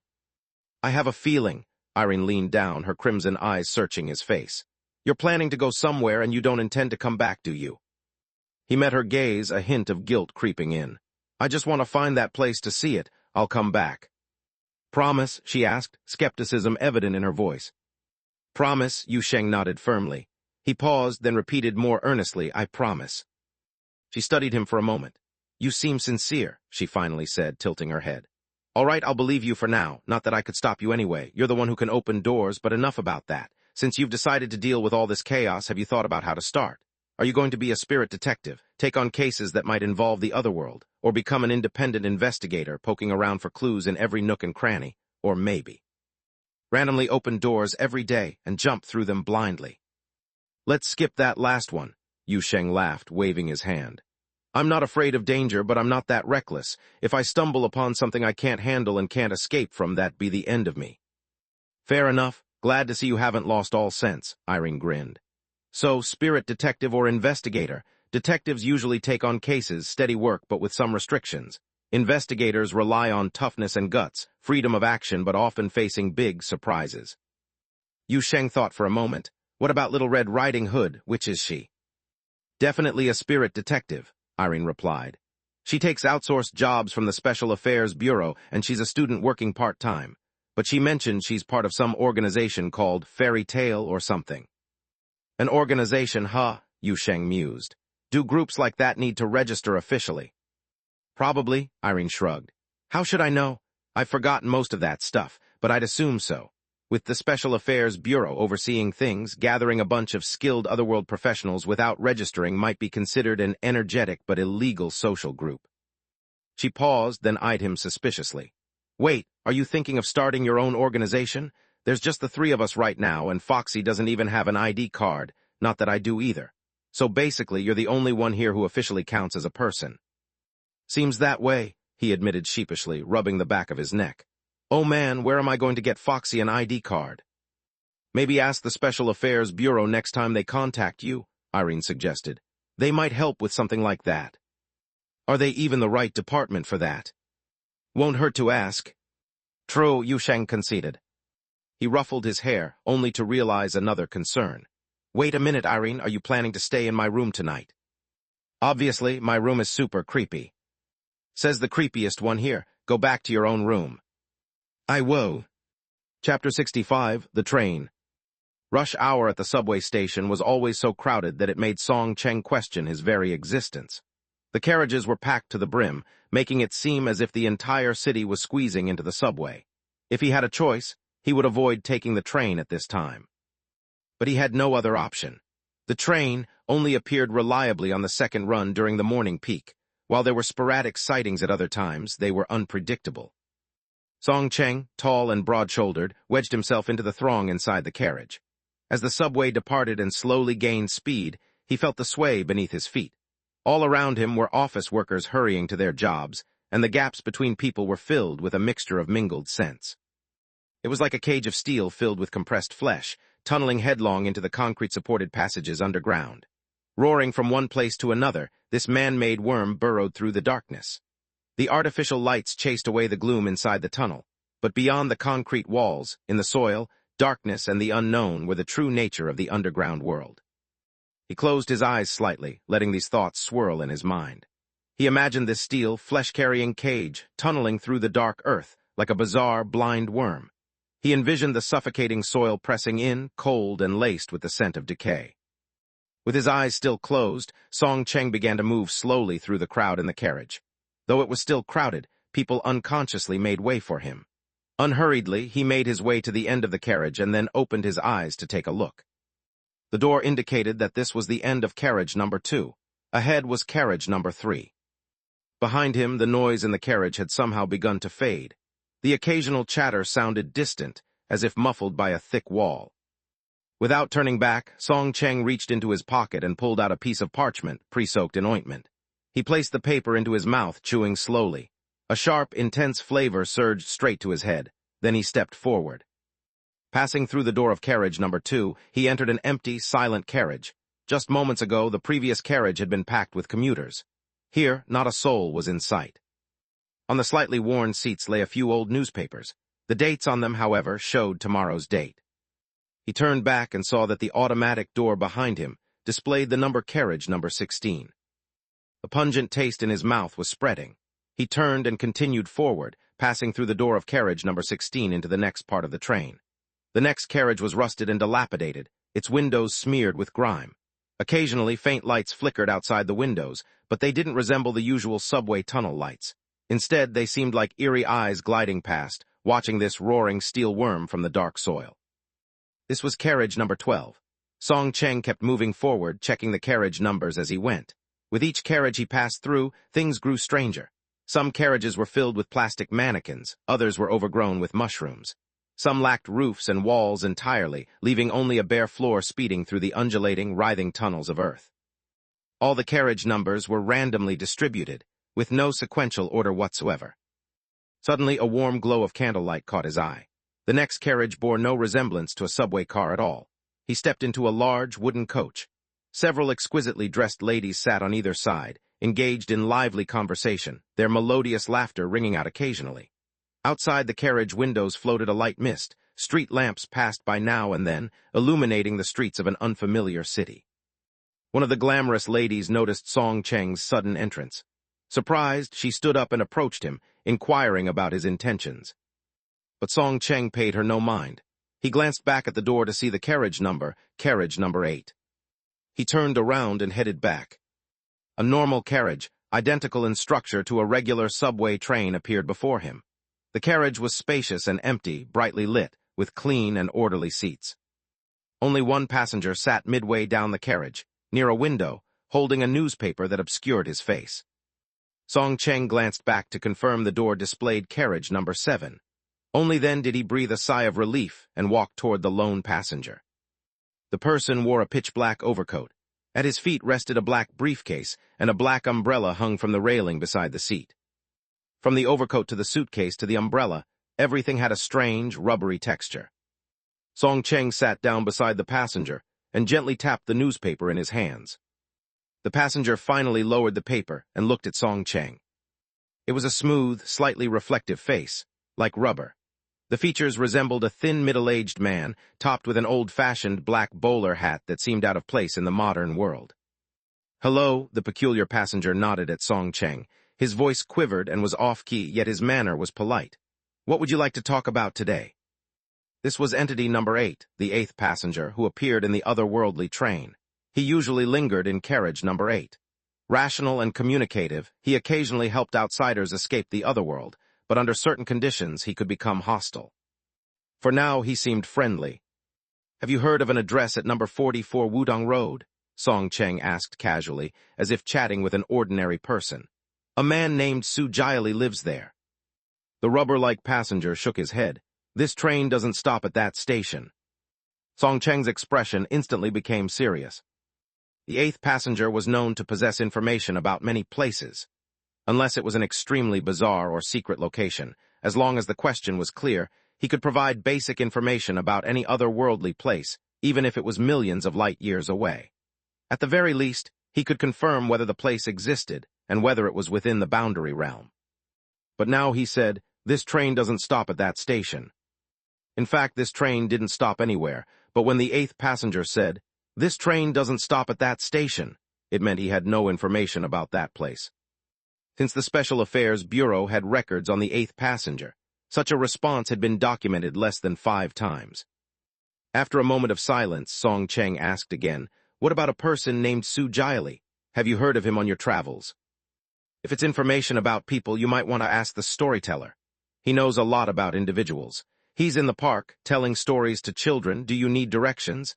I can tell you when the park is," the 8th passenger replied unhurriedly.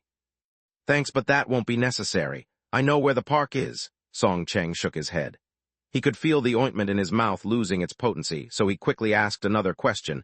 "Any news from Nightfall Valley lately?" "Nightfall Valley? A traveler departed from there, but I don't know the details," the 8th passenger said leisurely. "If you're interested in what happened afterward, I'm afraid I can't help." "Why not?" "Because that station has been cancelled." The 8th passenger placed the newspaper on his lap, his rubbery face expressionless. Song Cheng's eyes widened as he sat there, stunned. This answer had never come up before. "The train doesn't stop at that station," was at least a response noted in the records, but that station has been cancelled. He was certain this was the first time. "Why was it cancelled?" he blurted out, his gaze intense. "Who knows?" the 8th passenger shrugged in an oddly human gesture. "I only know about things along the train's route, but those happenings off the line, I'm not aware." Song Cheng blinked, feeling the ointment's effects diminishing further.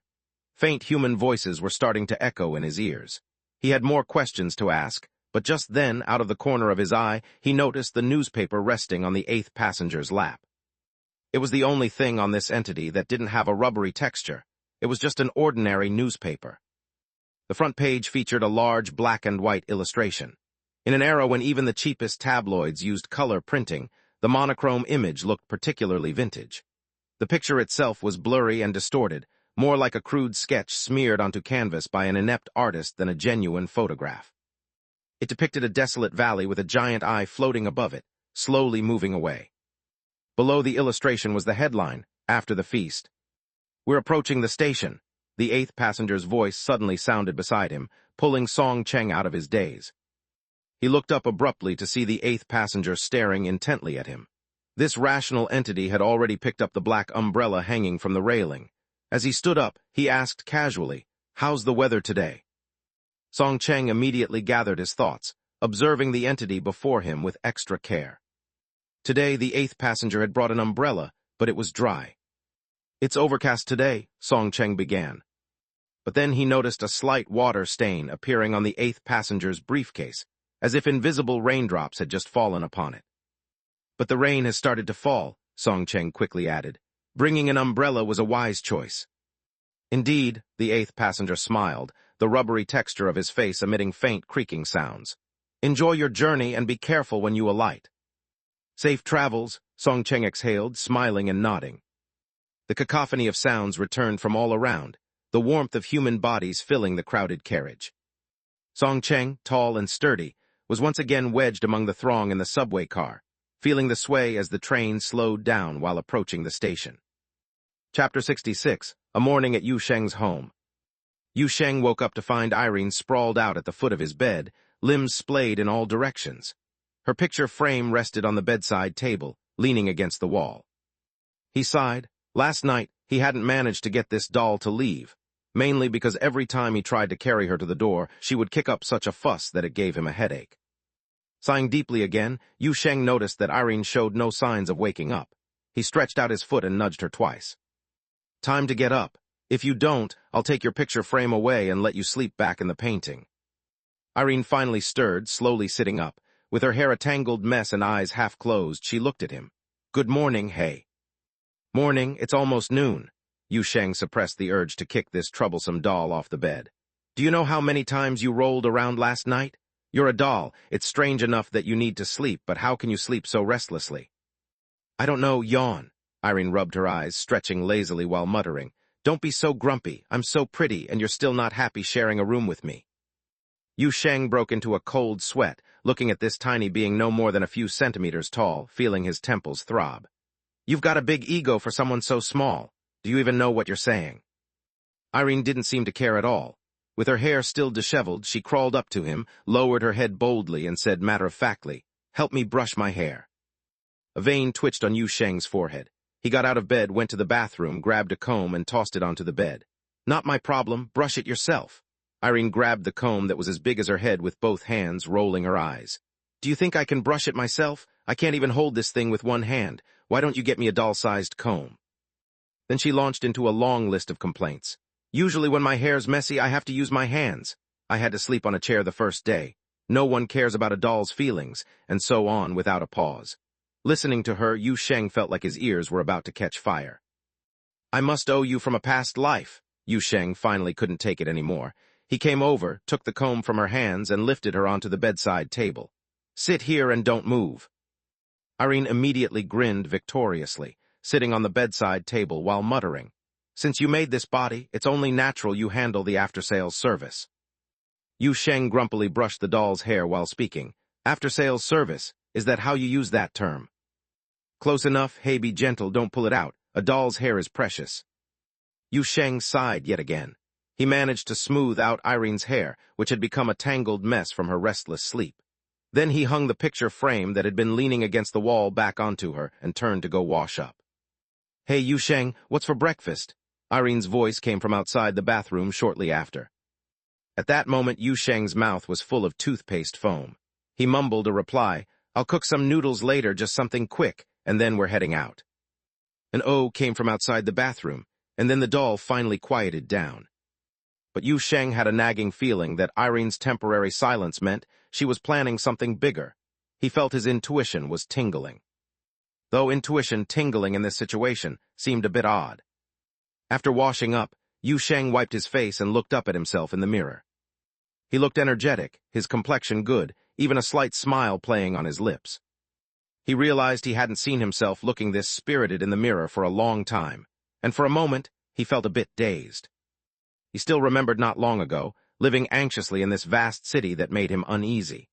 During those 2 months, he fell asleep each day under tension and pressure, spent restless nights filled with dreams, and woke up exhausted. He washed his face only every few days, and the self he saw in the mirror was always listless. But now he saw a vibrant young man, with a hint of expectation for the future in his eyes, not at all like someone who had been kicked all night by a restless doll. My mindset has really changed. Yu Sheng couldn't help but chuckle, whispering to himself. Then he heard Irene's wailing voice coming from outside the door. Yu Sheng, did you fall in? I'll get Foxy to fish you out. The smile on Yu Sheng's face froze instantly. He turned his head and pulled the door open, only to see Irene standing energetically on the floor outside the bathroom, her picture frame on her back, grinning up at him. You've been in there for over half an hour, the doll said, looking up. Yu Sheng walked past her directly, opened the bedroom door, and prepared to see if Foxy had woken up. As soon as he opened the door, he was startled. Foxy was standing right at the doorway, leaning forward like a thief, hesitating whether to come in. Foxy was also startled by Yu Sheng's sudden opening of the door, really startled. The big fluffy tail behind her poofed up instantly, standing like a screen in the hallway, and even the two large ears on her head stood straight up. After 2 or 3 seconds, the fluffed-up fox girl slowly relaxed, looking at Yu Sheng somewhat sheepishly. Benefactor. Yu Sheng was curious. What are you doing? I woke up but didn't know what to do, so I waited here, but I didn't know if you were awake, so I didn't dare to knock, Foxy immediately explained nervously, then looked at Yu Sheng worriedly. Are you okay? Did you fall somewhere? I didn't fall anywhere. Don't listen to Irene's nonsense in the future, Yu Sheng scolded, then frowned as he looked Foxy up and down. Have you been waiting at the door like this? Yes. From now on, this is your home. You don't have to be so nervous. If you have nothing to do, you can watch TV or something. Oh, when I have time, I'll teach you how to use the appliances at home, Yu Sheng said casually, turning and heading towards the stairs. Let's go downstairs to eat first. I'll cook some noodles to make do with. Today I'll take you shopping. As soon as she heard the word eat, Foxy's eyes visibly lit up, and she almost skipped along to keep up with Yu Sheng. But Yu Sheng took 2 steps and stopped again, turning his head to look at the fox girl, his expression hesitant. Foxy tilted her head. Benefactor. I just thought of something. Yu Sheng's gaze fell on the top of Foxy's head.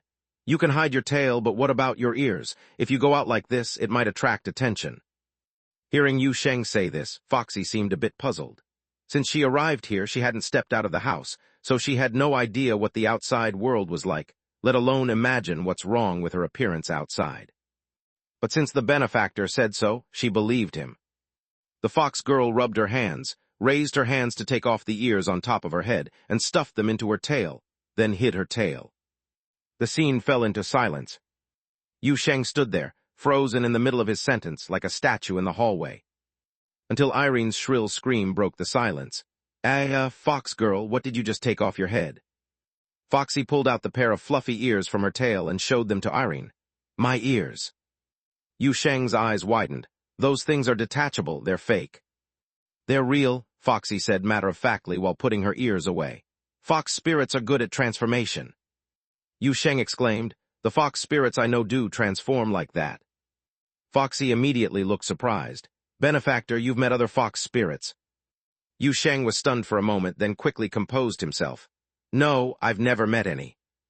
A fox spirit has to learn the art of refinement and transformation. The first step is to start by refining oneself. If practiced well, one can transform, Foxy earnestly explained to Yu Sheng and Irene what she considered common knowledge. But my parents didn't have time to teach me much. I only learned basic transformations. I heard from the immortal that powerful fox spirits can even transform themselves into stories in books, shadows in history, relying only on people's word of mouth to traverse ancient and modern times in an instant, crossing the stars. But Yu Sheng listened, dumbfounded, his imagination working overtime to keep up with the fox girl's description. His ears understood, but his brain refused to believe it, always feeling that this girl was pulling his leg. But Foxy's innocent face didn't look like someone who would make up lies. I feel like something's off, Irene muttered, touching her chin. My memory isn't working well right now. Don't try to fool me. Where did you get this common knowledge from? Wasn't that immortal pulling your leg? Let me tell you, those tour guide types will say anything. Foxy shook her head vigorously. I don't know, but my transformation method was really taught by my parents. It's really like this. As she spoke, she carefully observed Yu Sheng again. Then her hair and eye color instantly changed, mimicking Yu Sheng's black hair and black eyes. Now she looked completely like an ordinary pretty girl, clearly a local. Is this okay? The fox girl looked at Yu Sheng expectantly.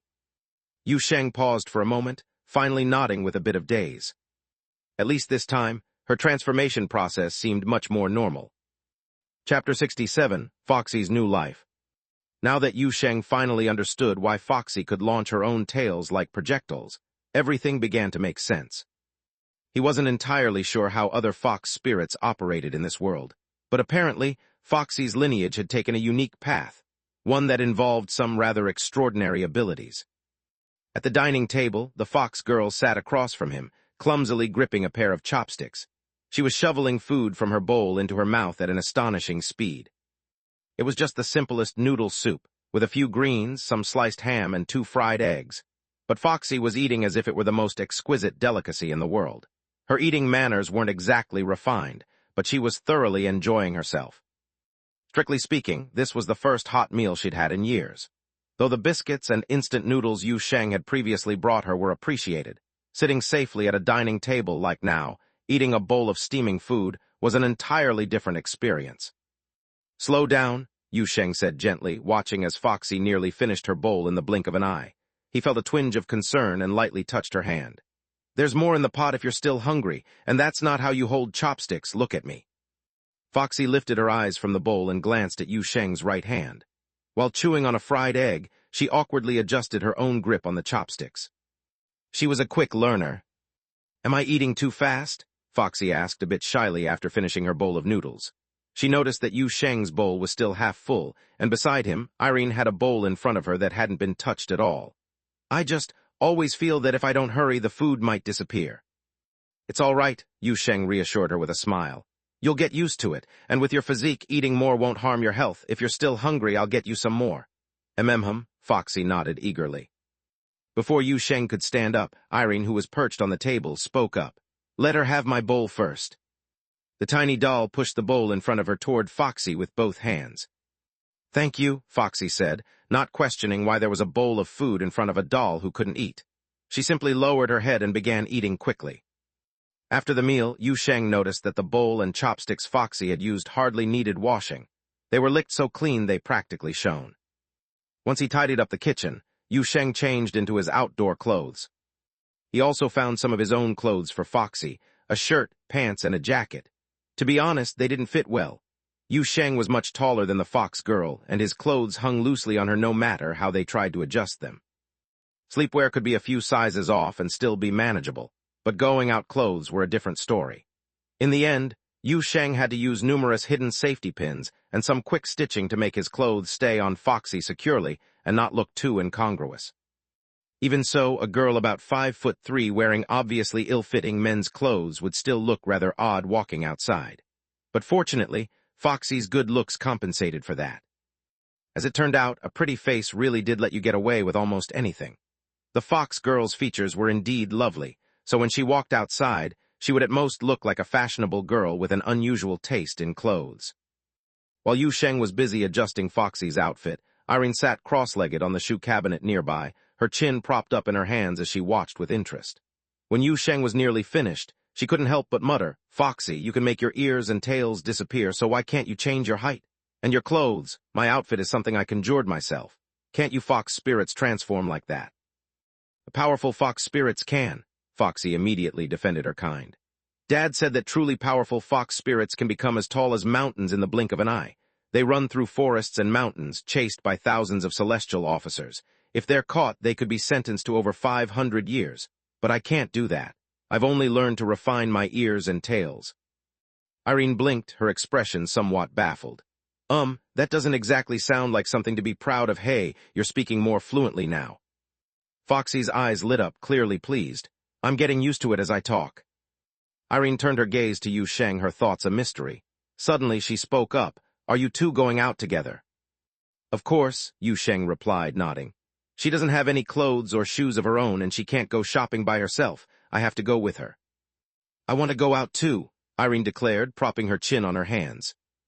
Yu Sheng looked surprised. He finally realized what the little doll had been plotting since morning, but it still caught him off guard. "You, how can you go out? A 2-foot-tall living doll walking around in public? You de-scare people half to death." "You can carry me," Irene suggested confidently.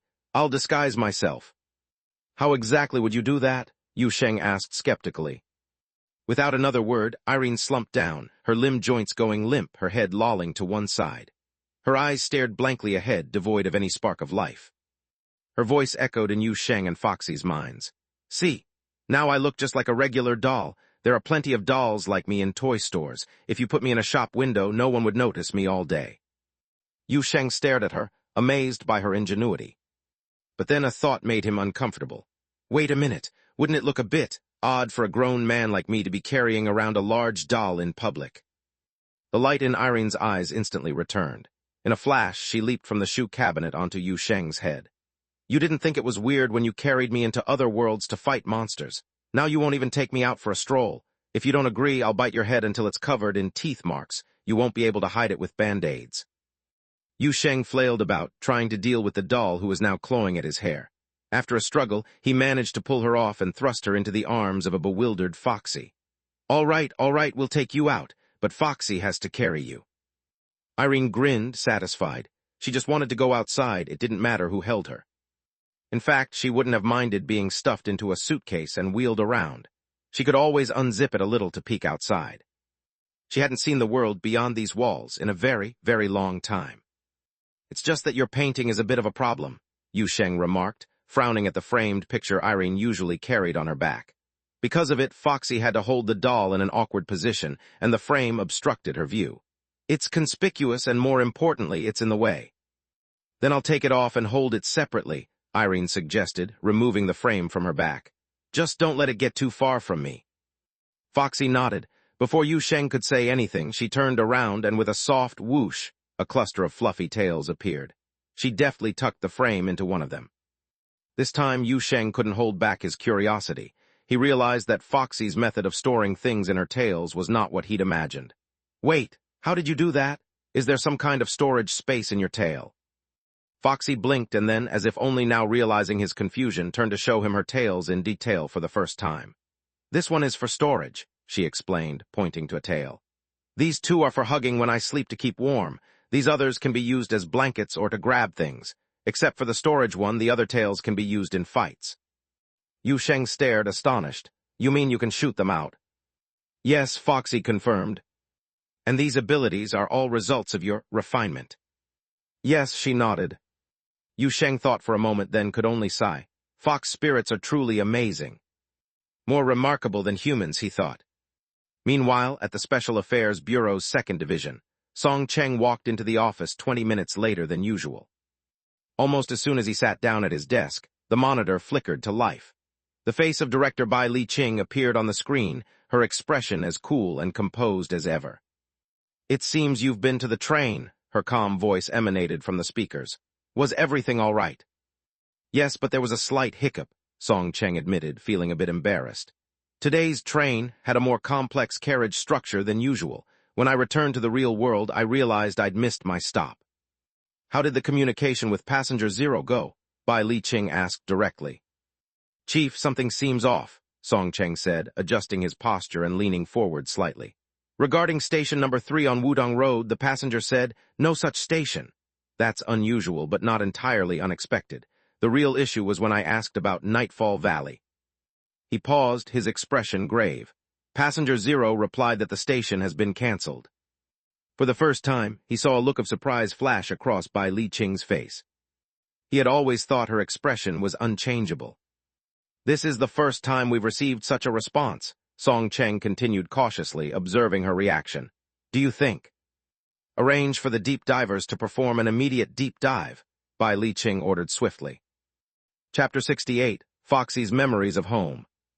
Beautiful black-haired girl with clear eyes walked down the bustling street, wearing ill-fitting men's clothes. She gazed around curiously, clutching a Gothic doll that exuded an eerie aura, its eyes seeming never to close. Such a duo was bound to attract attention in a crowded place. To be honest, Yu Sheng felt he might have underestimated the difficulty of taking both Foxy and Irene out at the same time. He had lost count of the curious glances thrown their way. Half of them were undoubtedly drawn to Foxy, who was peering around like a child seeing the world for the first time. The other half were aimed at him. But Yu Sheng had to stick with the fox girl beside him, because she genuinely understood nothing about this world. She didn't even know what money looked like here. In fact, the mere fact that she knew you needed money to buy things was impressive enough, thanks to her having lived in a civilized society many, many years ago. On the other hand, the social norms in Foxy's memories were so different from those of the city that unexpected troubles kept popping up. For instance, when they passed a parking lot, she was particularly curious about why so many immortal carriages were parked there yet remained so quiet, and why those vehicles were so patient. Honestly, when she first brought it up, Yu Sheng didn't even grasp what she meant. "In my hometown," Foxy explained softly, "carriages and boats all have spirits. The spirits of transportation love to run and jump. They don't like staying still outside the mountain gates. So when immortals and demons go out and need to stay somewhere, they hand their vehicles over to caretakers. The caretakers are responsible for taking the vehicles around nearby. There's also a large place with its own little dimension where you can put the vehicles inside and let them roam freely. That is called a self-service parking lot." As she spoke, she pointed to a car by the roadside where a novice driver struggled to park. That one is so clumsy. Back home, even children's hobby horses would mock it. Yu Sheng quickly pressed down her hand. Things are different here than in your hometown, don't point. Oh, Foxy nodded, a bit confused. Yu Sheng wiped the cold sweat from his forehead, suddenly very curious about what her hometown was like. When he first met Foxy, he thought her home was a classic world of immortals and demons. But then there was the immortal tour guide, and later hundreds of law enforcement immortals capturing a great fox demon for violating forest protection laws and sentencing her to 500 years. And now even children's toys like hobby horses had spirits. He felt his mind spinning. He couldn't quite imagine the style of Foxy's homeland. Could such a place even exist in a normal universe? Unfortunately, Foxy herself couldn't clearly describe what her hometown was like, not just because she was young when she left, but also because the long torment in foreign lands had made her forget many things. I can't remember much. I just recall the elders saying our home wasn't always like that, Foxy mused, trying to bring up the faded memories in her mind. It was when powerful heavenly beings arrived and enlightened the warring creatures on the ground. After that, we began living with the heavenly beings, traversing stars and millions of miles in an instant. I remember the elders saying that the stars in the sky would change positions every few years. That was the heavenly beings adjusting navigation routes. My father worked on those routes. His job was to push out anything that broke into the routes and give them tickets. As she spoke, the fox girl grew excited. My father could operate an enormous, immortal shuttle, bigger than a building. He said it was called a starship. The spirit of the starship was even more powerful. All you needed was one person to lie in a pool inside the starship and give orders to the spirit, and it would fly. It could catch things faster than light using a treasure called Moonfront Ensnarement Breath Severer. Yu Sheng listened, bewildered.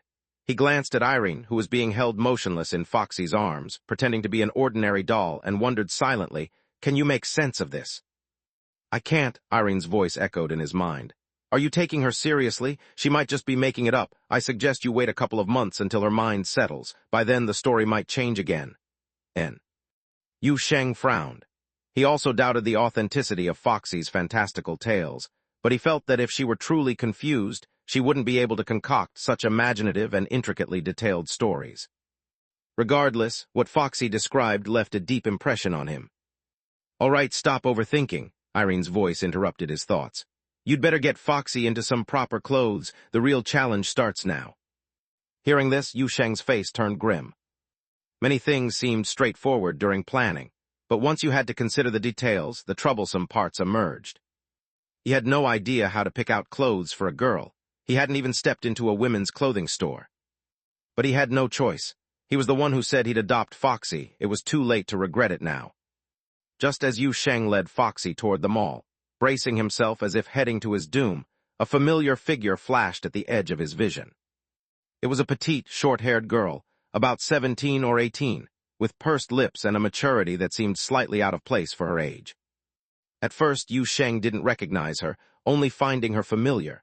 After a couple of seconds, he realized where that familiarity came from. It was the girl who called herself Little Red Riding Hood. Today, she wasn't wearing her dark red outfit, but had on a brightly colored jacket, making her less recognizable at first glance. Yu Sheng immediately knew he'd found a savior. Almost simultaneously, Little Red Riding Hood, walking on the opposite side, sensed someone looking at her. She quickly looked up for a brief moment, her eyes were as alert as a wolf's. But that wolf-like gaze vanished instantly, too quick for anyone to notice. Seeing Yu Sheng, she looked slightly surprised. She swiftly crossed the street, a hint of surprise in her eyes as she regarded Yu Sheng. After sizing him up for a few seconds, she finally spoke. "You're out shopping, too." "Is it strange that I come out to buy things?" Yu Sheng replied. Sorry, I just thought it was a coincidence." Realizing her words might seem odd, she promptly apologized, though the doubt in her eyes didn't fade. After all, she knew Yu Sheng lived in Wutong Road, a different world altogether. When she left that place, she had guessed that this human named Yu Sheng might not be entirely human. His extremely realistic human behavior could very well be some form of mimicry. She hadn't expected to see this person, who resided in an other world, strolling down the street to shop. Could he even eat human food? An absurd thought crossed her mind. Then she noticed Foxy standing beside him, and the doll in her arms. "Is that one dead?" she asked, pointing at Irene, whose eyes had lost their sparkle. Irene's eyes almost flickered back to life. She shifted slightly in Foxy's arms. Yu Sheng heard her angry voice in his mind. She's the dead one. May she explode on the spot 800 times? Yu Sheng, insult her back for me. She's cursing you, Yu Sheng said calmly, pointing at Irene, who still didn't dare to move. Quite nastily, actually. I'm too polite to repeat it.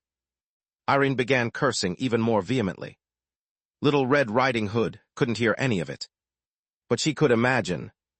You two are quite creative, she remarked, giving Irene an appraising look. Using this method to bring her out openly. By the way, judging by the situation, are you buying clothes for her? She nodded toward Foxy. Spot on, Yu Sheng admitted, spreading his hands and choosing to ignore Irene's ongoing tirade. I'm at a bit of a loss. Didn't expect to run into you. Could you help us out?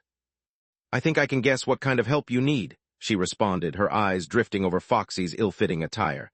A slight smile played on her lips. This is something I haven't done before. Yu Sheng's eyes lit up. So you'll help? Of course, it's no trouble, she said nonchalantly, but you'll have to help me with something afterward. Chapter 69, The Deep Dive. Yu Sheng had considered countless possibilities for the favor Little Red Riding Hood would ask of him. He figured it would have something to do with the supernatural. After all, despite looking like a 17 or 18-year-old girl, she was a professional spirit detective. Whatever it was, it had to be serious. Truth be told, he was a little excited. Since he also dealt with other worlds, this could be a great opportunity to learn something new from a junior in the field. But there was also a nagging worry in the back of his mind. What if he couldn't handle whatever she needed? If it was too tough, he'd have to find a way to muddle through without losing face. Sitting in a cozy roadside cafe, Yu Sheng waited. Little Red Riding Hood was rummaging through her bag, and when she finally pulled something out, he blinked in disbelief. She wanted him to help copy her math homework. A massive stack of it. He stared at the thick booklet of math papers in front of him, then glanced up at the short-haired girl across the table. His eyes went back and forth several times, his confusion evident. This was, in a way, more daunting than battling monsters in an otherworld. If it weren't for the answers at the back, he'd be totally lost. Fighting entities, no matter how tough, was straightforward. You could die a few times and still drag yourself through. But math, if you didn't know it, you just didn't know it. Even if someone knocked him out and he woke up again, he'd still be clueless. Foxy stood nearby, holding Irene, watching but clearly not understanding what was going on. You just need to help me copy this booklet, Little Red Riding Hood said casually. The answers are at the back so your handwriting can be a bit messy. Just fill it up. Meanwhile, I'll take Foxy to the mall next door to buy some clothes. She paused, then added, Oh, and I'll need some cash. I don't have much on me. After we're done, I'll bring back the receipts and we can settle up. Yu Sheng opened his mouth, trying to find the right words. Wait, so the favor is helping you with homework. Is that appropriate? Why wouldn't it be? She replied, sounding slightly annoyed. I'd already finished my homework, but it got torn up by an entity and my teacher doesn't believe me. She sighed dramatically, but there was a twinkle of amusement in her eyes. I was ready to pull an all-nighter, but since I ran into you. He grimaced. My handwriting is different from yours. Even if I try to copy it, your teacher might notice. Don't worry about it. She waved a hand dismissively. They won't look closely when they collect it. At least I'm making an effort. Some of my classmates just get someone else to do it entirely. All right, Yu Sheng sighed, resigning himself to the fact that his expectations rarely matched reality. He stood up, pulled out his wallet, and handed it to her. Take Foxy with you. If you have any questions, ask her. And take Irene. If anything happens, contact me through her. Foxy looked at Little Red Riding Hood, seeming a bit uneasy. But after hearing Yu Sheng's instructions, she nodded slightly. Little Red Riding Hood accepted the wallet, a mischievous glint in her eyes. So you're giving me both the person and the money? Not afraid I'll run off. He was already flipping through the math papers. Without looking up, he replied, Unless you plan to avoid every door for the rest of your life. Her smile faltered for a moment, a slight twitch at the corner of her mouth. That's a bit ominous. He sighed dramatically. This stack of papers is scarier. Ugh, I never thought I'd be facing high school homework again. Back in my day, we didn't have this much. She quickly grabbed Foxy's hand, backing away. Well then, we're off to buy clothes. Foxy blinked, then hesitantly lifted Irene and waved at him, though her other hand was firmly held by Little Red Riding Hood. Even from several meters away, Yu Sheng could see Irene baring her tiny teeth in a silent grimace. Passing through one isolation door after another, navigating a maze of safety airlocks, Song Cheng felt as if he were venturing into the belly of some colossal beast made of steel and concrete. The stark corridors echoed with his footsteps, the air thick with anticipation. After several rigorous checkpoints, he finally reached his destination. At the end of the brightly lit underground corridor stood a heavy alloy gate. Fully armed special bureau guards stood on either side, their stances rigid. Intricate patterns adorned the gate's surface, so elaborate they seemed to swirl if you looked too long. Above it, a green light emitted a reassuring glow, displaying the words Deep Dive Zone, D-Dive Port. Song Cheng took out his ID card and swiped it on the scanner marked Customs Inspection.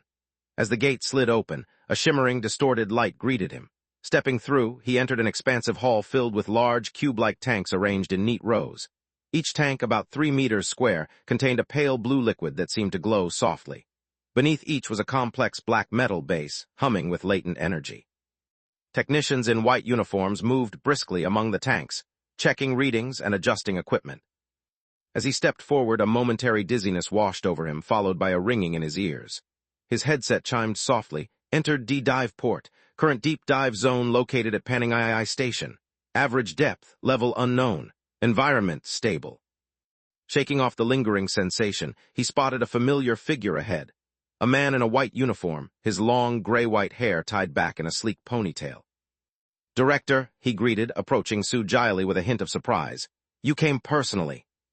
Su Jiley turned, his pale, colorless eyes meeting Song Cheng's.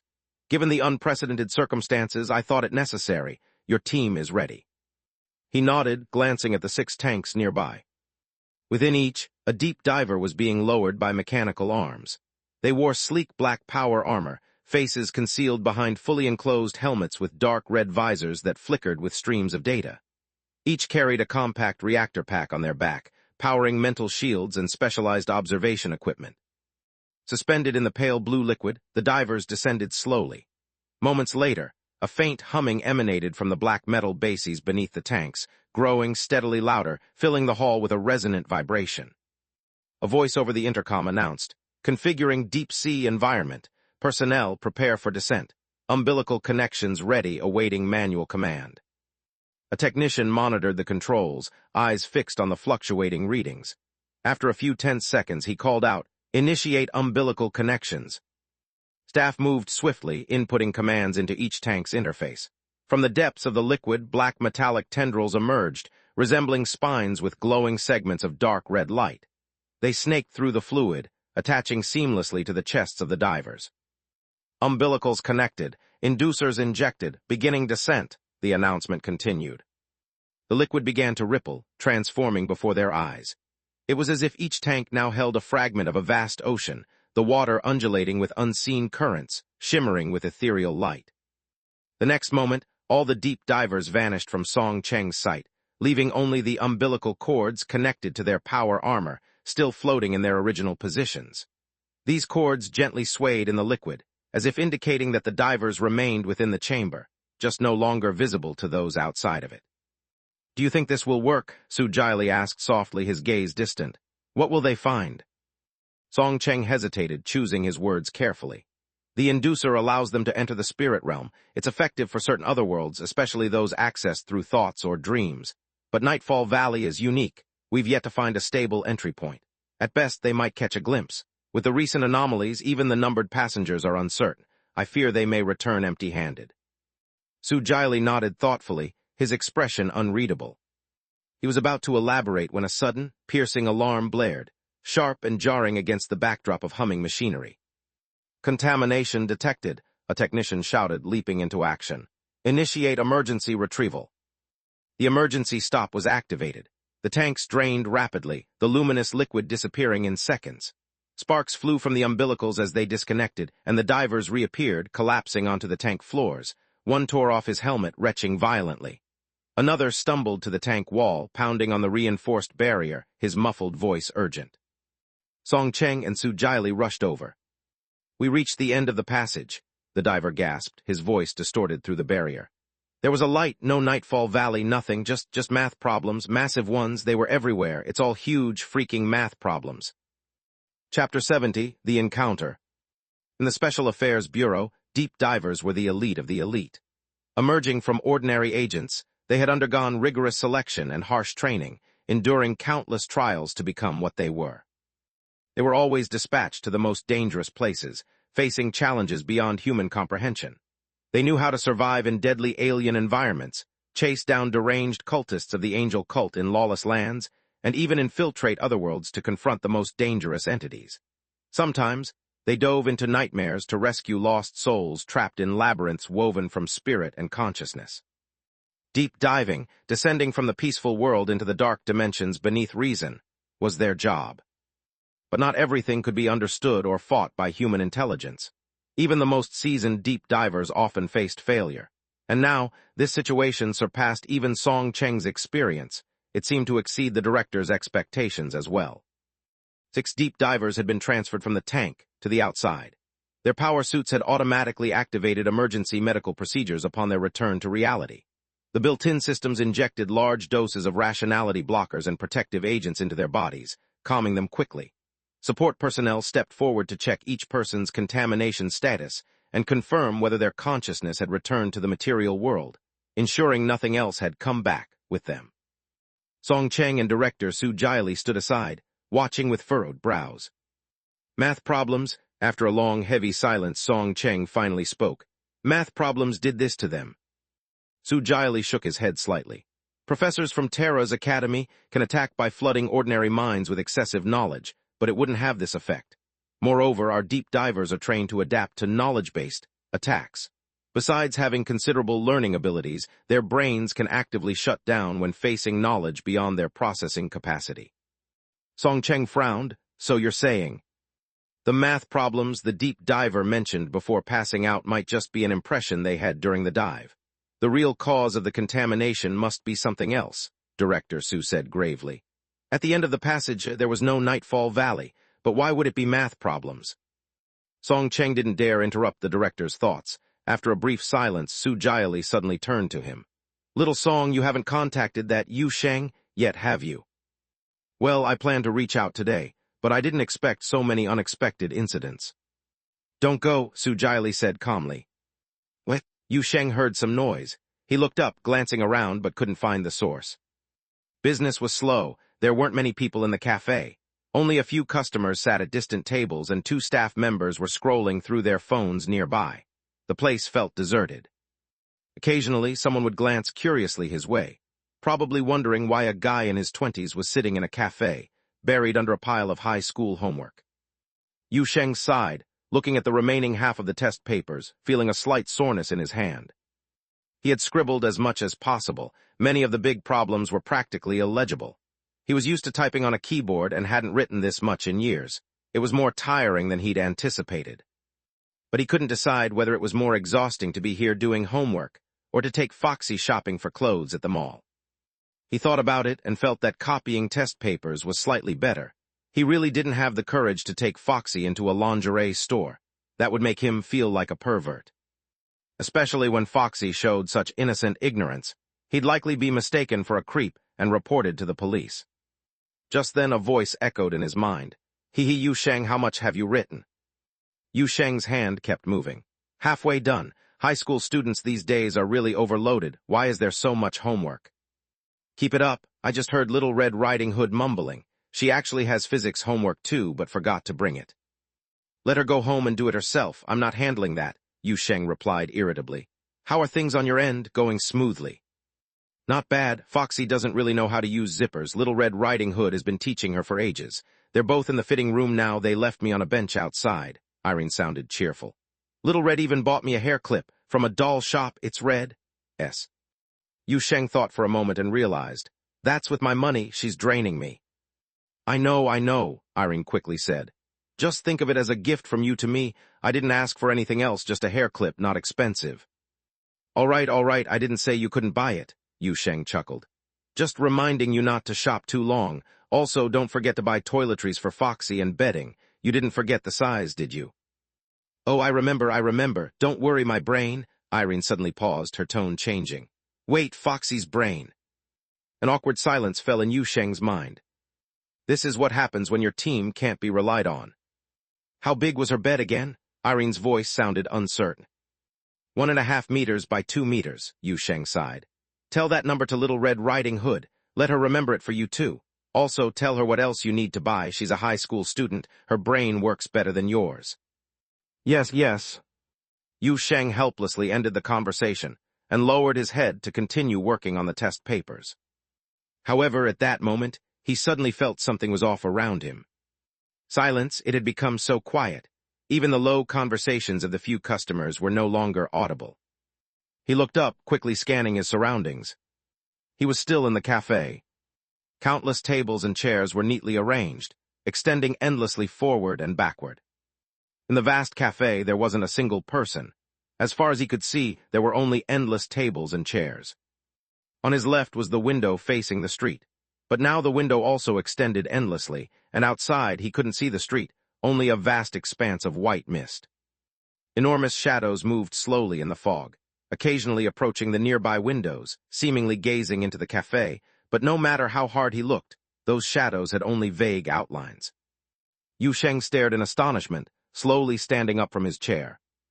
But just as he was about to head for the door, a voice suddenly came from across him. "Hello." It was a slightly husky female voice, very young. He was surprised to see that someone had sat opposite him, a woman who looked to be in her late 20s. She wore a sleek white suit dress, her gray-white hair tied back in a ponytail. She was very beautiful, but there was an indescribable aloofness about her. Moreover, his attention was drawn to her eyes. She had pale gray pupils, as if all color had drained from them. Even the boundaries between her irises and the whites of her eyes were blurred, making her eyes look not quite human. Immediately, he noticed something incredible. The surroundings around this woman were rapidly losing color. From the nearest table and chairs to the floor and other furniture, everything was washed over with a pale gray hue. The colorless area extended over 10 meters before gradually fading back to normal. In the end, only the woman herself and Yu Sheng remained in color. He steadied himself.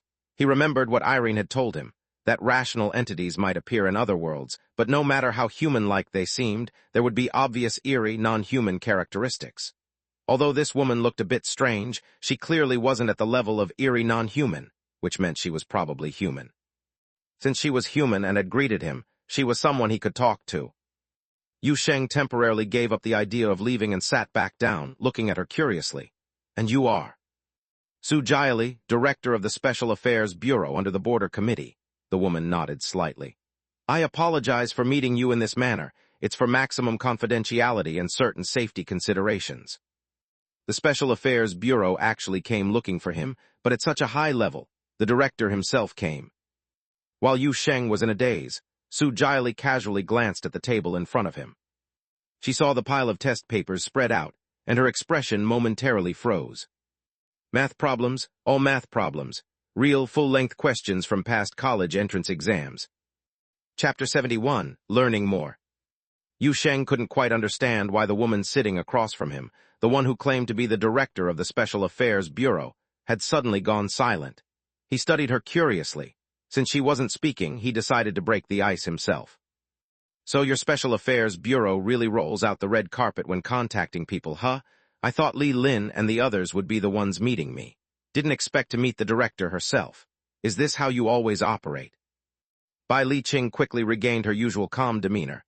"No," she replied steadily, "only when the situation is special." "A special situation?" Yu Sheng raised an eyebrow. "For example," she said, her eyes locking onto his, "a unique individual who has lived in the otherworld for a long time but has been residing here in the borderland as an ordinary person for over 20 years. She paused. "I apologize if you mind me referring to you that way." I don't mind," Yu Sheng said, feeling a bit embarrassed. "But am I really that odd in your eyes? From Li Lin and Su Jiali's reactions earlier, my lifestyle did seem to surprise them quite a bit, though I guess it's understandable." "Perhaps you haven't noticed it yourself," Bai Li Qing sighed softly. "Many within the Special Affairs Bureau have been monitoring your actions, especially these past few days. A large number of our agents have been quite busy because of you." Yu Sheng's mouth fell open in surprise. "Wait, what?" She looked at him intently. "You have the ability to open doors, correct?" "Ah, yes," he nodded. Reaching out, he grasped the air beside him, and a door materialized out of thin air next to him. "I used this thing to come back with Li Lin and the others." Before he could finish, Bai Li Qing raised her hand sharply. "No need to demonstrate." It was unexpected to see the composed and indifferent director show such agitation. Yu Sheng hesitated, letting go of the doorknob. Seeing her reaction, he began to understand. So, it seems that when I open doors, it affects you. When you open a door, she explained plainly, the entire borderland detects an unknown source of space-time disturbance. The personnel responsible for monitoring have been quite vocal recently. You truly didn't feel anything. He looked a bit dazed, his expression turning awkward. After a moment, he shook his head slowly. I didn't feel anything, so when I open a door, it impacts the entire borderland. Are you saying I should avoid using this ability from now on? He didn't sound too pleased as he said this. After all, the doors were incredibly useful. He had only recently gotten the hang of this ability and appreciated its convenience. Now, being told by the Special Affairs Bureau that it was causing disturbances, it felt a bit frustrating. But seeing the director's serious demeanor, it seemed his door opening was indeed causing significant issues. That was somewhat embarrassing. Bai Li Qing noticed his feelings. After a brief thought, she shook her head gently. I'm merely suggesting that you try to control the frequency of your door opening in the future. At least, don't open hundreds of rifts overnight like before, or at the very least give us a heads up. After all, it's your ability, and it hasn't caused any substantial damage to the borderland itself. In principle, we can't outright forbid such actions, provided you're willing to cooperate with us by registering officially. We'll also adjust our monitoring methods to accommodate your ability. Yu Sheng nodded, feeling a mix of relief and embarrassment. He glanced at the director, who had seemed so stern and unapproachable. He hadn't expected her to be so reasonable. When she mentioned opening hundreds of rifts overnight, Yu Sheng immediately recalled that night. Back then, he hadn't felt anything unusual, but thinking about it now, he could imagine the commotion he must have caused. Yet Director Bai Li Qing was still willing to discuss the matter amicably, even coming personally to meet him. He wasn't just some hot-headed teenager. He understood that, from an official perspective, this was a significant gesture of goodwill. Her willingness to negotiate caught him off guard. When she first brought up the disturbance issue, he'd braced himself for a battle of wits with bureaucratic rigidity. Instead, it felt like his defenses were unnecessary. Feeling a bit sheepish, he said, Well, that's fair. If registration isn't a problem, but I do have a few questions. Could you answer them? Of course, she replied with a slight nod. What would you like to know? First, what exactly is the Special Affairs Bureau? What's its nature? What's its scope of authority? Is that all? Bai Li Qing seemed mildly surprised by his straightforward questions, but began to explain calmly. The Special Affairs Bureau, officially known as the General Bureau of Common Danger and Service Assurance, is a department directly managed by the highest administrative body of the borderland, the Council. It's the foremost official department responsible for handling various anomalous events involving other worlds, entities, and other irregularities. If you divide the borderland into natural and supernatural realms, you could consider us the primary authority on the supernatural side. However, our activities aren't confined to the borderland, or rather, our jurisdiction isn't limited to just here. I'm not sure if you fully grasped the peculiarities of the borderland section. She paused, meeting his gaze. The peculiarities of the borderland? Yu Sheng murmured, frowning slightly. He recalled the bits of information he'd picked up from Irene, as well as his own realizations when opening those doors to distant places, that this world wasn't just the borderland. Within this strange city, there were countless far places. You might know some of it, she continued. From its name, it seems connected to many places. They say all sorts of strange and bizarre things exist here, though they're hidden beneath the surface of normalcy. Concealing those things that defy common sense and the standards of the borderland, allowing this city to operate and develop according to standard parameters, is one of our tasks at the Special Affairs Bureau, Bai Li Qing said firmly. As you've understood, it's connected to many places, and the number and breadth of these connections surpass anyone's imagination. Imagine the entire world as a vast network woven by countless transit lines. Those transit lines don't exist in the physical dimension, and ordinary people can't perceive them. But on the supernatural side, they're intertwined, influencing each other, and there's a place where all these lines converge. She looked directly at him. That place is the borderland. She paused to ensure Yu Sheng was following before continuing. One of the Special Affairs Bureau's primary tasks is to maintain the boundary between the natural and supernatural within the borderland, ensuring order on the supernatural side. Secondly, we handle threats that spread through this transit network and converge at this point, whether they come from mere inches away or from 88 billion light-years out in deep space. Yu Sheng's eyes widened. After a few moments he blurted out, "Isn't that distance a bit vast?" "To the unique nature of the borderland, those distances are the same," Bai Li Qing replied seriously, pointing at him. "For you, isn't it the same?" He started, quickly grasping her meaning. "Among the hundreds of rifts you opened, more than 20 lead to places 88 billion light-years away," she stated calmly. Yu Sheng fell silent. His expression remained composed, but his mind was racing. In truth, he'd had an inkling when he opened those doors. He wondered just how far those distant scenes were. He didn't have a clear answer, but when discussing it enthusiastically with Irene, he'd felt that some might be beyond the limits of his imagination. Now, hearing the numbers from Bai Li Qing, it felt as though his speculations had found solid ground. What truly surprised him was the reach of this organization. He recalled Li Lin, a seemingly ordinary agent who shopped for instant noodles with him and pretended to be a passerby watching videos while tailing him. To think that the organization behind such a person had cosmic responsibilities, it was hard to wrap his mind around.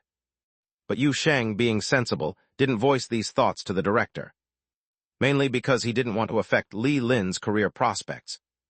He remained silent, and so did Bai Li Qing. For a moment they sat in a brief, thoughtful silence. After about half a minute, she broke the quiet. "Do you have any other questions?" "Yes," he said quickly, pushing aside his swirling thoughts. He organized his words before speaking. "One more question. The borderland is there only one?" Chapter 72, The Unveiled World. Yu Sheng's question made Bai Li Qing raise an eyebrow ever so slightly. It was such a subtle movement that it was almost impossible to notice. "Of course, there's only one borderland," Bai Li Qing replied. "A world convergence point isn't something that can be mass-produced." "I'm talking about the boundary city," Yu Sheng said, his tone serious. "There's only one borderland, but what about Boundary City? This city located at the borderland, is it possible that somewhere else in the world there's another city similar to it?" He paused, his eyes locking onto Bai Li Qing's. He spoke slowly, emphasizing each word. "A city very similar, yet not exactly the same. One that shares the same name with places that have identical names, but unlike here, they're not extraordinary. They're just ordinary places. If the universe spans billions of light-years or more, isn't it possible that a city like that could exist somewhere within that vast expanse?" Yu Sheng thought he saw something different in Bai Li Qing's expression, a seriousness that wasn't usually there. The director remained silent for a few seconds before replying, his words careful. "Scholars actually have a hypothesis about something like what you're describing. It goes like this. If the universe is infinite, or even just so vast that it feels practically infinite within what humans can comprehend, then it's possible that two identical or almost identical places could exist. Two planets with similar parameters, two similar mountains, maybe even two histories that are almost the same. The probability of such mirror images might be low, but given enough time and space, it's not zero." Yu Sheng pondered this and nodded slightly. "Yeah, I think I've heard theories like that before." "Then let me tell you about a limitation of that hypothesis, a part that's not widely known," Bai Li Qing continued. "Even if the idea is true and any place or event in the universe could have a mirror image, somewhere out there are two exceptions. They will never have mirror images. First is a planet called Terra, far off among the stars, with secret ties to the borderland. Second is this very borderland. In other words, there won't be a second boundary city in this world because this city is a key part of the borderland itself, and the borderland doesn't have a mirror image. Even if the universe is endless and time stretches infinitely, from the past to the future, there will only ever be this one borderland and this one boundary city." Yu Sheng's eyes widened slightly, and for a long moment he didn't say anything. "From your reaction," Bai Li Qing adjusted his posture, "it seems like you're almost sure there's another boundary city out there, one that you've actually seen." Yu Sheng forced himself to calm the swirling thoughts in his mind. He took a deep breath and started tapping the table lightly with his fingers. "Yes, I've seen it. It's a small seaside town. You could drive from one end of the town to the other in just 30 minutes. There are no other worlds there, no special affairs bureau. The people live ordinary lives. The sunshine is always soft and warm, and the sunsets, they're beautiful." He described scene after scene from his memories to Bai Li Qing, not hiding any details. Since he already knew the truth about Wudong Road and his organization dealt with matters from the otherworld, he seemed like the best person who might help him. Bai Li Qing listened quietly. His eyes, which seemed to lack any color, always concealed his emotions. No one could tell what he was thinking as Yu Sheng spoke. Only when he was done did he finally say something. "May I have a look?" Yu Sheng was taken aback. "Have a look how?" He reached out and gently pressed his hand against Yu Sheng's temple. The touch was cold, and for a moment Yu Sheng felt a wave of dizziness. "This is my ability. If you don't mind, please open your imagination to me for a moment. Of course, if you're uncomfortable, I won't force it," Bai Liqing said sincerely. Yu Sheng frowned, but, after a moment of consideration, nodded slightly. Closing his eyes, he began to picture his hometown, that other boundary city. The ordinary seaside town appeared vividly in his mind, and he felt as if another pair of eyes was watching these scenes along with him. After a while, Yu Sheng opened his eyes. Bai Liqing still had his eyes closed, and behind him the endlessly extending cafe seemed to be collapsing from afar. The tables and chairs, neatly lined up and repeating endlessly, were being swallowed by darkness, as if they were falling into an unseen abyss. Yu Sheng was stunned, unsure of what was happening. "Hey, this place is collapsing, wake up this." Before he could finish, Bai Liqing finally opened his eyes. "It's okay, just a minor side effect of using my ability." As he spoke, the collapsing buildings and furniture silently returned to their original state. Yu Sheng felt a bit awkward and gave a nervous chuckle. "Wow, your ability is quite something." Bai Liqing didn't respond. Instead, he rubbed his forehead, looking as though he was lost in thought. "Did you see everything?" Yu Sheng asked, curious. "What do you think?" "I saw it just as you described, a peaceful seaside town with many places that seemed like echoes of this city," he said, interrupting Yu Sheng. For some reason, he hesitated, but then quickly masked it. "I believe now that you have seen such a boundary city, but I'm curious, why are you so fixated on finding this place?" Yu Sheng's expression turned earnest. "For personal reasons, I want to find it, but based on what you've said." "Theories are, after all, just theories," Bai Liqing said, shaking his head. His tone had softened, leaving room for interpretation. "Honestly, I still don't believe there's a second borderland in this world, but if it's just a place that looks similar, shares a similar architecture and layout, it's not entirely impossible." Yu Sheng looked at him skeptically. "Really?" "Who knows?" he sighed. "Some scholars say our universe is still young, that there are physical laws yet to fully form. Maybe everything humans think they know could be proven wrong or turned upside down. I believe that the boundary city you showed me does exist, but it's not recorded in any of the Borderlands archives. So if you ever find it, you'll be the first to know." Bai Liqing nodded seriously. "Thank you," Yu Sheng said, though a feeling in his gut told him Bai Liqing wasn't being entirely sincere. He didn't know why, but he decided not to push it. "I have another question," Yu Sheng said quickly, changing the subject. "This one's for a friend." "Go ahead," Bai Liqing replied. "I've got plenty of time today." Yu Sheng paused, choosing his words carefully. "Do you know about Alice's Little House? Does the Special Affairs Bureau know of this group?" "Alice's Little House? Of course," he said immediately. "Those living dolls are active in the supernatural world. We've had quite a few encounters with them." Yu Sheng's heart skipped a beat. Maybe he'd found a clue about the little doll. "You mean Alice's dolls? So is this little house registered with the Bureau?" "No, you've misunderstood." Bai Liqing shook his head. "Alice's Little House isn't registered with us. It's an independent group, one that operates outside of the borderland. They keep a low profile, but their influence is no less significant than ours." Yu Sheng was puzzled. "The borderland isn't the only special place in this world, and we're not the only major organization dealing with otherworld matters. We're just one of many. There are others like the Bamosa Secret Society, the Academy from Terra, the Astrology Association of the Algaladians, and many more. Alice's Little House is similar, an independent force. They follow an ancient deity named Alice and are ancient creations blessed by her. They existed long before the Special Affairs Bureau was even formed." Yu Sheng was speechless. So Irene had such an important background. The little doll wasn't just bragging. He couldn't hide his reaction, and Bai Liqing noticed. "I remember the report mentioned you have a doll with you." "Yeah, her name is Irene. She says she's one of Alice's dolls, but got sealed away for a long time. But I remember the report also said she was only about this tall." Bai Liqing raised his hand, indicating a small height. Yu Sheng awkwardly scratched his nose. "Ah, well, that's another accident." Chapter 73, The Convenience of Official Organizations. Bai Liqing didn't press Yu Sheng about what he meant by another incident, nor did she ask much about Irene. Instead, she briefly explained to Yu Sheng about Alice's Little House. "Most of Alice's dolls roam beyond the borderland. They maintain balance in other places and almost never get involved with the Special Affairs Bureau. However, they do have a fixed line of contact with the borderland, and there's a contact point on the city's edge, although it's not easy for ordinary people to find, and the dolls usually don't accept strangers. But I could send someone to check with them about Irene. If there is indeed a doll wandering on her own, they might be willing to meet you. However, it won't be quick. The dolls are very busy with their own missions, and the contact point in the borderland isn't always manned. You may have to wait for a while. Yu Sheng didn't mind. That's fine.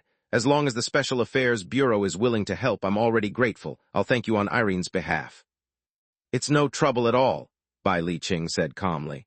One of our main tasks is to help people who have encountered difficulties due to exposure to the supernatural. If you need any more help, feel free to ask. Yu Sheng perked up at that. Actually, I do have another request. Oh? Could you help me get 2 ID cards? One would be fine if it's too much trouble, but it has to be real. Bai Liqing blinked. What?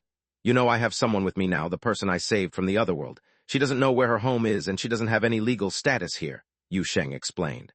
I was hoping the Bureau might have a way to arrange something for her, and for Irene too, though that's less urgent, seeing as she's too small to go out by herself even with an ID.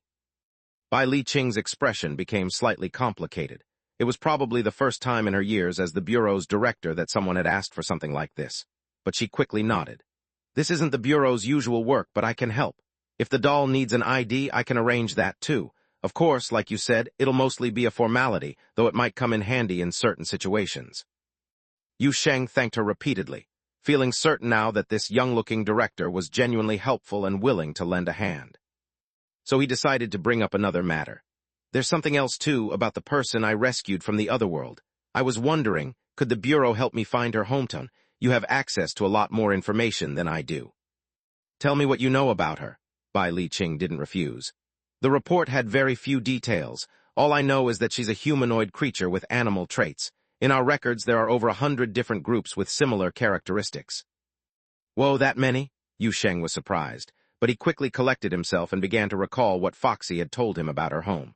She said she came from a place where immortals and demons coexist. From her descriptions, it seemed like the civilization there was very advanced. She also mentioned a group called the Heavenly Ones, who enlightened the people on the ground. Yu Sheng tried to recount as much as he could, even the messy details. But considering Foxy's confused mental state when she spoke of her past, he added a reminder. Take it all with a grain of salt. She seemed to be just a child when she left home, and she's been trapped for so long. Both her memories and her thinking are muddled. There might be mistakes or exaggerations in what she told me. I understand, Bai Liqing nodded hesitantly. Though her face was expressionless, her uncertain demeanor suggested her thoughts were complicated at that moment. Indeed, what you've described sounds a bit far-fetched. I'm not sure if there's anything in the Bureau's records that matches. She phrased it gently, but Yu Sheng got her meaning. The Bureau probably didn't have any matching information. Just try your best. If you can't find anything, that's fine too, Yu Sheng sighed. She doesn't really have any family left, and she's not too attached to her old home. Finding her homeland is more my wish than hers. You seem very kind-hearted, Bai Liqing suddenly commented. I guess so, Yu Sheng was a bit embarrassed, but my kind-heartedness ends up troubling you all. The Bureau often deals with troubles, and compared to others, we prefer interacting with someone like you, Bai Liqing said. If all our cases were like yours, our work would be much easier. At least the interaction part would be simpler. Yu Sheng raised an eyebrow. Really? Clear-headed, communicative, not violent, not suddenly dropping dead, Bai Liqing sighed, spreading her hands. It seemed that venting about work was the most sincere part of any job, and her gesture at that moment made her seem quite human. If someone meets 3 out of these 4 criteria, they're already a premium client compared to what we usually see. Yu Sheng was stunned. Is the Bureau's work environment really that dangerous? Bai Liqing didn't say anything, just sighed again. Yu Sheng had never worked for the Bureau, but he understood that sigh instantly. Bai Liqing quickly returned to her business-like demeanor. I've answered a lot of your questions. Is there anything else you'd like to ask? No more questions for now, Yu Sheng thought for a moment and adjusted his posture. So, is it time for that registration process you mentioned earlier? Typically, ordinary people who have come into contact with the otherworld need to register at the Bureau's office and undergo a basic examination and evaluation, accompanied by our contact personnel.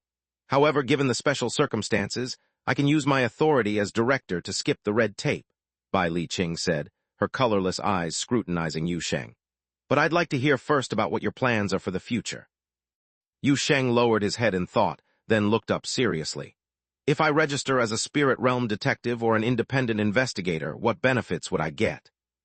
Bai Liqing showed no surprise, as if she'd anticipated this. She nodded slightly and answered, in simple terms, you gain access to information shared by the Bureau with various legitimate supernatural organizations and individuals in the borderland. You'd also be able to use a wide range of support facilities, access communication platforms to connect with other groups or people, obtain a legally recognized status, and most importantly, travel permissions. Yu Sheng leaned forward instinctively. Travel permissions. There are many points in the borderland that connect to far-off places, and most of these points are restricted. Using these connections or entering certain controlled zones requires travel permissions. Of course, I'm guessing that your door could bypass these problems, but legal access means you'd get more information support. If you plan to deal with the otherworld, information is often more valuable than any fighting skills. Besides, think of the people like us who have to work overtime at the Bureau, Bai Liqing suddenly sighed. If you could swipe a card instead of opening a door, please do it. Yu Sheng felt instantly embarrassed. Luckily, he was thick-skinned. After a moment of awkwardness, he managed to recover, nodded, and said solemnly, I've always been happy to maintain order. Bai Liqing didn't say anything, just listened as if she believed him. Then she looked him directly in the eye. Anything else you want to ask? Are there any requirements for registering as a spirit realm detective or an independent investigator? Registering as an independent investigator is simple. You need a clear mind, the psychological readiness to face death, and some experience or basic knowledge of surviving the otherworld. We also need to confirm that you're not doing this out of madness. That's all it takes. Becoming a spirit realm detective has slightly higher requirements. Besides the skills needed for investigators, you also need a legitimate and effective registered group. A registered group, Yu Sheng thought for a moment. Oh, I get it, like the fairy tale group behind Little Red Riding Hood, right? That's correct, Bai Liqing nodded. Most people who survive the otherworld and want to continue dealing with the supernatural start as independent investigators. Finding an organization willing to take in an unfamiliar rookie is difficult. In many dangerous otherworlds, a clumsy newcomer is even more dangerous than encountering an entity. Of course, there are exceptions, like a group of people who all survive an encounter together. But that's rare. Do these groups have registration requirements? Yu Sheng asked curiously. At least 2 members must meet the qualifications of an investigator. At least 1 member must have experience fighting entities. The group must have a stable contact point and communication method. Also, the group name must not contain offensive words or special symbols. Apart from a few basic rules like legal operations and not threatening the safety and order of the borderland, that's about it. Yu Sheng listened wide-eyed. That's it, no other requirements. For a moment, Bai Liqing seemed to smile. This is about confronting the otherworld and entities. Surviving against things beyond human understanding is the only valid standard. We don't need to set barriers. Survival itself is the biggest barrier. Yu Sheng nodded, rubbing his chin. Sounds like a pretty low barrier. Chapter 74, Departure. Hearing Yu Sheng's muttering, Bai Liqing's expression flickered briefly, but she didn't say anything. She merely watched the man across from her with a curious gaze. Answering questions or helping with minor problems was secondary. Today, the most important thing was the contact itself. She had encountered many entities, all sorts of them. She had killed some, exiled others, and even talked or collaborated with those that were rational. She had deceived them and been deceived by them. But no entity, not even those most resembling humans, had ever sat across from her and talked like this, in such a way and about these sorts of things. The person sitting in front of her even seemed interested in becoming a spirit realm detective or investigator. Pushing her thoughts aside, Bai Liqing broke the silence. So, you want to? Can I register a group? Yu Sheng asked with a hopeful look. I'm not working solo here, there are 2 others with me. You mean that doll named Irene and the fox demon you brought from the otherworld? Bai Liqing raised an eyebrow. But neither of them has legal status in the borderland. Then how about we get them IDs first? Yu Sheng suggested, scratching his head.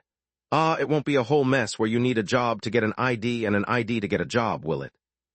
Bai Liqing blinked, genuinely taken aback. Of course not, why would you even worry about that? Oh good, Yu Sheng smiled awkwardly. Guess I was overthinking it. I'll make the arrangements, Bai Li Qing added without much thought, mentally noting down that Yu Sheng has a certain sense of humor. She then raised her wrist to glance at her watch. Time up. Oh, you're leaving? Yu Sheng stood up instinctively. So what about? Someone will come find you soon, Bai Li Qing replied as she also stood up. To handle the necessary paperwork for you and your two friends, you just need to fill out a few forms. Keep your phone on these next couple of days. Yu Sheng, okay. Bai Li Qing nodded, and as if suddenly remembering something, paused before leaving. Oh, there's one more thing. What is it? Yu Sheng asked. About Night Valley, the other world you encountered before. Have you gone back there recently to check on it? Yu Sheng frowned. The valley? No, I haven't been back. Did something happen there? The issue is that we aren't sure, Bai Li Qing shook her head. If your gate still connects there, you might want to go take a look. From her expression, Yu Sheng couldn't discern anything useful, but he got the vague sense that this wasn't as casual as she made it seem. The fact that she had brought it up just before leaving seemed like she was emphasizing something important. After a moment of hesitation and consideration, Yu Sheng nodded slightly. Honestly, he didn't want to return to that eerie valley at all, nor did he have any desire to deal with hunger again.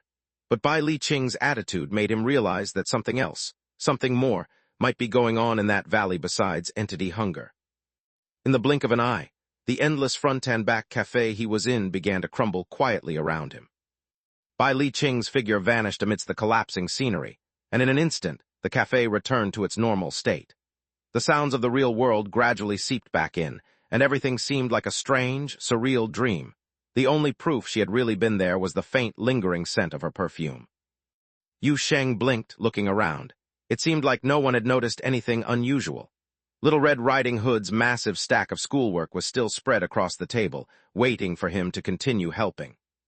She really comes and goes like the wind, Yu Sheng muttered as he shook his head, then sat back down, preparing to help write more high school assignments. But this time he found it difficult to calm his mind. His conversation with the Special Affairs Bureau chief was like an uncontrollable whirlpool in his thoughts. New information about the world buzzed in his mind, tangled with expectations and uncertainties about the future. He couldn't remember the last time he felt this kind of anxious anticipation, a mix of excitement and nerves about tomorrow. And then there was the thing Bai Li Qing mentioned before she left, Night Valley. What was going on there? Just then, a voice came from nearby, interrupting his thoughts. We're back, Little Red Riding Hood called out cheerfully. Yu Sheng, how much have you done? Yu Sheng immediately looked up and at first glance saw the dark-haired girl standing beside Little Red Riding Hood. It was Foxy, now dressed in new clothes. The weather had gotten chilly, so Little Red Riding Hood had bought her a warm white coat and a cotton dress. Though simple, the outfit suited Foxy perfectly. The fluffy trim around the collar even reminded Yu Sheng of her own furry ears and tail, both of the same silvery white shade, an elegant look with a hint of charm. Foxy stood there somewhat awkwardly, her expression a little dazed.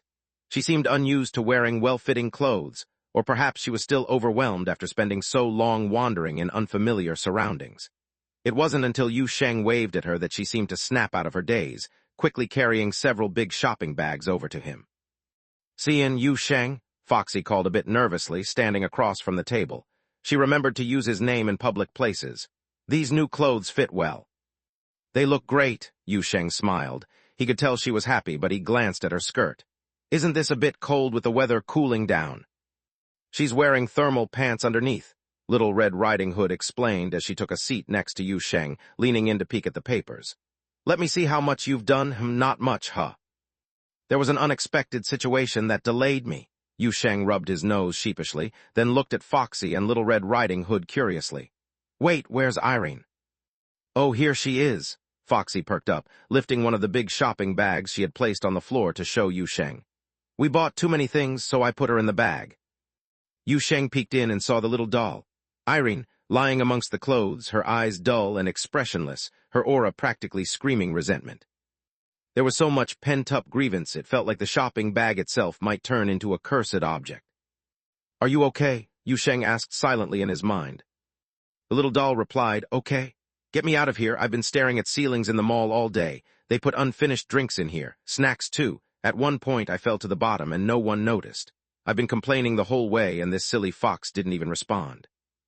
Yu Sheng hurriedly pulled the aggrieved doll out of the bag and placed her on a nearby chair, comforting her mentally. Little Red Riding Hood, meanwhile, casually flipped through her schoolwork and turned to Yu Sheng with a curious expression. What kind of unexpected situation was it?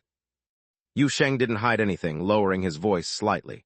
A woman suddenly approached me. She said her name was Bai Li Qing and that she's the chief of the Special Affairs Bureau. Little Red Riding Hood froze for a few seconds, her math workbook left forgotten in her hands as she turned to him stiffly. What? Yu Sheng glanced around before whispering, Is that strange?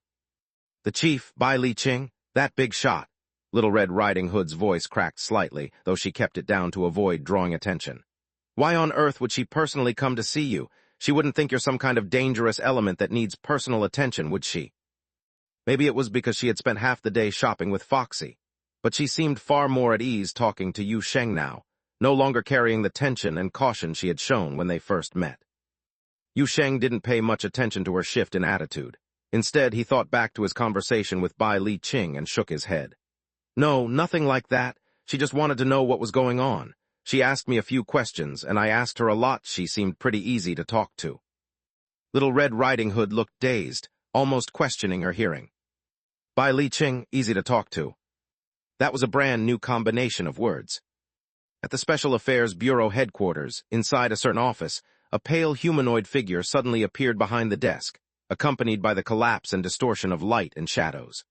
That pale figure quickly formed into Bai Li Qing, her image gradually gaining color. She sat quietly behind the desk, unmoving for a long time as if lost in thought. After what felt like ages, she suddenly looked up, reached out, and pressed a button on the desk. Notify Song Cheng from the 2nd Squad and Luo Zheng from the Secret Management Office to come to my office immediately. Chapter 75, Another Boundary City. Before long, 2 more people had entered Bai Li Qing's office. One was the burly Song Cheng, and the other was an older man with graying hair, appearing to be in his 50s. The latter wore narrow-rimmed glasses, was of average height, and had a bit of a paunch. He looked like an ordinary office manager just nearing retirement. Bai Li Qing glanced up at the 2 people who had entered her office and gave a slight nod. You arrived quickly. Have you met with that person called Yu Sheng? Song Cheng was the first to speak. Judging by your expression, did you find something unusual? I had a long conversation with him, and it went quite differently from what I had anticipated. Yu Sheng might be the most peculiar, non-natural individual I've ever met. But before we get into details, I want you to see something first. Bai Li Qing turned her gaze towards the man with graying hair, Luo Zheng, the head of confidential management. Luo Zheng, close the door. Luo Zheng nodded immediately, turning to shut the office door. The moment the door clicked shut, an invisible pressure spread across the room, like a breeze sweeping through the area. As it passed, even the dust motes in the air seemed to freeze in place. Seeing this, Song Cheng's heart tightened. He muttered, Well, there goes getting off work on time today. Bai Li Qing, meanwhile, silently stood up after sealing the office and walked over to the large floor-to-ceiling window. This window was big, always covered in a light mist outside. Within the fog, the view shifted constantly. Sometimes it showed rolling mountain ranges, other times it depicted endless forests. Most of the time, however, it revealed a still lake, its surface calm, with a small cottage standing in the distance, hazy and dreamlike within the mist. As Bai Li Qing approached the window, the shifting fog quickly settled, and the ever-changing scenery began to fade away. Song Cheng and Luo Zheng looked on with serious expressions. A few seconds later, something else started appearing within the mist. Buildings, their rooftops varied in shape, revealing a strange city they had never seen before, bathed in a red glow. What is this? Song Cheng couldn't help but ask. This is what Yu Sheng showed me, Bai Li Qing said softly, her pale eyes calmly watching the mist outside. The scenes stored in her memory were now surfacing within the mist, replaying themselves. He seems fixated on this place. He's seen it before, and he believes this is another boundary city. Luo Zheng's eyes widened in shock. He took off his glasses and wiped them on his shirt before peering out at the floating image. Another boundary city. Yes, another one, Bai Li Qing nodded. And I sensed his emotions faintly. He believes that this is the true, normal boundary city. Song Cheng and Luo Zheng fell silent, unease crossing their faces as they looked at the normal scene outside the window. The dark, silhouetted buildings stood on the land, their forms barely discernible. In the distance, bizarre towers rose high, their outlines grand and imposing. Mist filled the air, making those rooftops and towers look like rows of gravestones. Crimson light cut through the fog, bathing the sky in a dim and strange hue and the sunlight. Blood-red sunlight flowed through the city like water, swirling between the buildings, mixed with the crimson light as it poured down from the rooftops. It dripped from the eaves, pitter-pattering in a constant murmur. Bai Li Qing's voice echoed in the silent room, almost ethereal. He said it's a peaceful seaside town with beautiful sunsets. The red glow spills like water over the sky, streaming along the rooftops. Sounds like quite a poetic description, Song Cheng said softly. It does, that's what I thought at first, Bai Li Qing shook her head slightly, until I realized it's real. This can't possibly be a real place. Luo Zheng's expression was serious now. He had shaken off the unease and nervousness from witnessing the strange vision and had regained his composure. The universe may have countless strange planets, but this scene is unlike anything natural. The light, the sun, they seem to defy physical laws. They look like they're melting. If anything, it reminds me of when my daughter plays video games and the graphics card crashes. Song Cheng rubbed his chin thoughtfully. The visuals glitch like that sometimes.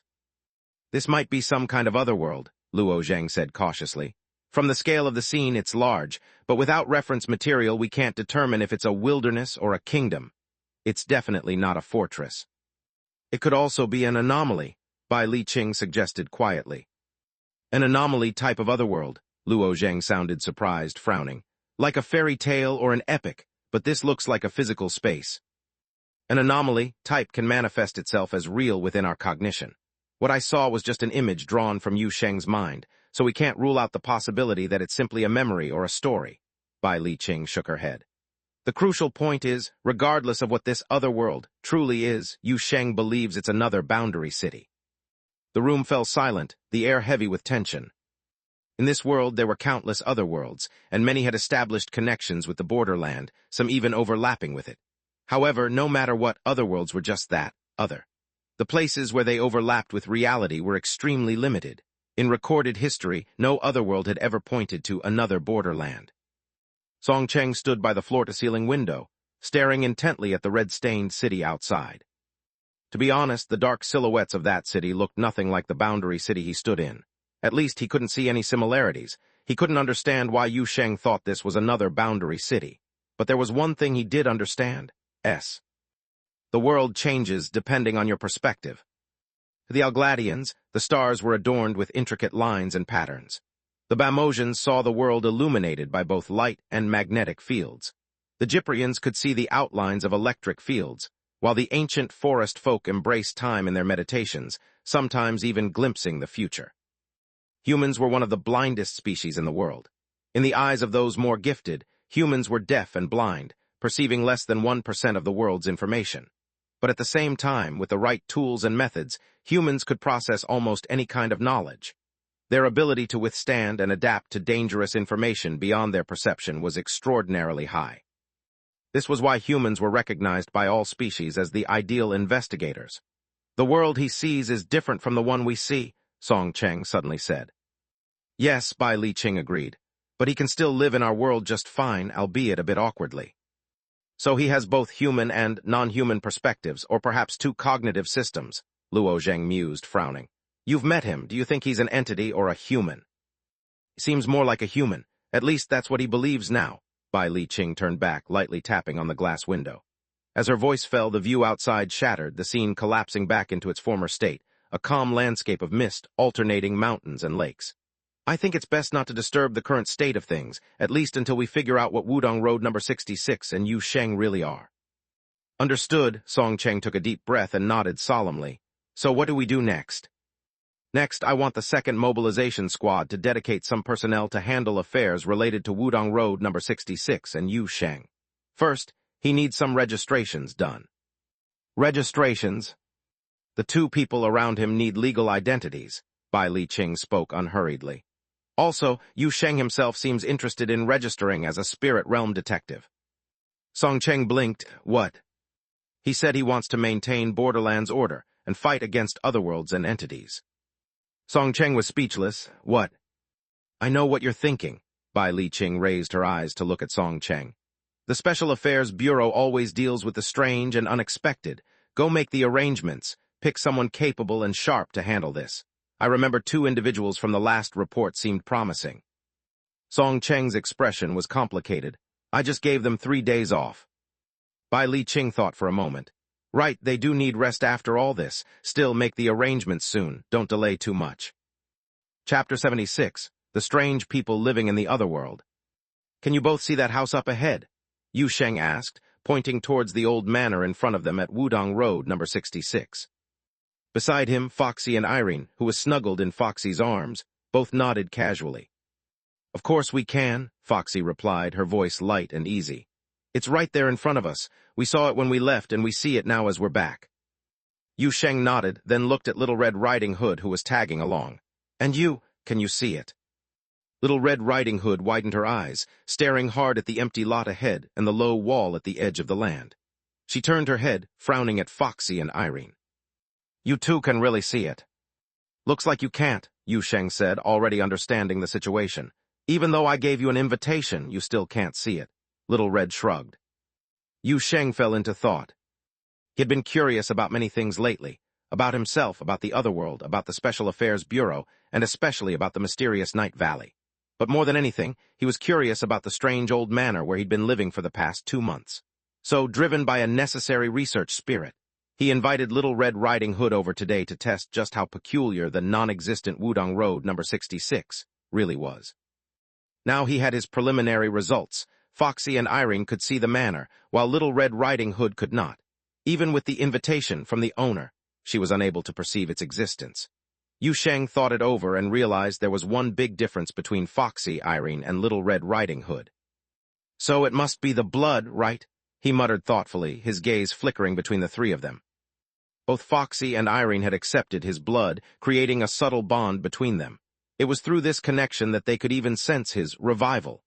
Little Red Riding Hood, however, hadn't had this experience. This seemed like the most plausible reason to Yu Sheng. Little Red Riding Hood didn't notice Yu Sheng's thoughtful expression. She was busy curiously looking around. The sun was setting, casting long shadows along the street. She could see the faint shapes of wolves lurking in the shadows of nearby buildings, watching over the entire street, serving as her eyes and ears. She noticed something strange.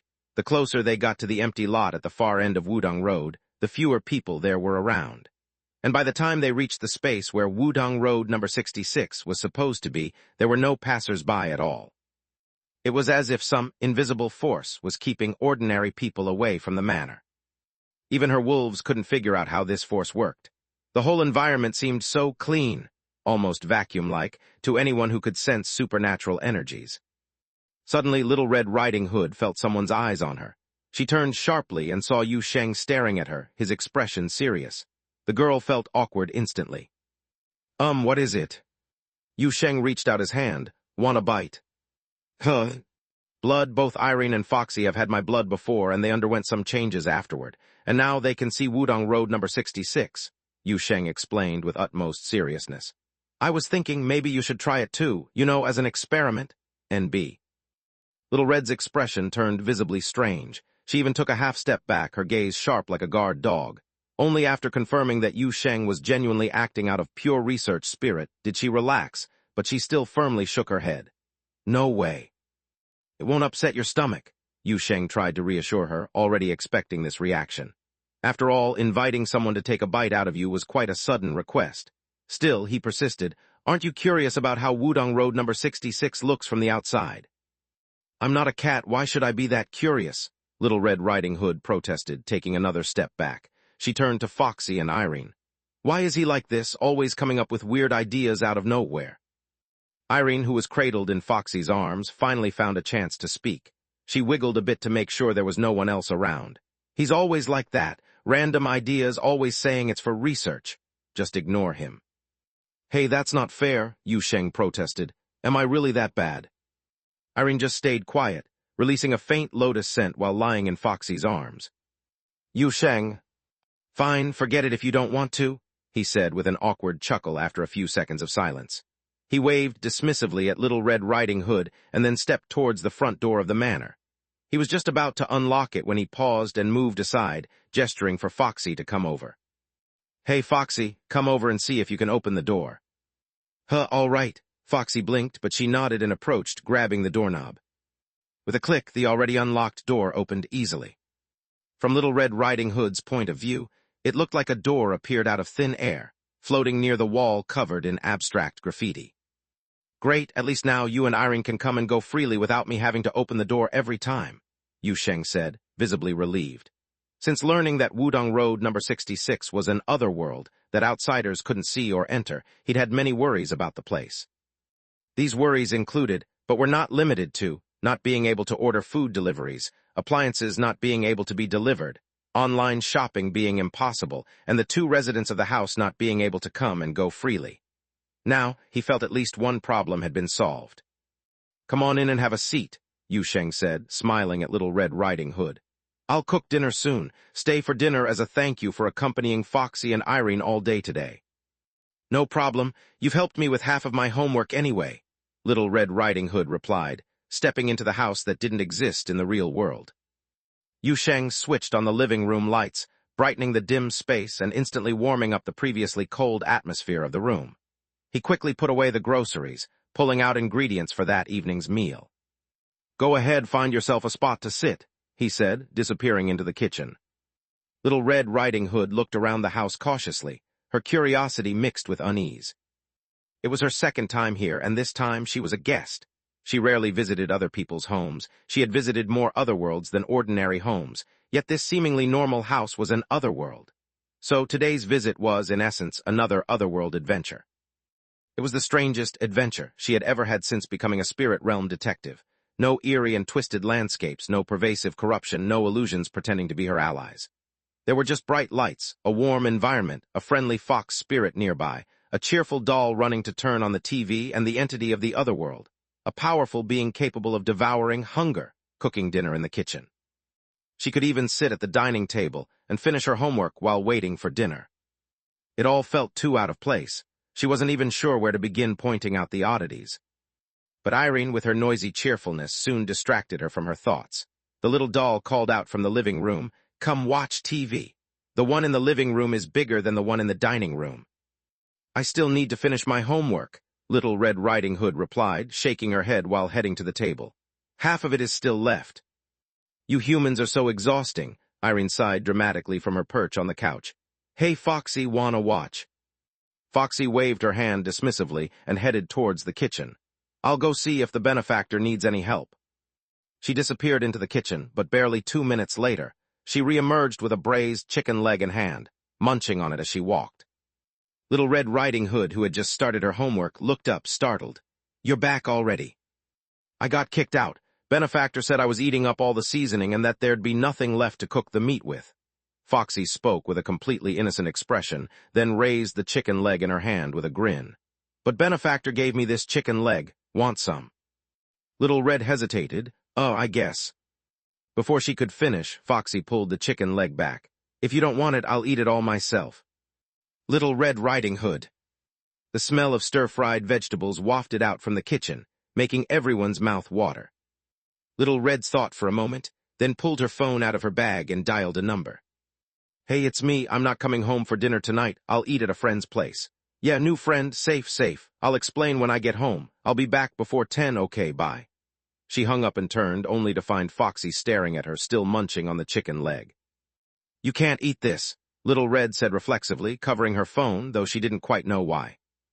Foxy didn't mind, only asking curiously, "Were you talking to your family just now?" "Yeah. Your mom and dad."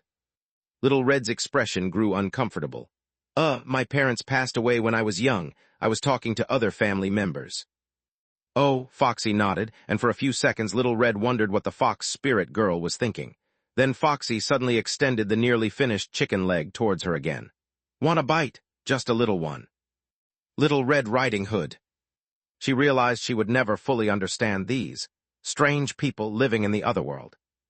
Chapter 77, Dinner at Wudong Road number 66. Little Red Riding Hood knew that anyone living in an otherworldly city had to be strange, but she never imagined she'd underestimated just how peculiar Yu Sheng's family of 3 could be, especially when it came to dinner. There was a doll that didn't need to eat at all, yet sat perfectly upright at the dining table with a set of chopsticks and a bowl placed in front of it, like some sort of ritual offering. Then there was Foxy, a fox with several tails, who kept pulling random snacks out of her tails while eating, All sorts of bizarre combinations, like flatbread wrapped around a steamed bun or chilies paired with bananas. She seemed to eat whatever she found without any rhyme or reason. But the strangest of all was Yu Sheng. He actually ate human food. It was unbelievable. Yu Sheng noticed Little Red Riding Hood staring off into space. He assumed she was just shy about being a guest for the first time and warmly said, "Go ahead, help yourself. I have to say I'm pretty confident in my cooking skills." He paused mid-sentence as if remembering something, then pointed to a dish on the table.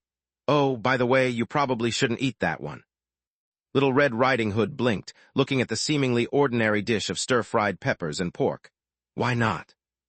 "That one's made with a special ingredient from the otherworld. I'm not sure if regular humans can eat it," Yu Sheng replied casually. "Foxy and Irene, they both avoid it." Little Red Riding Hood's eyes widened slightly. "Special ingredient from the otherworld." "Yeah, it's meat from entity hunger. I quite like it, though most people wouldn't," Yu Sheng added matter-of-factly, as if it were the most normal thing in the world.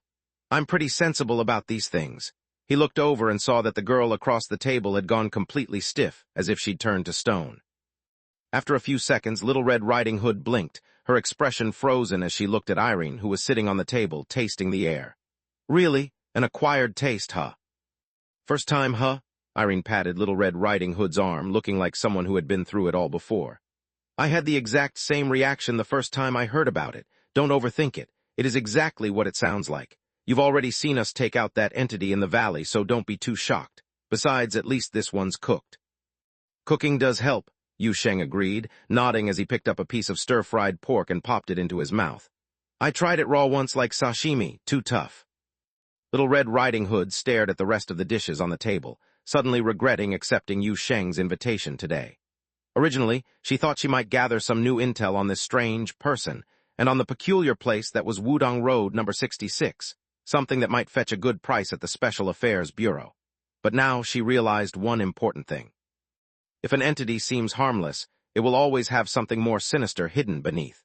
And if an otherworldly place appears unusually safe, it definitely has its own, very creative brand of mental corruption. Little Red Riding Hood swallowed nervously as she watched Yu Sheng eating happily. She wanted to ask, "Once you're done with this, you won't eat me, right?" But she didn't have the nerve to say it out loud. "Not to your taste?" Yu Sheng looked at her, confused by her hesitance. "I admit I tend to make things a bit heavy on flavor, but you can try this stir-fried greens dish. It's decent." Under his gaze, Little Red Riding Hood couldn't escape, nor could she shake her head. After hesitating for a moment, she slowly reached out with her chopsticks, all the while mentally chanting, "This is edible." She swallowed it down like medicine, only to be surprised. It was delicious. Just regular, well-cooked food. "Good cooking, isn't it?" Foxy grinned cheerfully from beside her. Little Red Riding Hood nodded subtly, her expression complicated. She watched Foxy, who never seemed to stop eating, and finally couldn't help but ask, "Won't you get full eating so much?" "Nope," one of Foxy's tails swished behind her. "I need to eat more to store it in my tails. That way I can use it to help our benefactor in a fight." Little Red Riding Hood, what? What kind of nonsense was this? She suddenly doubted her own ability to understand things. It felt as if Wudong Road number 66 operated on a set of rules that were completely different from the normal world. Everything looked and sounded normal, but somehow it was all bizarre. Just then, Yu Sheng's voice interrupted her thoughts. "By the way, there's something else I wanted to ask you about today." "Oh." Little Red Riding Hood took a moment to react, her gaze puzzled as she looked at Yu Sheng. Yu Sheng, not noticing her confusion, asked directly, "As a spirit realm detective, how do you usually work? Or I guess, what should one pay attention to in your line of work?" "My usual work? Most of the time I take on freelance assignments from the Special Affairs Bureau. Sometimes other organizations or individuals ask for help, but that's less consistent," Little Red Riding Hood explained casually. "Most spirit realm detectives get their commissions through the Bureau or its subcontractors. Being an official organization, they have access to plenty of information, and many requests get collected there. Look at this." She pulled out her phone, tapped a few times, and showed the screen to Yu Sheng. Yu Sheng leaned in curiously, seeing a long list of chat threads, most of which had avatars marked with the Bureau's insignia. "This is a platform the Bureau set up. It's called Borderline Communication. Spirit realm detectives and independent investigators use it to share information, chat, and hang out. Official requests also get posted here, Some people just call it Freelancer Hub. Yu Sheng listened with interest and tried to get a closer look at her screen, but Little Red Riding Hood had already put her phone away. Technically, I shouldn't show this to outsiders, and I have to keep it confidential from regular people. But since you're not a detective or an investigator, yet also not an ordinary person, I thought I'd let you take a peek. As for what we should keep in mind doing this job. Little Red Riding Hood paused, her expression turning a little teasing. Everyone has their own habits. If I had to sum up the common rules, there'd be two. 1, don't mess with the order of the borderland. 2, try to stay alive. If you can't manage that, at least try to die in a shallow place so the corpse collectors don't have too much trouble. She looked at Yu Sheng, suddenly curious. Why are you asking this all of a sudden? Yu Sheng answered frankly, oh, because we might soon be colleagues. Little Red Riding Hood, what? What? After dinner, Little Red Riding Hood left. Why do I feel like her expression was a bit off when she left? Irene muttered, sitting on the table and watching Yu Sheng clear the dishes. She looked kind of dazed. High schoolers have a lot of stress. It's normal. Plus, she's working odd jobs during the holidays. Look at her phone, the screen's cracked. I don't think she's doing all that well financially. Yu Sheng wiped the table and spoke casually. That's why I invited her over for dinner, to help her relax. Really? Irene looked skeptical. I feel like she was even more on edge when she left than when she came. You're imagining things. Yu Sheng waved it off. Trust me, I understand people. I used to be a high schooler myself. We'll just invite her over a few more times and she'll get comfortable. If you say so. With that, Yu Sheng finished cleaning up and handed the dishes to Foxy, who had enthusiastically volunteered to wash them. He let out a long breath, ready to do something more serious. I'm going to open a door.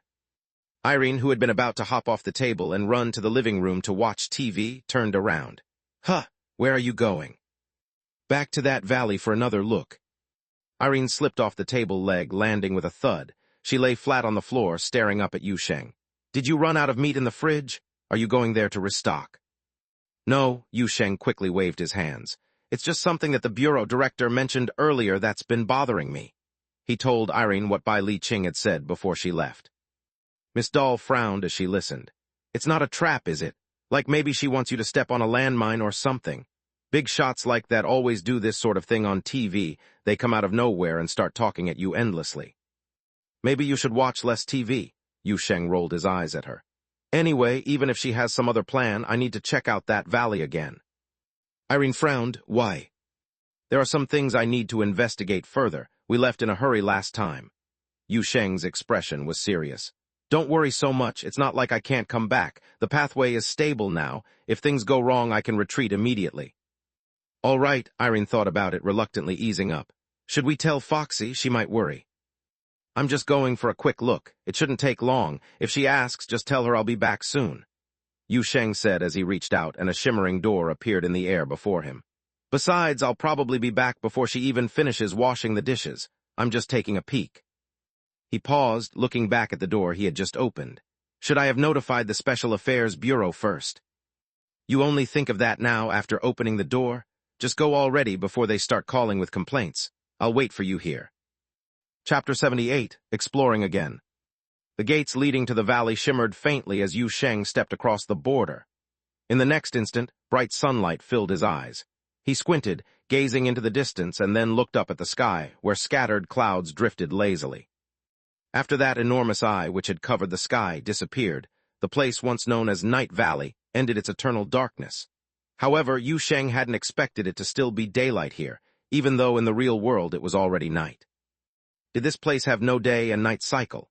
Had the Dark Angel's influence which caused eternal darkness now shifted to an eternal day? A few theories swirled in his mind, and he raised his guard, cautiously watching the surroundings. He had chosen the gate that led him back to the area around the ruined temple. As his eyes took in the scene, he saw that the destruction caused by Entity Hunger's rampage was still very visible. The temple, which had already been in ruins, was now reduced to nothing but scattered bricks, with not a single wall left standing. The barren land around the temple looked as if it had been repeatedly plowed, deep trenches stretching from the ruins to the horizon. The forest that once stood was reduced to mere stumps and shattered remnants, while the nearby cliffs had been stripped, exposing bare soil. But besides that, there were no signs of danger. Yu Sheng frowned, cautiously stepping over trench after trench until he reached a clearing filled with broken bricks. He remembered this spot well. This was where he had begun the feast, where entity hunger, the first to fall under his influence, had opened its monstrous mouth to devour the others. But now every trace of those entities was gone, and even the bloodstains had vanished as if they had evaporated. The valley was eerily quiet, with only the occasional breeze drifting through the basin. Unlike before, the wind was no longer cold, and there was no longer a sickening stench of decay. Compared to the eerie place it had been under the dark shroud, it now held a hint of tranquility. If you ignored the trenches, that is. Yu Sheng stood there, bewildered, gazing at this peaceful little world. Was this what the director wanted him to see? Or did she not know what was going on here either and just wanted him to confirm it? Irene's voice suddenly echoed in his mind, breaking his train of thought. "Hey, Yu Sheng, can you hear me? Are you dead or what?" "I can hear you," Yu Sheng replied immediately, frowning slightly. "Do you have to put it like that? What do you mean, am I dead or what?" "Oh, come on. It's not like it's your first time collapsing out there. You disappeared the moment you went through the door. I thought entity hunger had eaten you again." Her tone was so self-assured and cheeky that Yu Sheng could practically see the little doll standing on a table with her hands on her hips, looking smug. But he wasn't in the mood to banter with Irene. "There are no entities," he said flatly. There was a moment of silence on the other end. "Huh. I haven't seen any entities so far. The valley is very quiet and there's none of that pervasive sense of malice or hunger," Yu Sheng explained while walking away from the ruined temple. He bent down and grabbed a handful of soil. "Even the rotten stench in the air, it's all gone." "Have you tried walking further?" "I'm moving forward as we speak," Yu Sheng said, stepping carefully over the uneven ground. "Could it be that not enough time has passed and entity hunger hasn't regenerated yet? After all, last time I did cause quite a scene." Before he could finish, Irene interrupted him, practically shouting, "No way, it's been plenty of time already. Entities start regenerating in hours, sometimes it takes just minutes. We've been gone from there for over 24 hours. If entity hunger could reproduce, it would have a whole family by now." Yu Sheng sat down on a large rock at the edge of the ruins, casually gazing into the distance. "But there's really nothing here. To be honest, I kind of like it. The air's fresh and the view's not half bad." "Huh." Ignoring Irene's confusion, Yu Sheng tapped his foot against the loose soil around the rock.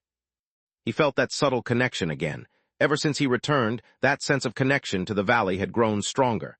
It wasn't as intense as the time when the valley itself had become his vessel, but he could still sense many things around him clearly. The hard rocks, the gentle wind, the soil beneath his feet, the pond hidden at the base of the valley, and... Yu Sheng suddenly paused, turning his head. A tiny green sprout was poking out of the soil, like a small creature just seeing daylight for the first time, trembling slightly in the breeze. Such tenacious life. Yu Sheng stared at the sprout, taken aback. For some reason, seeing it push its way out of the earth made his heart skip a beat. A strange excitement fluttered in his chest. Maybe it was his connection with the valley, or maybe something more sentimental. Without thinking, he reached toward the patch of soil. And then the earth began to move. The deep trenches started to close, and more small sprouts broke through the soil. Life was growing, as if rebirth was taking place after death. Yu Sheng stared at the scene, wide-eyed, and couldn't help but exclaim, "Whoa, what the?" Irene's panicked voice immediately rang out, "Huh, what happened? Are you hurt?" Yu Sheng jumped up, throwing open an illusory door. "I can't explain it right now. You and Foxy better come over here." In the next instant, he was back in the living room, staring wide-eyed at Irene standing on the chair. "Foxy's still doing the dishes," Irene said, pointing to the kitchen, looking a bit dazed. "Should I get her now?" Yu Sheng nodded. He was about to speak when he felt his pocket vibrating continuously. He pulled out his phone, seeing several missed calls on the screen. 2 from Li Lin, 2 from Su Jiali, and several from an unknown number. Yu Sheng's expression turned a bit complicated. He was wondering who to call back when that unknown number called again. He answered before the ringtone even started, putting the phone to his ear. A familiar female voice came through. "It's me, Bai Li Ching." Yu Sheng sighed, his mouth twitching awkwardly. I was just out for a bit. Should I have told you?" "It's fine. We just needed to confirm that the disturbance was caused by you," Bai Li Ching replied calmly, her voice even and devoid of emotion. "We'll work on recording more sample data so that we can identify your signature during future alerts." Her indifferent, unconcerned tone made Yu Sheng feel a bit awkward. He wasn't sure if this was just her personality, but he could only laugh awkwardly. Sorry for the trouble." Bai Li Ching didn't seem to pay much attention to his apology. After a moment of silence, she said, Are you planning to go out again soon? I might, Yu Sheng replied, then quickly added, I'm inspecting Night Valley's condition. He was certain he heard a soft intake of breath. Bai Li Qing's tone did change slightly. You managed to get in, it still exists. Yu Sheng noted her choice of words, exists. Did Bai Li Qing think that Night Valley no longer existed? Why? Thoughts flashed through his mind, and Yu Sheng spoke up. Of course, it exists, but I've only just taken a look. I don't know the situation inside yet, and I'm planning to gather my team before I go back in. As he spoke, he glanced at the little doll standing on the chair. That was his team, along with another member still in the kitchen washing dishes. Bai Li Qing didn't press further. After a brief pause, she said, If you need assistance from the Special Affairs Bureau, you can contact me directly. This number will always be available. The call ended, and a series of beeps sounded through the receiver. It was the director from the Special Affairs Bureau, Yu Sheng told Irene. Nothing major. With that, he turned and headed to the kitchen to get Foxy. When he pushed the door open, he saw the fox girl wiping dishes with her tail, while sneaking a taste of the sesame paste that was meant for the cabinet. For a moment, he didn't even know which to comment on first. Oh, benefactor, Foxy's ears twitched twice atop her head as she heard Yu Sheng walk in. She turned around, a bit flustered. It smelled too good. I couldn't resist. I'm sorry. Yu Sheng couldn't help but laugh at the sight of Foxy, her mouth covered in sesame paste. Clean up first. We're heading out. Chapter 79, Chain. Going out? Foxy paused for a moment when she heard Yu Sheng's words. Then, without missing a beat, she quickly wiped the remaining dishes dry with her tail, grabbed another tail, and wiped the sesame paste from her mouth. All right, I'm ready. Yu Sheng raised an eyebrow as he watched her. No need to rush like that. Wait, did you just use your tail to wipe your mouth? Foxy glanced down at her tail tip, which still had some sesame paste on it, and realized what she had done. She then dunked her tail into the sink, scrubbing it clean before shaking it vigorously in front of Yu Sheng. It's a habit, she muttered under her breath. I forgot we have better tools for that at home. It's all right, no big deal, Yu Sheng replied, wiping some stray water droplets off his face. But next time be careful about spraying water on people or the appliances. I'm so sorry, benefactor, Foxy gasped, realizing she had splashed him. She hurried over, using her dry tail to clumsily wipe his face. Where are we going, then? Do we need to fight someone? Stop, I can do it myself. Yu Sheng quickly fended off her tail and spat out 2 stray silver hairs. We're heading back to the valley, but this time there shouldn't be any fighting. Foxy stopped in her tracks, her whole body going tense. Her fear was written all over her face, a reaction Yu Sheng had anticipated. He knew exactly how she'd react even before he spoke, but that was why he wanted her to see the strange changes in the valley herself. Don't be scared, I'm here, he said, stepping forward and gently patting her head. I know you don't like that place, but there's something strange going on there. I think it's important for you to see it with your own eyes. Don't worry, you won't get trapped again. Foxy stared at Yu Sheng, her gaze unfocused for several seconds before she nodded stiffly. It was clear she had mustered up a lot of courage to do so. With that, Yu Sheng took her back to the dining room. They picked up the little doll, who had been waiting for a while, and opened the door leading to the valley of the otherworld. The 3 of them, if one counted the human quantity, stepped through. The valley opened up before them, bathed in sunlight. A fresh breeze swept through the valley floor. The distant rocky terrain and wasteland were bathed in the morning light, and everything seemed bright and vivid after the darkness of night had lifted. Even the devastation left behind from the feast looked almost gentle and comforting under the sun. Irene sat on Yu Sheng's shoulder, her eyes wide as she took in the scene. After a long silence, she blurted, This is like Yu Sheng crawling into an alchemy furnace, absolutely bonkers. Yu Sheng turned to her, his expression complicated. Could you please stop using me to make up sayings? Well, then explain this to me, Irene pointed towards the valley. Entity Hunger's aura has completely disappeared. This place doesn't even feel like the otherworld anymore. It doesn't feel like the otherworld anymore? Yu Sheng caught onto her phrasing, his expression shifting. What do you mean by that? The entire environment has changed. I don't know if you can feel it, but there's a different atmosphere now. It feels kind of like...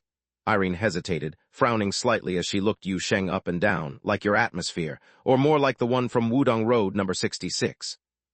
Yu Sheng... While Yu Sheng was still processing that, Foxy cautiously scanned her surroundings. She had been tense when she first stepped through the gate, but now she only looked confused. Unlike Irene, she didn't have an uncanny ability to sense the otherworld. but as a fox spirit, she instinctively sensed things that had once threatened her. Entity hunger had truly disappeared, and there were no signs of it regenerating anytime soon. Yu Sheng's voice broke Foxy and Irene out of their thoughts. I want you to see more than just that. Saying this, he crouched down and reached towards a patch of uneven, pitted earth. This ground was riddled with hollows and corrosion marks left by Entity Hunger's tendrils. Though they didn't understand, Foxy and Irene instinctively watched where Yu Sheng's hand moved. They saw the soil begin to shift slowly. They heard faint, rustling noises from deep within the earth. The ground began to heal, the hollows filled in and the corroded patches vanished. Green shoots began to sprout from the soil, fragile yet vivid, small signs of life that left them both stunned. The valley was healing. It was the only way Irene could think to describe what she was seeing. Her neck turned stiffly, her gaze locking onto Yu Sheng's face. Yu Sheng exhaled, standing up slowly. The area within a few dozen meters around him had recovered, though this was the extent of his current abilities. Further out, he could sense a subtle connection between himself and the land, but he could activate or restore it as easily. Still, he could feel his actions were affecting the entire valley. It was as if he had planted a seed, sparking a slow, ongoing reaction, a sensation that the whole valley was gradually waking up and coming back to life. How did you do that? Irene finally asked, unable to hold back her curiosity. I don't know the exact principle behind it, but it's probably related to the connection formed by my blood, Yu Sheng said thoughtfully. Ever since the last incident ended, I've felt some kind of stable link with this valley. Maybe it's because I've died here so many times, there's enough of my blood soaked into the ground to water a garden. At some point, I just felt it like this. He pointed to the now-healed patch of earth at his feet. Irene stared at him, wide-eyed and a little horrified. After a moment, she muttered, What kind of weird stuff is in your blood anyway? Then she paused, realization dawning on her. Wait a second. You used your blood to make me a body and put it on my picture frame. Does that mean you can control me too? No, Yu Sheng cut her off, sighing. If I could control you, do you think I'd still be getting kicked off the bed every night? Irene thought about that, then relaxed. Oh yeah, that makes sense. She turned to Foxy, who had been silent all this time. You're from a family of immortals, you must have a different perspective. What do you think? Foxy looked at Yu Sheng with admiration. Benefactor, your powers are so amazing. You can influence nature like a landscape gardening immortal. Yu Sheng. He wasn't sure if she was praising him or not, but decided to take it as a compliment. I should have known better than to expect you to have any insights, Irene sighed, then poked Yu Sheng's forehead. Anyway, you can put aside this connection with the valley for now. The main thing is that the entity hasn't regenerated. I doubt it's really gone for good. Nothing like this has happened before, Yu Sheng asked, a bit skeptical. Of course not, at least not that I've ever heard of, Irene said confidently. Entities are inevitable phenomena of the otherworld, not separate beings that can be permanently destroyed. As long as the otherworld exists, entities exist. But then again. The little doll paused, her gaze turning thoughtful as she looked around. The atmosphere of the entire valley has changed, she said.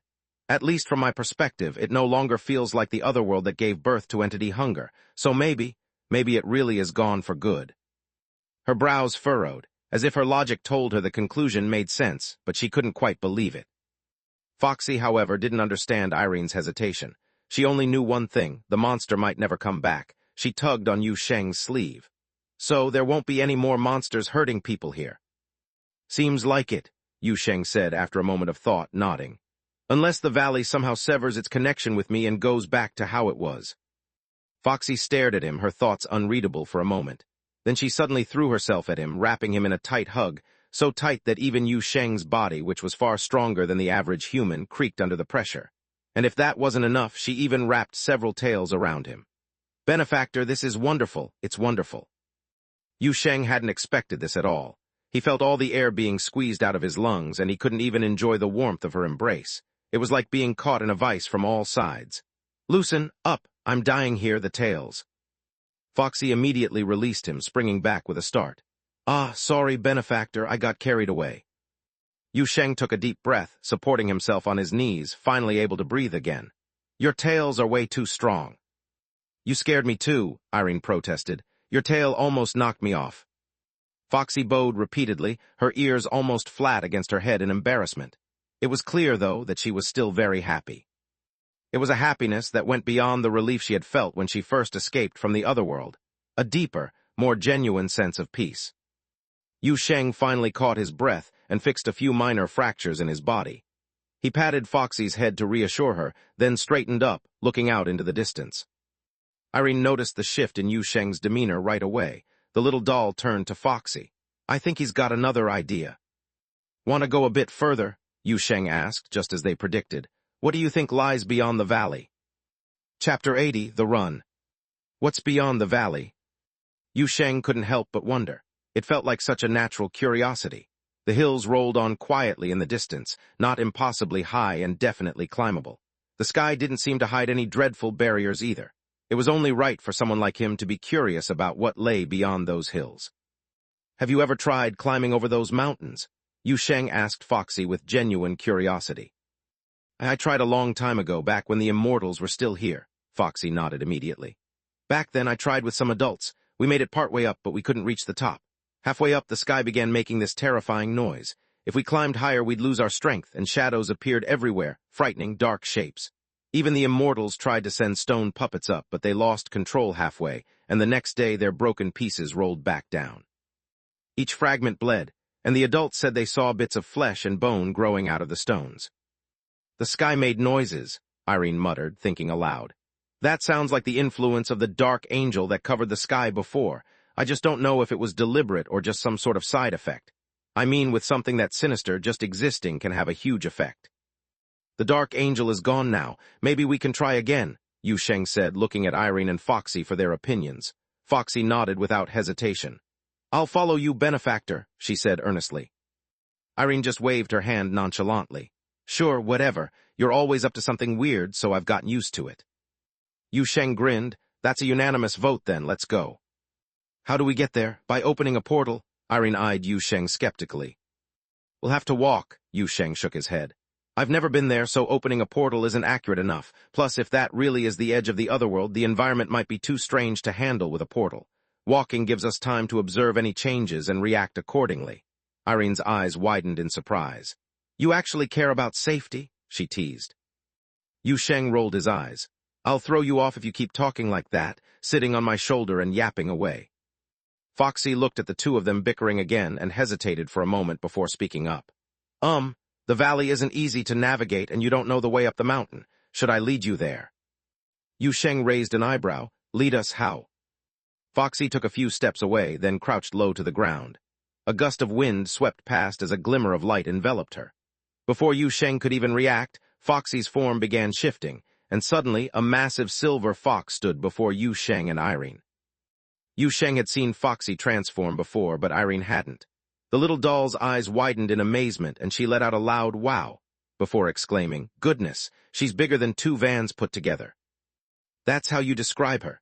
Yu Sheng shot Irene a glance but couldn't help agreeing. "Though you're not wrong, those tails alone are bigger than a car." The enormous silver fox approached them with graceful steps. She lowered her head, nuzzling Yu Sheng's hair affectionately. "I can carry several people like this," she said happily. Yu Sheng didn't answer right away. He was too busy trying to stay conscious after that light nuzzle almost knocked him out. His head was spinning, and it felt like his brain had rattled around in his skull. "Hey, if you're going to talk, watch your strength a little," Yu Sheng exclaimed, grabbing a fistful of fur to steady himself. "You almost knocked my head right off." Foxy's ears drooped instantly in apology. "Sorry, benefactor." She dipped her head, and Yu Sheng quickly jumped aside to avoid her nose from bumping into him again. Finally, he took a moment to properly look at her transformed form. There was no denying it. She was elegant, truly beautiful. He never thought he'd use the words national beauty to describe a fox, but here he was. Yet more than her beauty, what stood out to him was her unique aura. The giant silver fox stood tall, her golden-red eyes shining with a strange brilliance. Her long tails swayed behind her, small wisps of foxfire occasionally appearing, floating in the air like ethereal spirits around her tails before fading away. Perhaps it was also because she'd eaten well these past few days and had gotten a proper bath. Her fur looked sleek and glossy, far better than when they had first met. Foxy crouched down, one of her tails gently lowering beside her. Its tip rested in front of Yu Sheng. "You too can climb on," she said cheerfully. "This is a first." Yu Sheng hesitated, then cautiously stepped onto her tail. Her fur was so soft and pristine that he almost considered taking off his shoes. "This doesn't hurt, does it?" he asked. "I can barely feel it. It just tickles a bit," Foxy assured him, watching as Yu Sheng awkwardly climbed onto her back. "Feel free to grab onto the fur, otherwise you might slip." "Nah, I'm pretty agile," Yu Sheng said, making his way up with Irene clinging to him. He found a comfortable spot and settled in. "All right, I'm ready." The fur was soft and warm. Yu Sheng stroked the fur around him, feeling like he was sitting on an incredibly luxurious, fluffy carpet. Before he could fully appreciate the comfort, several of Foxy's tails curled around, forming a protective barrier beside him. Irene poked Yu Sheng's head. "Look, you've got armrests and a backrest too." Then she added, "Think we could put a seat for me on your shoulder? Even a hard seat would do." "What do you think?" Yu Sheng shot back dryly. "Fine, fine," Irene grumbled. The gentle swaying beneath them started as Foxy slowly stood up, turning toward the distant mountains. "We're setting off now," Foxy said, her voice brimming with excitement. "Benefactor, hold on tight, we're going to run." "I'm holding." Yu Sheng barely got the words out before he felt himself lurch backward, almost losing his balance. Foxy shot forward like an arrow from a bow. One of her tails whipped around just in time to catch Yu Sheng and Irene, preventing them from toppling over. Another tail stretched out in front to block the oncoming wind. As the ground rushed beneath them, all Yu Sheng could see was a blur of shapes flashing by. Gullies and ruins on the ground were nothing but obstacles that Foxy effortlessly avoided, her speed only increasing. The massive silver fox ran freely through the wide valley.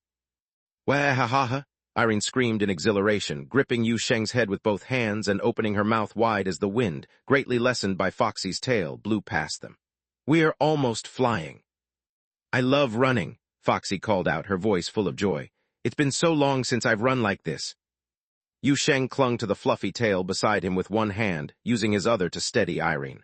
"Watch where you're going, don't hit a mountain. There's a mountain."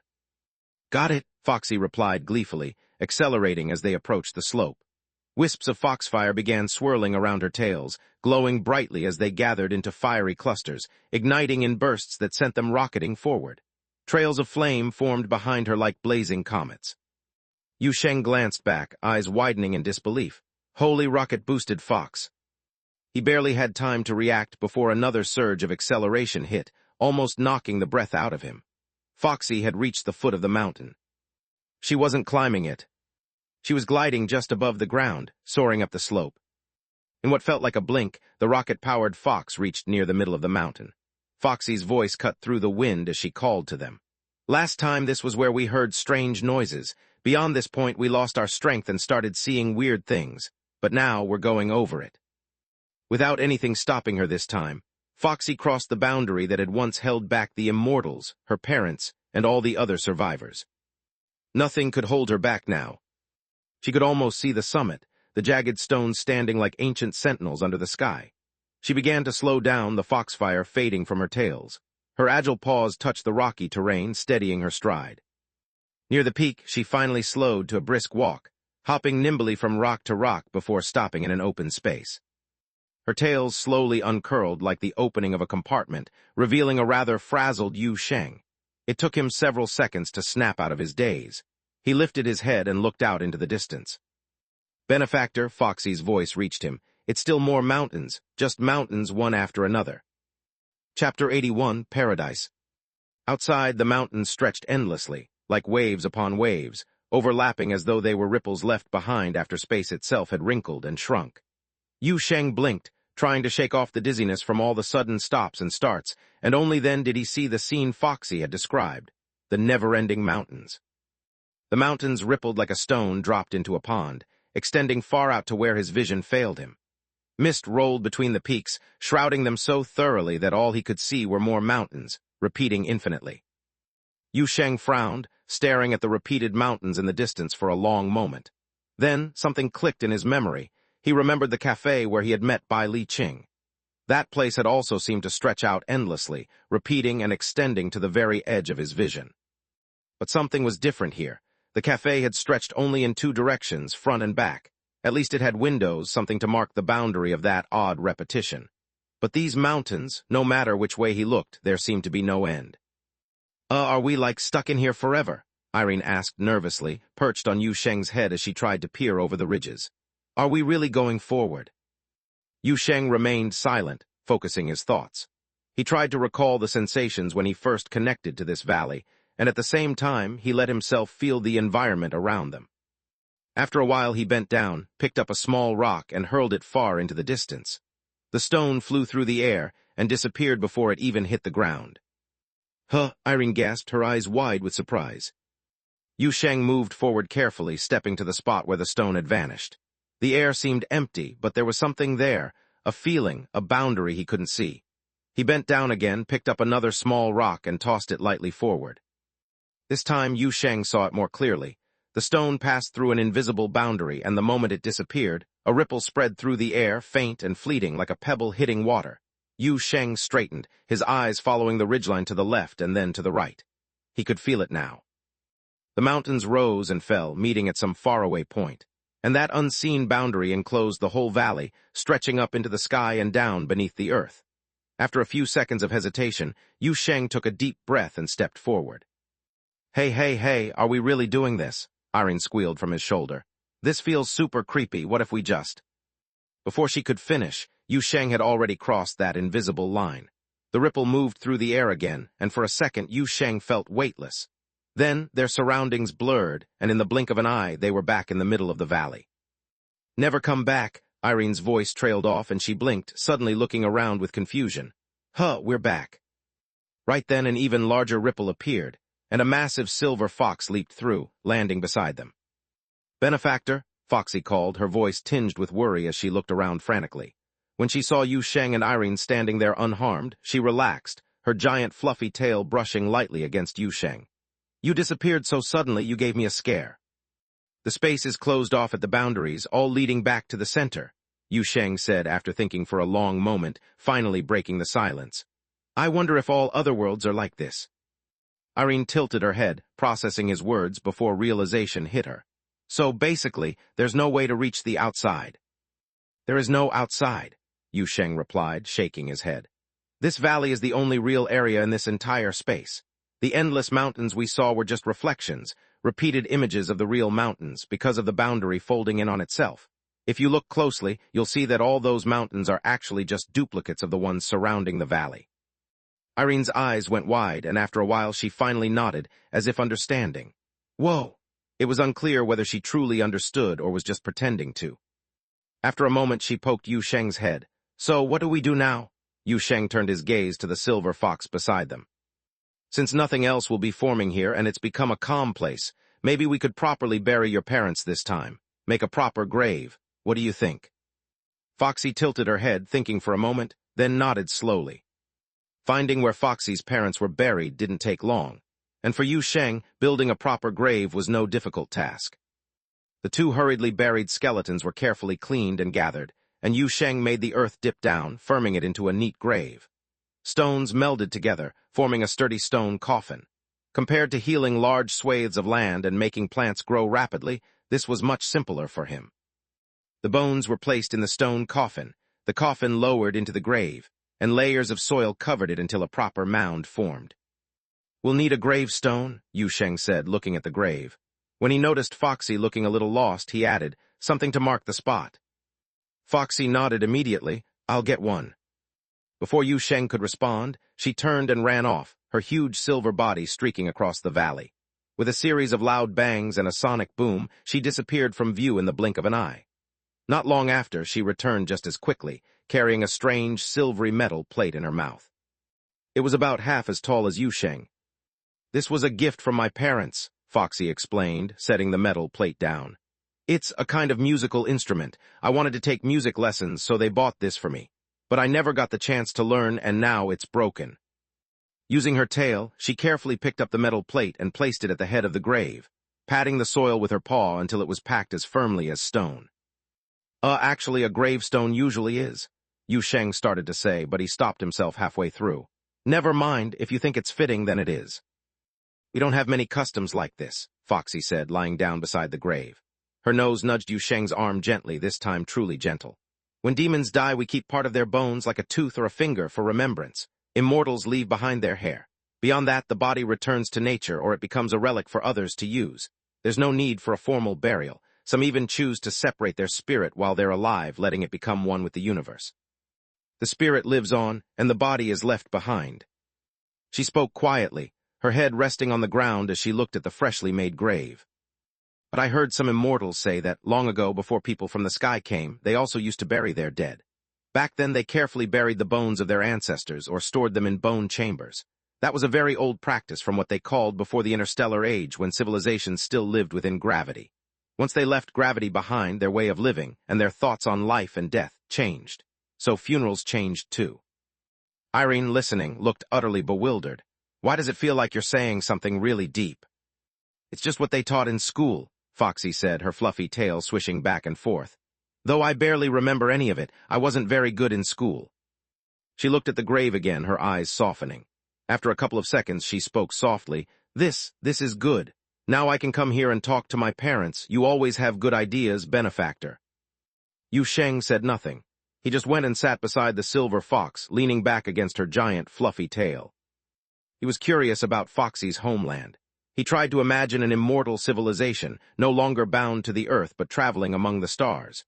He wondered how he might find such a place in the vastness of space. But slowly those thoughts faded, and he let his mind drift, staring off into the distance. He looked at this other world that would no longer generate entities, that was no longer filled with poison or decay, a place now closely tied to him. It felt like a proper base. But what could he do with such a large base? Live here. His team only had 3 people, including himself, and besides, he already had that house on Wudong Road number 66. No matter how old it was still more comfortable than camping out here. Farm the land? Maybe it was possible to grow some vegetables here. There was plenty of sunlight and grass grew, so crops might as well. Maybe he could even raise cattle or sheep. Yu Sheng felt himself drifting off. Lying against Foxy's fluffy tail, a deep sense of comfort and relaxation spread through him.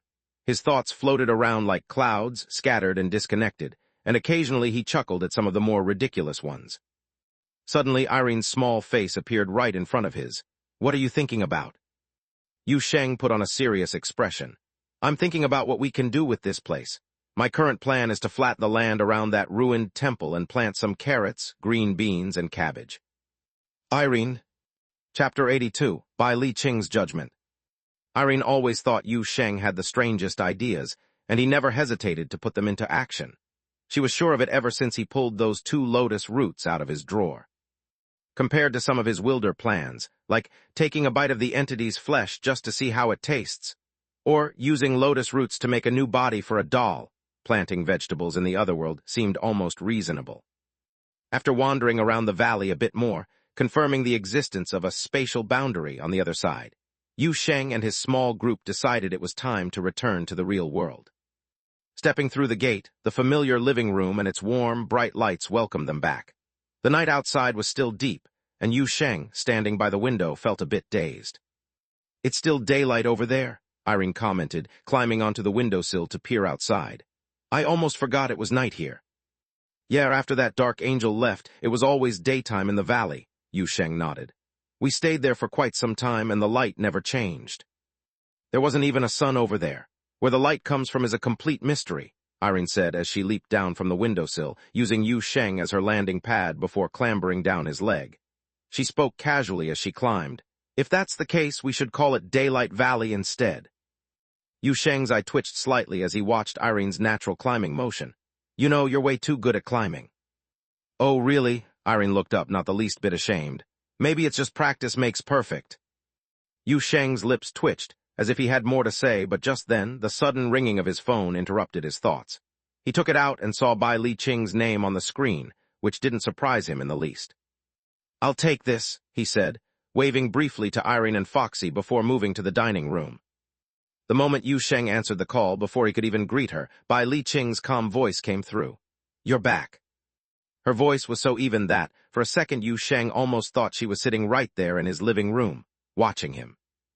Yeah, I'm back, Yu Sheng answered, feeling an inexplicable sense of awkwardness. So there's something going on your end, right? Nothing unusual, Bai Li Qing said, not bothering with small talk. So did you see the Night Valley? What's the situation there now? Yeah, I saw it. Yu Sheng took a breath, refocusing himself before responding. But he couldn't help asking first. It sounds like you all can't track it, though. Doesn't the Special Affairs Bureau have ways to search or enter these otherworld spaces? There was silence for a couple of seconds on the other end. They failed, Bai Li-ching said, surprising Yu Sheng with her straightforward answer. After the hunger incident, we tried sending investigators, but they couldn't find the Night Valley. Couldn't find it? Yu Sheng repeated, intrigued by the wording. What do you mean? Not that they couldn't enter, but they couldn't even find it. Correct. In all of our standard investigation methods, the Night Valley seems to have simply vanished, Bai Li-ching explained. So when I heard not only that you found it but also entered it easily, I was surprised. Yu Sheng thought for a moment. He really hadn't sensed any surprise from that stoic woman, but he did appreciate her honesty. Well, let me tell you what I found. First, I think we need to change the name. Since that dark angel left, the whole valley has never experienced night. I think this might be its original state. Second, as far as I can tell, entity hunger is gone, permanently. Yu Sheng distinctly heard a sharp intake of breath, followed by a muffled exclamation. He finally sensed her surprise. A second later, Bai Li-ching's voice, now slightly hurried, reached his ears. I want to confirm something. Did you just say permanently gone? Do you understand the rules of entities and otherworld spaces? Don't misunderstand, it's just a genuine question. I get it, otherworlds persist as long as their entities exist, right? But entity hunger is really gone. And based on my observations, the nature of the valley has changed as well. I don't have the kind of professional equipment you do, but I think, by a broad definition, Night Valley should also be considered gone. Now it's more like a... Yu Sheng hesitated, struggling to describe it properly. But soon enough, Bai Li-ching spoke again. An empty shell, left after being consumed, is that it? Yu Sheng blinked, not expecting such a precise explanation. He had actually withheld a lot of information, the details of triggering the feast, his connection to the valley, his blood's ability to bring about changes, and the life beginning to bloom in that valley. Bai Li-ching mostly got her information from Li Lin and Su Jiley's reports, but clearly this Special Affairs Bureau chief had excellent instincts and judgment. About this empty shell, Bai Li-ching's voice broke through his thoughts. The Bureau would like to send a team to conduct an on-site investigation, of course, with your help and permission. Yu Sheng hesitated for a brief moment. He didn't have any particular mistrust of the Bureau. So far, he'd had no unpleasant encounters with any of its members. But people have a natural instinct to keep secrets, and that valley was now closely tied to him. Bai Li-ching, of course, picked up on his hesitation. Take your time to decide. We won't push. If you do decide to open the gate, you can choose who joins the investigation, as well as how long they stay, and you can supervise the entire time. Bai Li-ching's tone remained detached and calm, but it sounded like she was making an effort to show sincerity and friendliness. We just need some key data. After all, this is an unprecedented situation, the first otherworld and entity ever truly eliminated. I'm sure I don't need to stress how significant that is to people like us. Since she'd put it like that, Yu Sheng couldn't bring himself to refuse outright. All right, I'll think it over for the next couple of days. As Bai Li-ching stood by the window on the phone, Song Cheng couldn't help but whisper to the slightly balding, chubby middle-aged man beside him. Hey, Director Wu, has the chief always been this easygoing? You're asking me? You work with her more than I do, replied Director Wu in an even lower voice. You know how the information center is practically invisible most of the time. We only get noticed at summary meetings. Your team even calls us cave dwellers in the server room. Song Cheng chuckled. Honestly, that's pretty accurate. Director Wu gave him a side glance, then carefully looked up at Bai Li-ching, still on her call. Seriously, though, it's my first time seeing her so patient with someone. She's actually having a long, polite conversation. Is this, Yu Sheng, really that important? Not important, weird, Song Cheng shrugged. Hasn't your whole department been working non-stop lately? You must have noticed by now. Don't even mention it. Song Cheng smirked, about to say more, when suddenly a chill ran down his spine, making him instantly straighten up.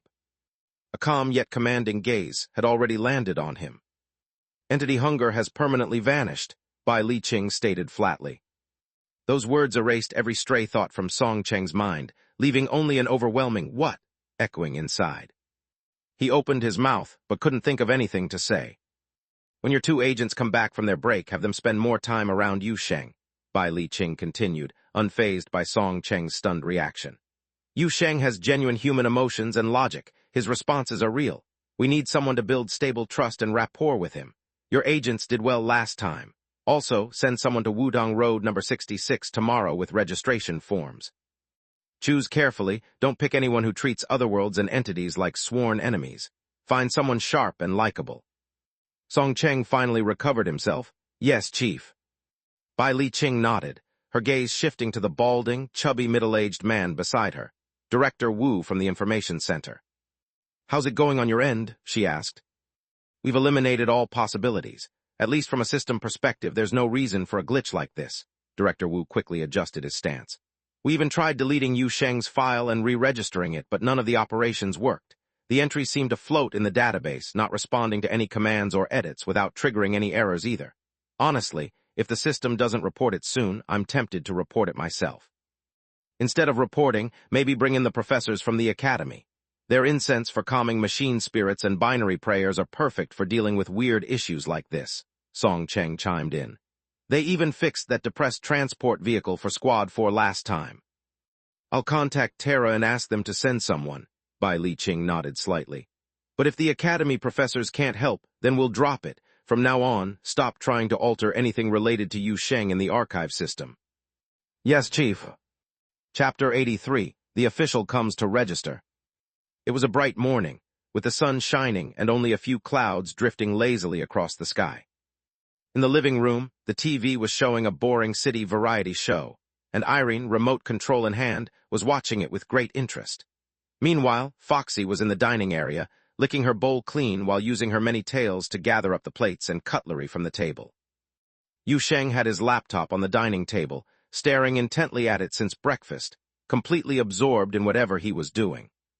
Foxy was curious about what her benefactor was doing, but seeing Yu Sheng so focused, she didn't dare interrupt him. Occasionally, as she cleared the table, she'd tilt her head to take a peek, only to find herself utterly confused before going back to her chores.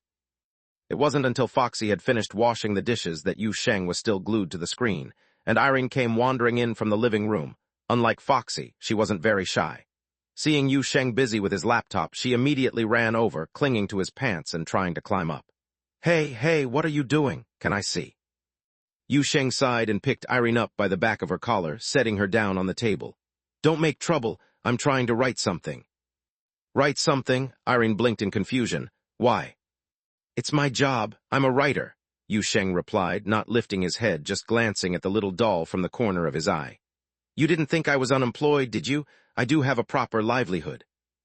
Irene blinked at him, her expression slowly shifting to one of surprise.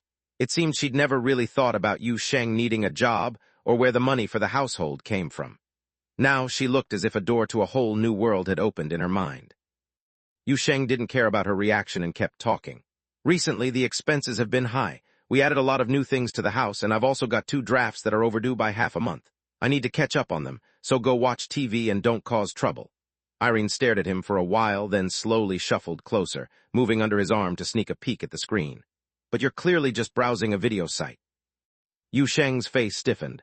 This is part of my creative process, clearing my mind first. Irene pointed to the screen. But you've got a forum page open behind the video too. Yu Sheng's expression grew even more awkward. Reading other people's articles can be inspiring. You often find creative ideas in these forums, so I'm just getting some inspiration. Irene looked up at him. But you haven't even opened a document. Why do you have so many questions? Yu Sheng finally lost his patience and picked Irene up to put her on the floor. Have you ever tried writing? It takes a lot of thinking and preparation before you even start. Irene stood beside the table, hands on her hips, looking up at him confidently. So when are you actually going to start writing? Yu Sheng glared at her. As soon as you stop bothering me. The little doll girl pouted, turned around and walked back to the living room, muttering under her breath. HMPH, so many excuses for a procrastinator. Yu Sheng thought about it. She wasn't wrong. With a sigh, he turned his attention back to the screen, staring blankly at the video playing. He was a writer, though that might be too grand a term. To put it simply, he was a small-time, second-rate author. In fact, this was one of the few constants between his memories of life in his hometown and his life in Boundary City. He had always done this kind of work, from that quiet seaside town to this huge, unfamiliar city. His means of earning a living hadn't changed much, and that, in itself, was something to be grateful for. But these days, there had been too many unexpected events. He found it impossible to sit still and write, not because he lacked ideas, but because he had too many bizarre ones. He didn't know which of them belonged in a story and which might actually connect to the other world, potentially attracting some dangerous entities. After encountering so many supernatural things, an author who used to write strange fantasy stories was suddenly feeling completely lost. He sat there, letting his mind wander, not knowing how long it had been before he finally took a deep breath and quickly closed both the video site and the forum page. Come on, Yu Sheng, get yourself together. Think about Foxy's food, her new clothes, and the materials to make Irene a new body, and that TV she keeps bugging me about, he thought. As a small-time writer, he didn't have the savings to afford all that. If he didn't start writing soon, they'd be eating dirt. Forget about being a spirit realm detective. Right now, he needed to focus on keeping everyone in this house fed. Yu Sheng slapped his face lightly to wake himself up, moved his mouse, and opened a game. Gathering thoughts is exhausting, he reasoned. I'll just play a quick game to relax. But he hadn't even started when he felt something bump against his calf. Irene had snuck in from the living room without him noticing, and now she was standing there, head-butting his leg. Yu Sheng, you're playing games. Why are you everywhere? Yu Sheng's face turned red with embarrassment. He bent down, ready to shoo her away, but before he could, his pocket started vibrating. His phone was ringing. He pulled it out and saw it was an unfamiliar number. Yu Sheng hesitated before answering, putting the phone to his ear. Hello. On the other end was a young woman's voice, sounding a little nervous and uncertain. Hello, is this Mr. Yu? I'm sent by Director Bai Li Qing. I have the registration forms for you. Yu Sheng was stunned for a moment, then remembered. He had talked to that director about this before. He had almost forgotten. Oh right, that's me, Yu Sheng replied, quickly standing up and setting aside Irene for now. He looked out the window while speaking. I'm at home, where are you? I should be right outside your place, but I can't see your house. The voice on the phone sounded anxious. The director said I should call before arriving, but I forgot until I got here. Wait there, I'll open the door for you. Yu Sheng headed for the door and Irene called out from behind him. Hey, who is it? Should I use a disguise? Foxy also peeked out, looking a bit anxious. Do I need to transform? No, Yu Sheng waved his hand. It's the person coming to help you guys get your ID cards. Before he even finished speaking, he was already at the door.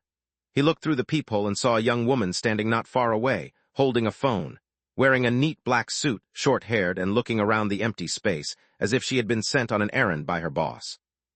Yu Sheng opened the door.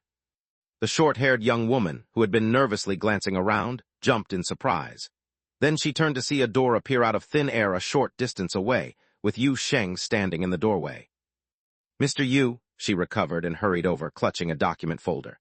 Hello, I'm from the 2nd Mobilization Squad of the Special Affairs Bureau. You can call me Ren Wen. May I come in?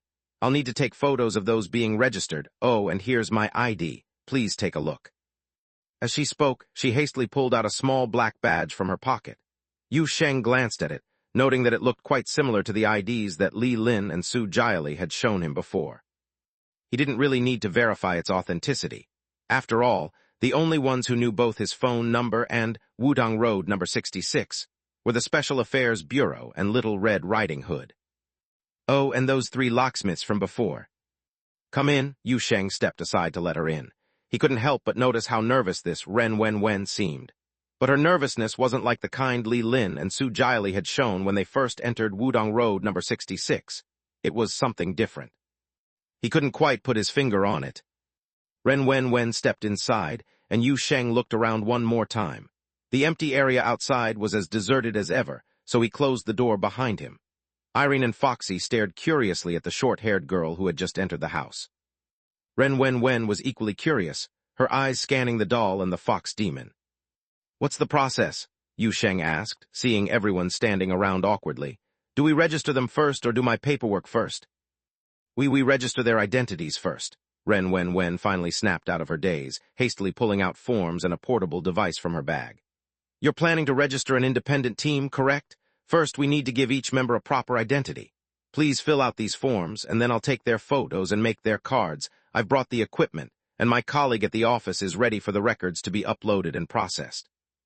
Yu Sheng watched her work efficiently, placing all the materials on the table. She then pulled out 2 pens and looked up at the doll standing on the table and the fox demon beside her. Can you fill out the forms yourselves? Foxy blinked at the paper, then looked helplessly at Yu Sheng. She couldn't read. Yu Sheng sighed, stepping forward to take the pen. I'll fill it out for her. Chapter 84, Registration.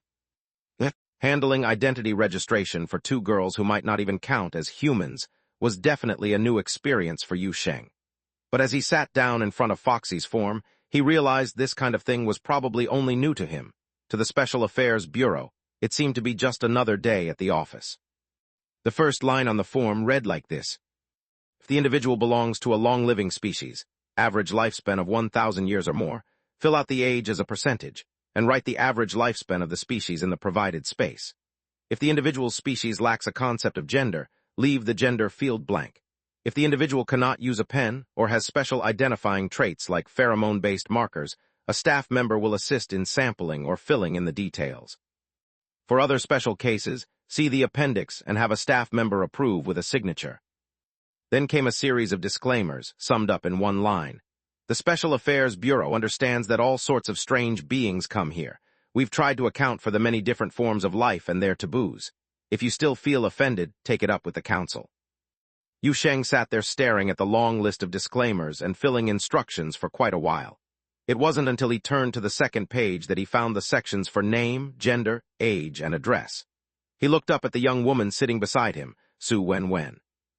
This definitely isn't the form ordinary people fill out to register their IDs in Boundary City, is it? Of course not, Wen replied, nodding quickly. The forms for regular citizens are much simpler. This one is meant for guests who need to stay in the borderland long-term but aren't human. The ID cards we'll prepare for the two ladies after this will also be special versions. They look almost like regular IDs, but the information inside can only be read by specific departments using special devices. If they run into trouble later, this ID is their way to get help or receive preferential treatment. Do you often deal with these kinds of cases? Yu Sheng asked, a bit curious. Wen smiled. Definitely fewer than regular citizen registrations, but we get a few thousand to 10,000 new files a year.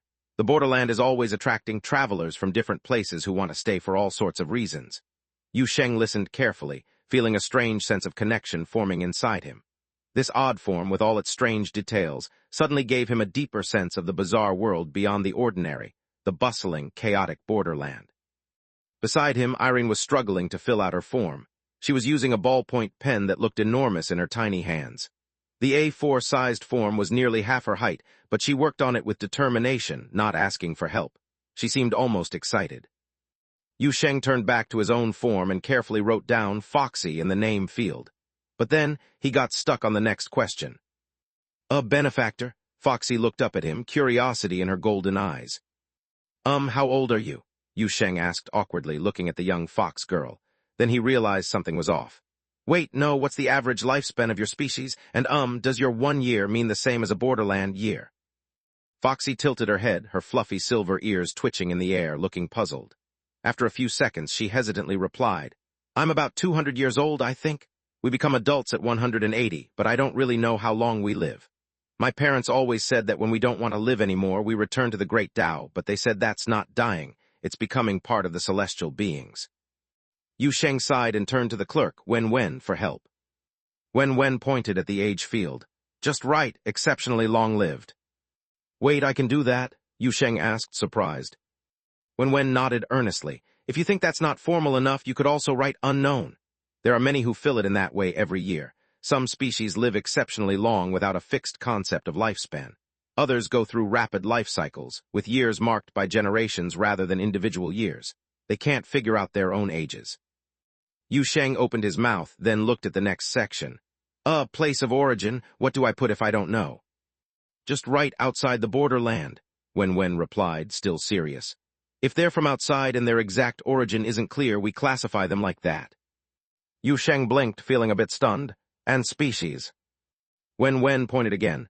Tick the box for C appendix and flip to the last page. You'll find a list to choose from. Yu Sheng flipped to the end of the stack of forms, his eyes widening at the many tiny options waiting to be ticked off. He immediately noticed a line that read, If your species has morphing characteristics, select Mimicry class. If your species isn't listed, write to be added, and we'll create a new category for you. Yu Sheng looked up at Wen, impressed. Your job must be complicated. Not too bad, I'm actually in logistics. The Special Records Department handles these directly, and they're really busy. None of them have much hair left, she said, pointing at a category. How about choosing this one, beast spirit or humanoid shapeshifter? Yu Sheng looked over and frowned slightly. Why not celestial spirit or anomalous being? It seems fitting too. Beast spirits get a discount on subway tickets, and her tail seems more like a beast spirit, Wen explained casually. But it's no big deal. If you prefer something else, you can pick from the humanoid category. Most people don't bother digging too deep. Yu Sheng continued filling out the form, glancing over at Irene. He saw the little doll earnestly ticking off advanced doll or alchemical humanoid, and writing from Alice's little house in the notes section. It took a long time, but the forms were finally complete. Honestly, this wasn't any easier than helping Little Red Riding Hood with her homework. The forms were filled with all sorts of strange, complicated sections. Without Wen's explanations, Yu Sheng would never have guessed half those terms would be used in an identity registration. It was no wonder they needed a bureau staff member present to assist. If he had to do this alone, he'd be stuck all day just on cognitive type and neural evolution classification. On the other hand, the forms were surprisingly flexible. For many sections that couldn't be filled in properly, Yu Sheng simply followed Wen's advice and wrote things like unknown, random, or any. By the end, he started doubting the Bureau's professionalism a bit. You really don't need to worry, Wen reassured him, seeing his uncertainty. These forms are designed to be as adaptable as possible. Usually, if an outsider can fill in even a quarter of the information, it's enough to accurately describe their origin, purpose, and personal traits. We don't expect a registration form to fully bind outsiders. The borderland's stability relies on a vast and efficient management system. As she spoke, she placed a small device on the table. Next, we'll collect biometric information. Since both of you are humanoid, we'll start with fingerprints. Irene raised her hand. I don't have fingerprints. Wen paused. Then blood? No, dolls don't have blood. Hair maybe? Although I think dolls dislike that. How about scraping some surface fragments maybe from your arm? Irene sighed. If you scrape it, it'll just turn into lotus root powder. Wen blinked. What? It's a long story, Yu Sheng said, covering his face. Her current body is temporary. You probably shouldn't collect anything. It won't be useful anyway. It's all made from supermarket materials. Well, all right. The director did say to be flexible, Wen said, her expression complicated. She glanced over the completed forms, then sighed and looked at Irene. Miss Irene, in the standard form or appearance section, you can't just write pretty. It should be humanoid. You know what? I'll rewrite this page for you. I just need your signature at the end. Also, both of you get ready. I'll take your pictures in a moment. Miss Foxy, can you hide your ears? Foxy casually plucked her ears off and stuffed them into her tail. What? Wen stared, her mouth open in shock. A second later, she realized just how ridiculous the scene was and turned to Yu Sheng. Mr. Yu, she just. Take it easy, Yu Sheng said, nodding calmly. He had expected this reaction. You work at the Special Affairs Bureau, you should keep an open mind. Wen took a deep breath, working hard to calm herself. Finally, she managed to control her expression. She pulled out another stack of forms and handed them to Yu Sheng. Here's the registration paperwork you need. Until the ladies' IDs are ready, you can fill this out in the meantime. Yu Sheng felt a rush of excitement and quickly took the printed pages. Registration form for independent operating organizations, groups, offices in the borderland. A smile spread across his face. Finally, it was time. Chapter 85, The Hotel. The moment Irene noticed the official-looking form spread out in front of Yu Sheng, the little doll rushed over as if pulled by an invisible string. She came to a stop right beside him, practically buzzing with excitement. We're forming a club, she cried, much more enthusiastic than Yu Sheng himself seemed to be. She stood on tiptoe, peering at the form. Have you decided on a name yet? It should sound really cool and mysterious, don't you think? A name that alone could make people curious enough to ask for our help. Yu Sheng paused, tapping the tip of his pen lightly against the paper. A name, I've thought of a few ideas, he said thoughtfully. Any suggestions? I've got one. Let's call it Irene's Vanguard, Irene declared, crossing her tiny arms like a general leading an army. Her wooden cheeks puffed out with pride. Instead of responding to the doll, Yu Sheng glanced over at Foxy, who stood quietly to one side. His eyes clearly asked the clever fox girl for her opinion. What do you think it should be called? Irene began hopping up and down in protest, her voice rising in indignation. Hey, don't ignore me. What's wrong with Vanguard? Just because we're not a huge crowd, we can't be a vanguard. That's not fair. Foxy hesitated, ears twitching and tail swishing, looking from the excited doll to Yu Sheng and then down at the form. She took a long, thoughtful moment before answering softly. I'm not very good at naming things, but what about one big happy family? Yu Sheng's face went utterly blank, as though someone had cast a mild freezing charm upon him. Irene practically leapt into Yu Sheng's face, waving her tiny arms. See, that's worse than my idea. Come on, you can't seriously prefer something that corny. Listen to me instead of the silly fox. Yu Sheng sighed. It was clear that relying on the two of them for a brilliant name was like waiting for snow in summer. Without further delay, he began writing down the name he'd already decided on himself. His pen scratched firmly across the paper, leaving two simple words, the hotel. Irene craned her small head, peering at the name. She blinked. The hotel? That's it. Why that name? It sounds a bit strange, kind of dull, don't you think? Yu Sheng gently pushed her wooden head aside so he could see what he was doing. It's because of my doors, he explained patiently. At that, the doll grew silent, folding her arms as if pondering something complicated. She knew about Yu Sheng's remarkable doors, those strange portals that could lead to distant places, incredible sights, and perhaps even the dreamlike world he sought beyond the borderland. Gradually, understanding dawned in her painted eyes. On the road, she murmured, as if suddenly picturing distant landscapes and long journeys. But Irene could never remain quiet for too long. Within seconds, her chattering voice returned. But what if we add my element too? Let's put doll in front and then something for Foxy's tail. Doll tail hotel? Yes. No. Oh, stop glaring at me.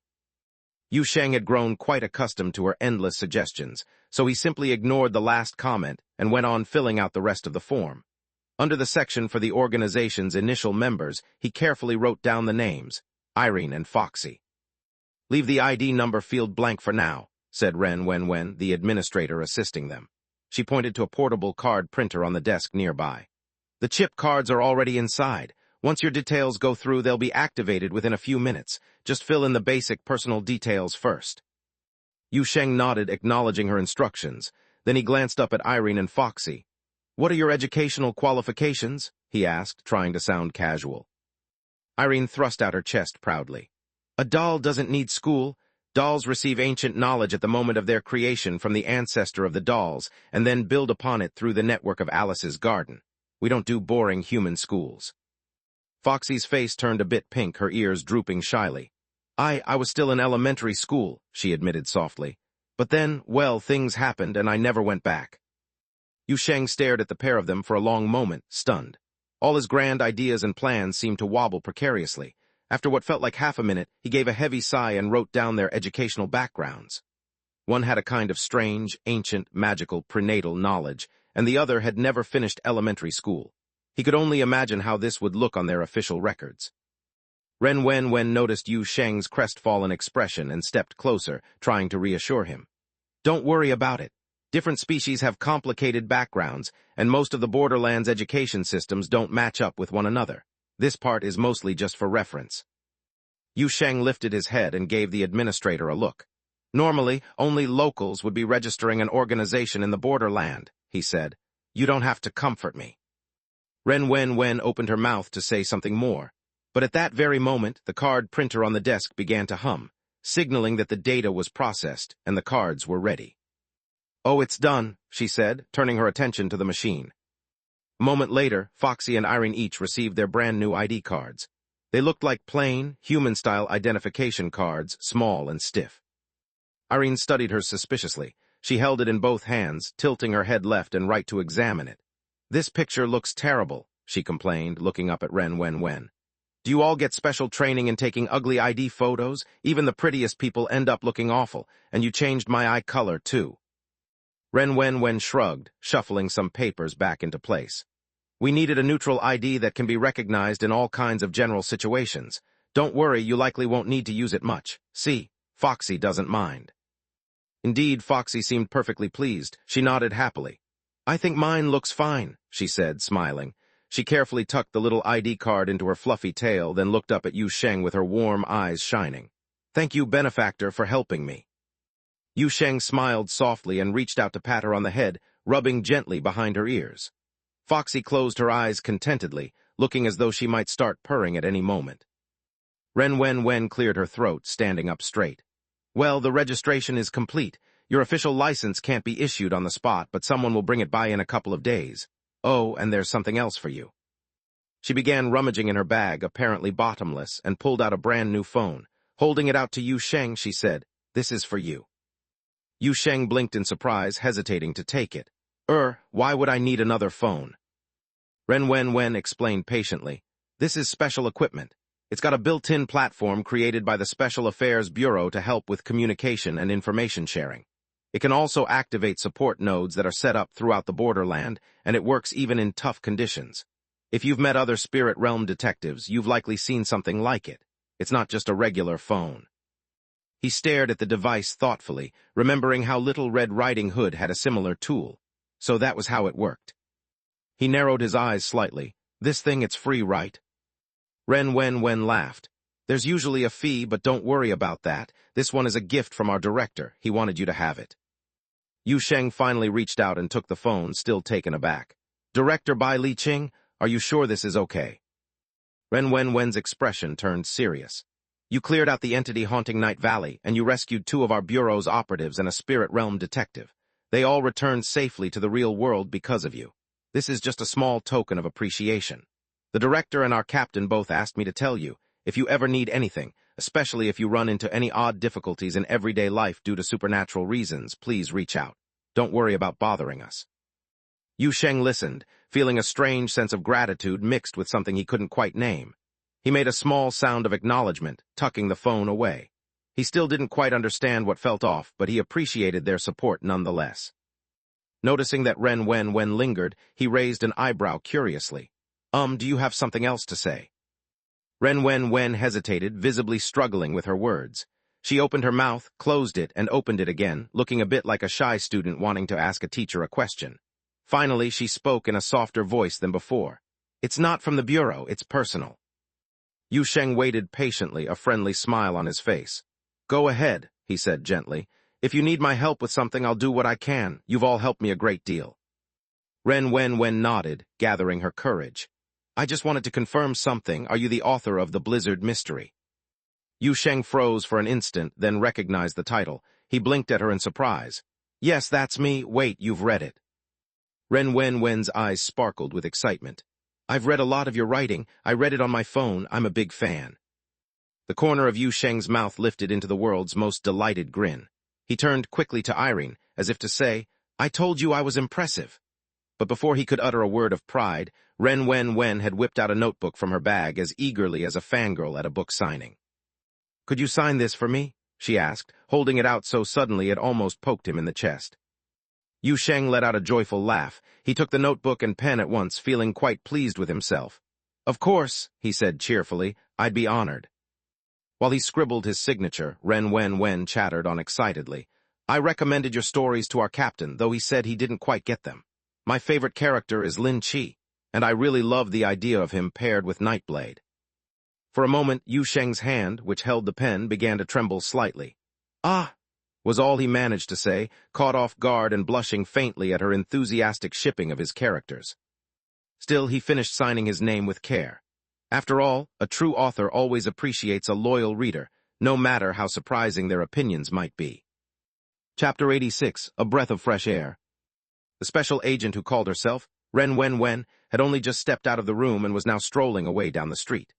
Irene, the tiny doll, leaned out of the open window, her delicate porcelain-like arms folded over the sill, and carefully watched the agent's figure vanish around a corner.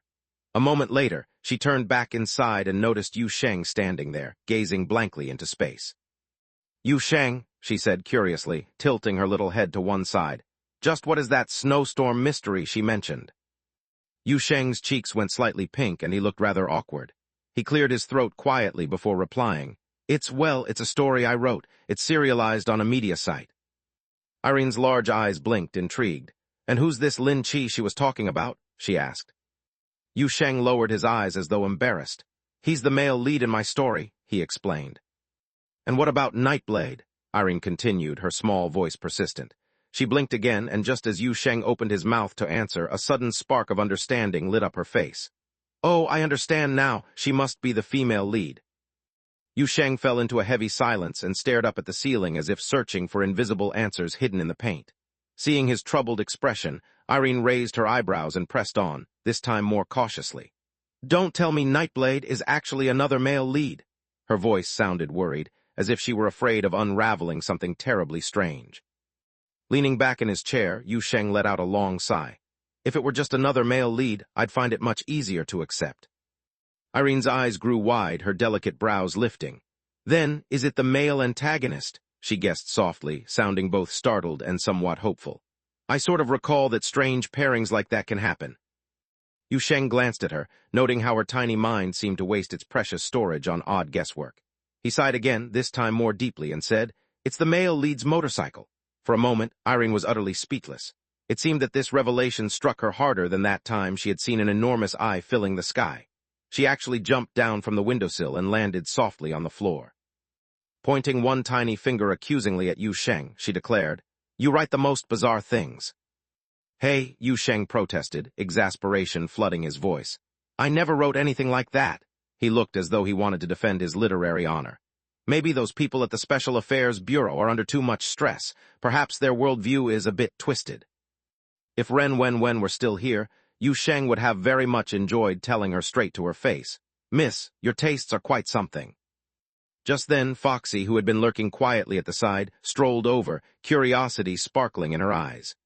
"Benefactor, Irene, what in the world are you two talking about?" she asked politely, sounding as if she'd stumbled upon some grand secret. Yu Sheng waved his hand wearily, looking drained. "This is not something for good kids to hear," he said, then added with a grumble, "or even bad kids for that matter." He cast his gaze toward his laptop, which had remained untouched. He had planned to write this afternoon to catch up on the story he'd neglected, but after all this nonsense, not a single word would come to him. "You're not going to write today?" Irene asked, glancing eagerly at his computer. A curious brightness shone in her eyes, as if the mysteries of the world lay hidden in that device. "I'll write tomorrow," Yu Sheng answered with a tired sigh. He noticed how the little doll's gaze lingered on his laptop, as if she longed to do something with it. "What do you want?" he asked, picking up on her hint.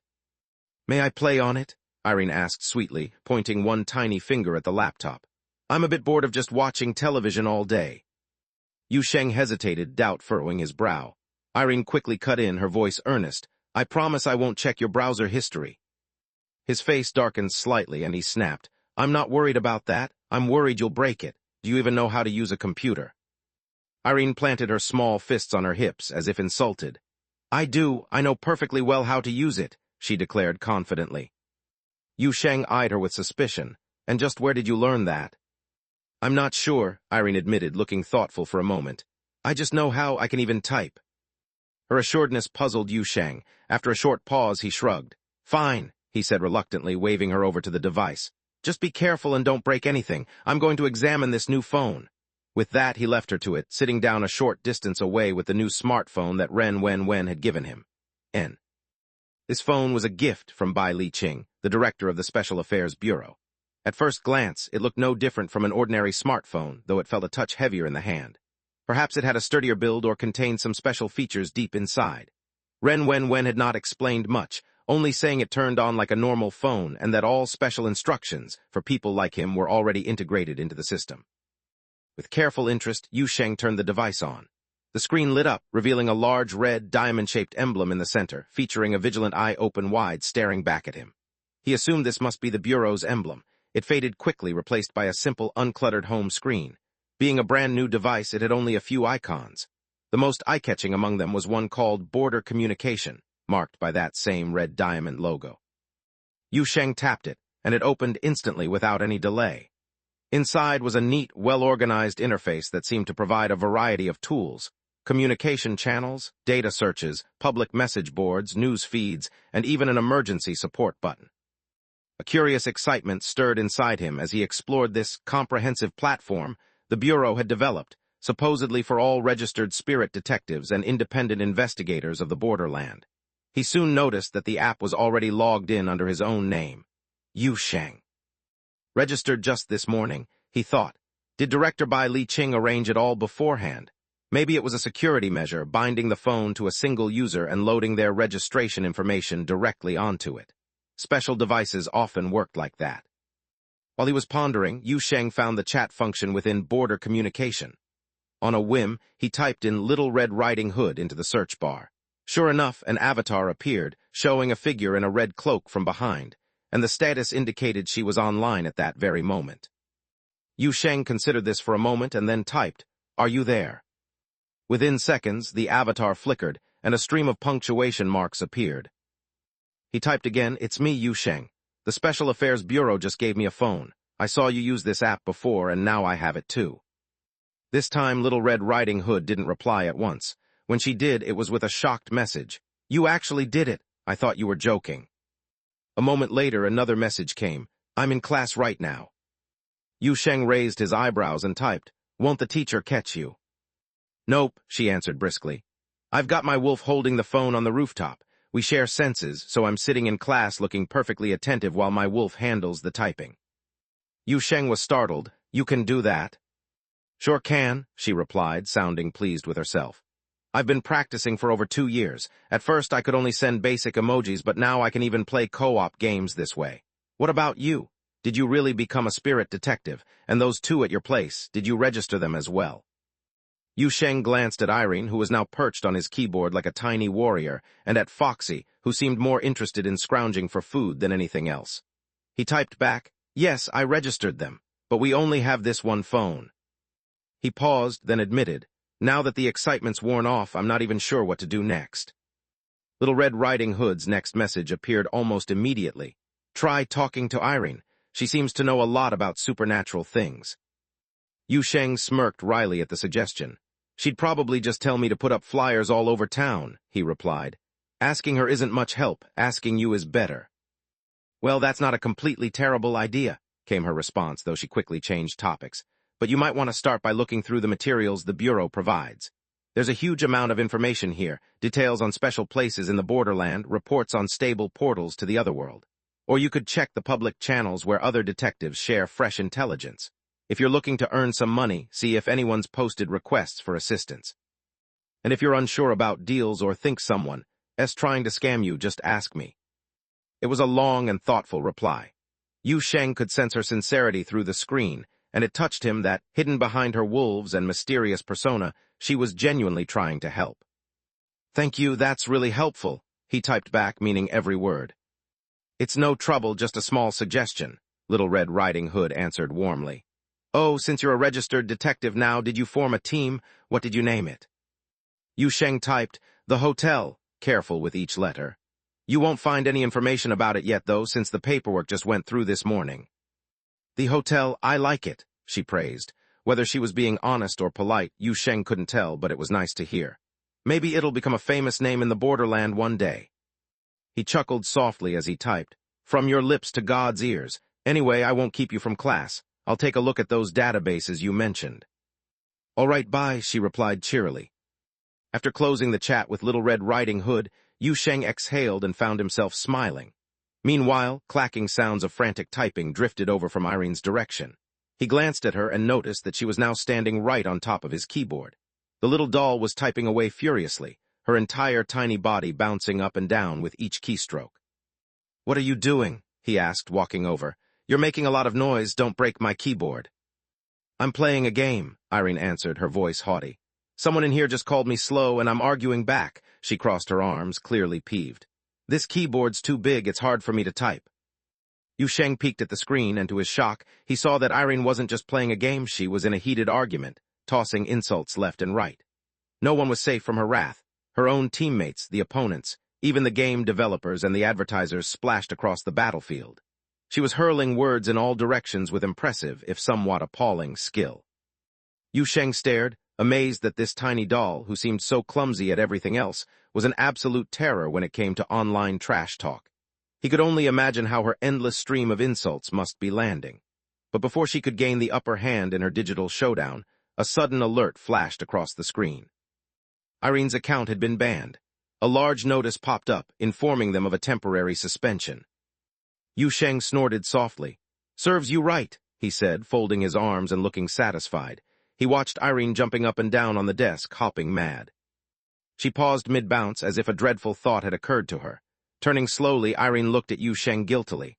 This is your account," she admitted in a very small voice. Yu Sheng. Chapter 87, The Snow in the Room.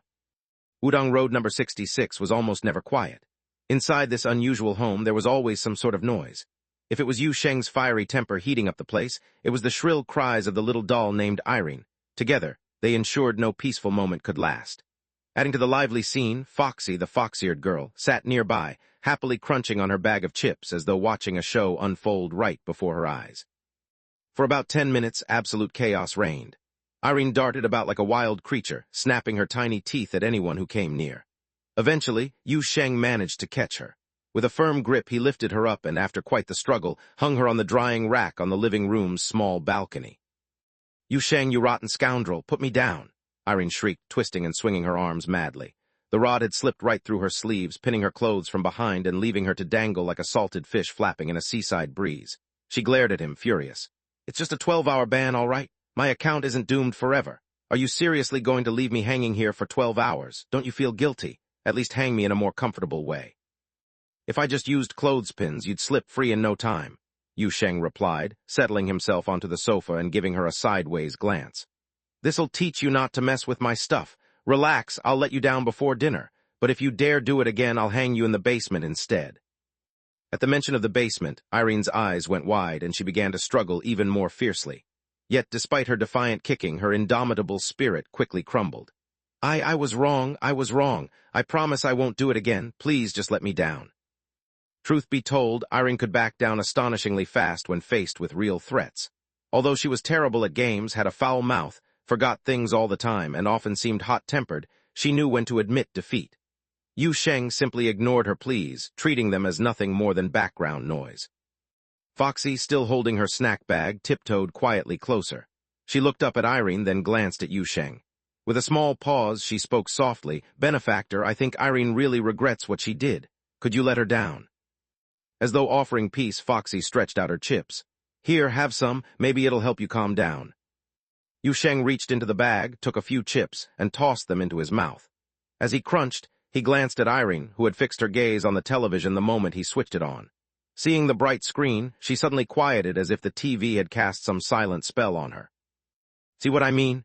Yu Sheng sighed, sounding like someone who had long grown used to such antics. "All that fuss, and the moment I ignore her, she stops. That's what I call a tough cookie." "Oh," said Foxy, nodding even though she clearly didn't understand what a tough cookie was. Before she could ask, a loud bang suddenly echoed from upstairs. The sound thundered through the ceiling, making everyone jump. Irene, still hanging, craned her neck upward. "Hey, Yu Sheng, what fell upstairs? Could it be that old ladder leaning in the attic corner?" Yu Sheng stood and turned a puzzled look toward the second floor. "No, that sounded like it came from the room at the far end of the hallway," he murmured. "I'd better go take a look." Foxy sprang up at once, her fluffy tail swishing excitedly behind her. "I'll go with you," she said, her voice bright and eager. Irene flailed again. "Hey, let me down too, I'm coming with you. That noise didn't sound normal at all. I might need to protect you too." Yu Sheng rolled his eyes. "Protect us, sure." Still, he stepped forward and lifted the drying rod, allowing Irene to slip free and drop to the floor. "Just this once, but next time you pull a stunt, I'm really taking you to the basement." Irene landed, stumbled a moment, then straightened her clothes and stuck out her tongue at Yu Sheng. Her face practically shouted, "I'll be good for now, but don't think you can scare me forever." Yu Sheng ignored her childish gesture. He stretched his limbs and gave Foxy a nod before heading toward the stairs. Foxy followed closely, and Irene, after shooting one last glare, hurried after them. Together, they climbed to the second floor, their footsteps quiet on the steps. Yu Sheng led them straight down the hallway to the room at the very end, the one that once had Irene's portrait on its door. They found the door closed, and from the outside, nothing looked unusual. Everything seemed calm and still. Yet Yu Sheng was certain the loud thump had come from this very room. He remembered how this particular room had changed before. Once completely empty, it had later shown simple furniture. The only object inside heavy enough to create such a noise might have been the mirror on the wall. But last time he'd checked, that mirror had been fixed so securely it had been nearly impossible to remove. If it had fallen, they would have also heard the shatter of glass. But there hadn't been a single sound of breaking glass, just that deep, strange thump. Yu Sheng approached the door carefully. He wrapped his hand around the oddly shaped doorknob, ready to turn it. "Wait," Irene whispered, holding up a hand. She spread her fingers, and from them stretched thin, black, web-like threads. These glossy strands slipped soundlessly beneath the door, creeping inside to explore the room first. Foxy, on the other hand, silently removed one of her fox ears. She pressed it gently against the door's surface as if it were some kind of listening device. Concentrating hard, her face grew very serious and her bushy tail stilled. Yu Sheng watched them both and sighed quietly. Can't either of you act normal for once? I'm perfectly normal, Irene thought irritably to herself. It's that fox who's being weird. A moment later, Foxy whispered, Benefactor, I can't hear anything unusual inside. Irene frowned, withdrawing her dark threads. No strange presence from what I can sense either. Everything seems clear. Go ahead and open it. With a nod, Yu Sheng gently pushed the door open a crack. He felt a bit silly. This was their home, not some haunted mansion. Still, given the strange nature of Wudong Road number 66, and this peculiar room in particular, being careful was only wise. A chilly gust rushed out from the room the instant the door opened, making Yu Sheng shiver. It was the kind of cold that reminded him of icy winds that blow over distant snowy mountains. The air nipped at his skin, prickling him with sudden frost. But when the door swung fully open, the room looked just as it always did.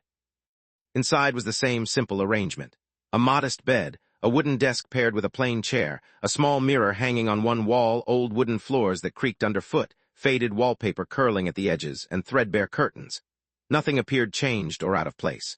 No strange intruders, no gaping portals, no bizarre cracks in the wall. Yu Sheng did not let his guard down. He stepped forward, peering into every corner. Irene followed a step behind, her curiosity rising as she inspected this space that was supposedly hers.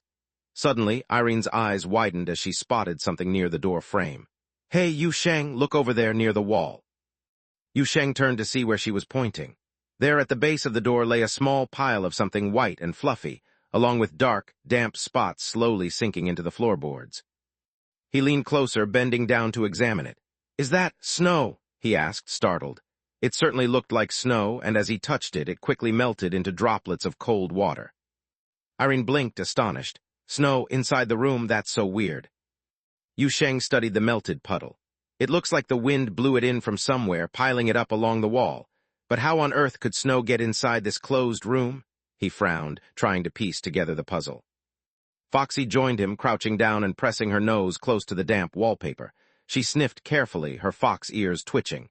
It smells like a living creature, she said seriously. Wherever this snow came from, there are living things involved.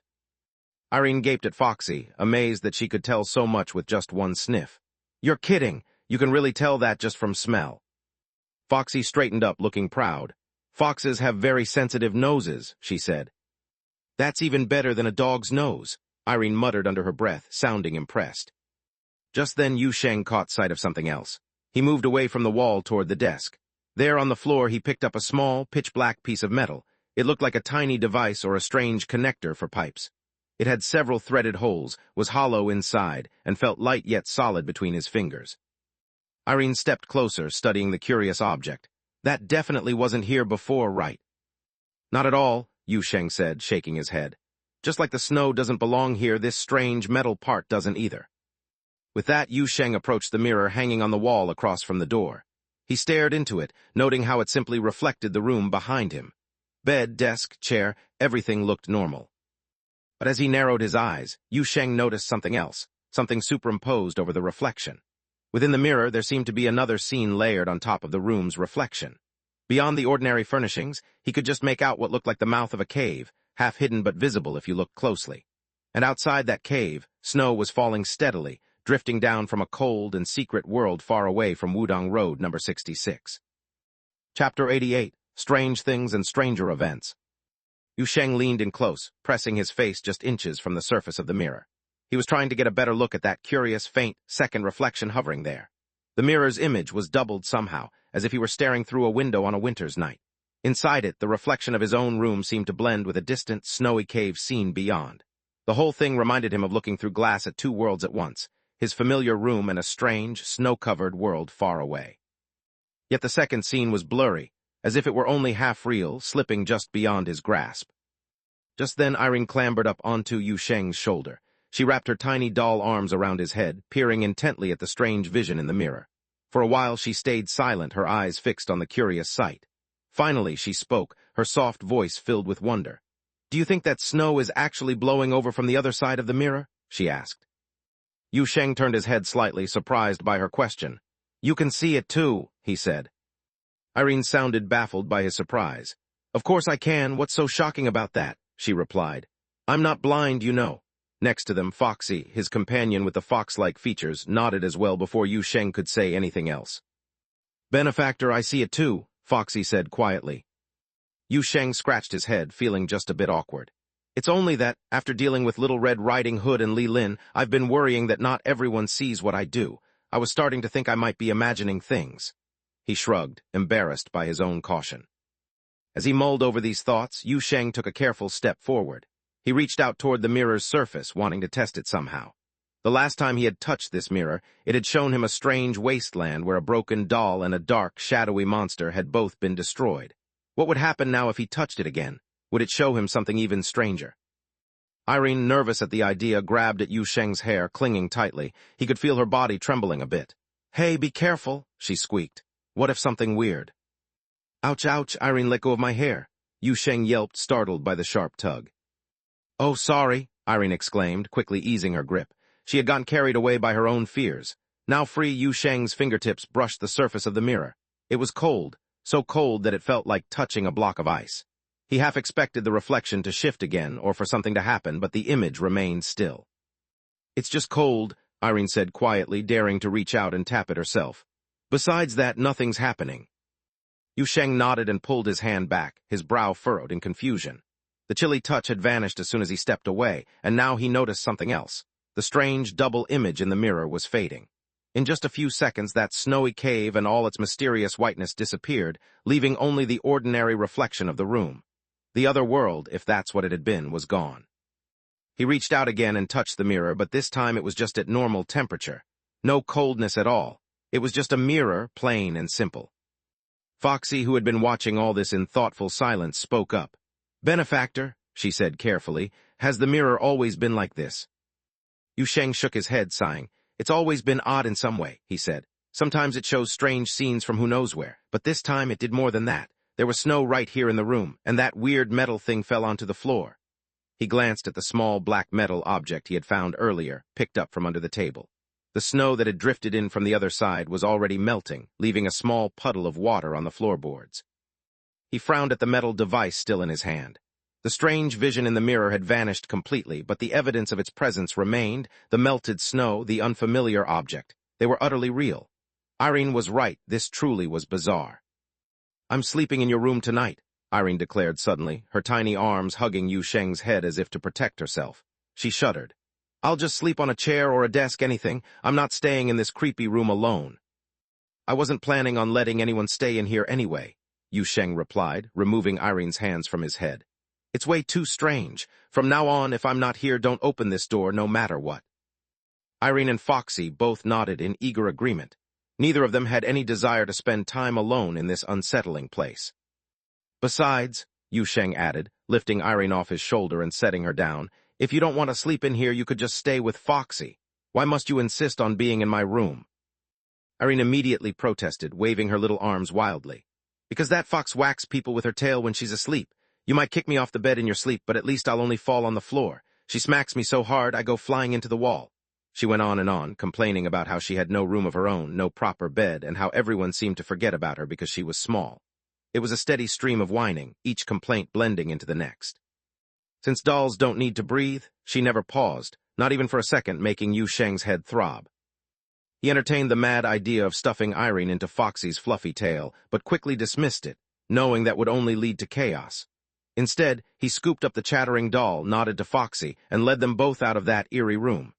He locked the door behind him, checking it once, twice, 3 times to be sure it was secure.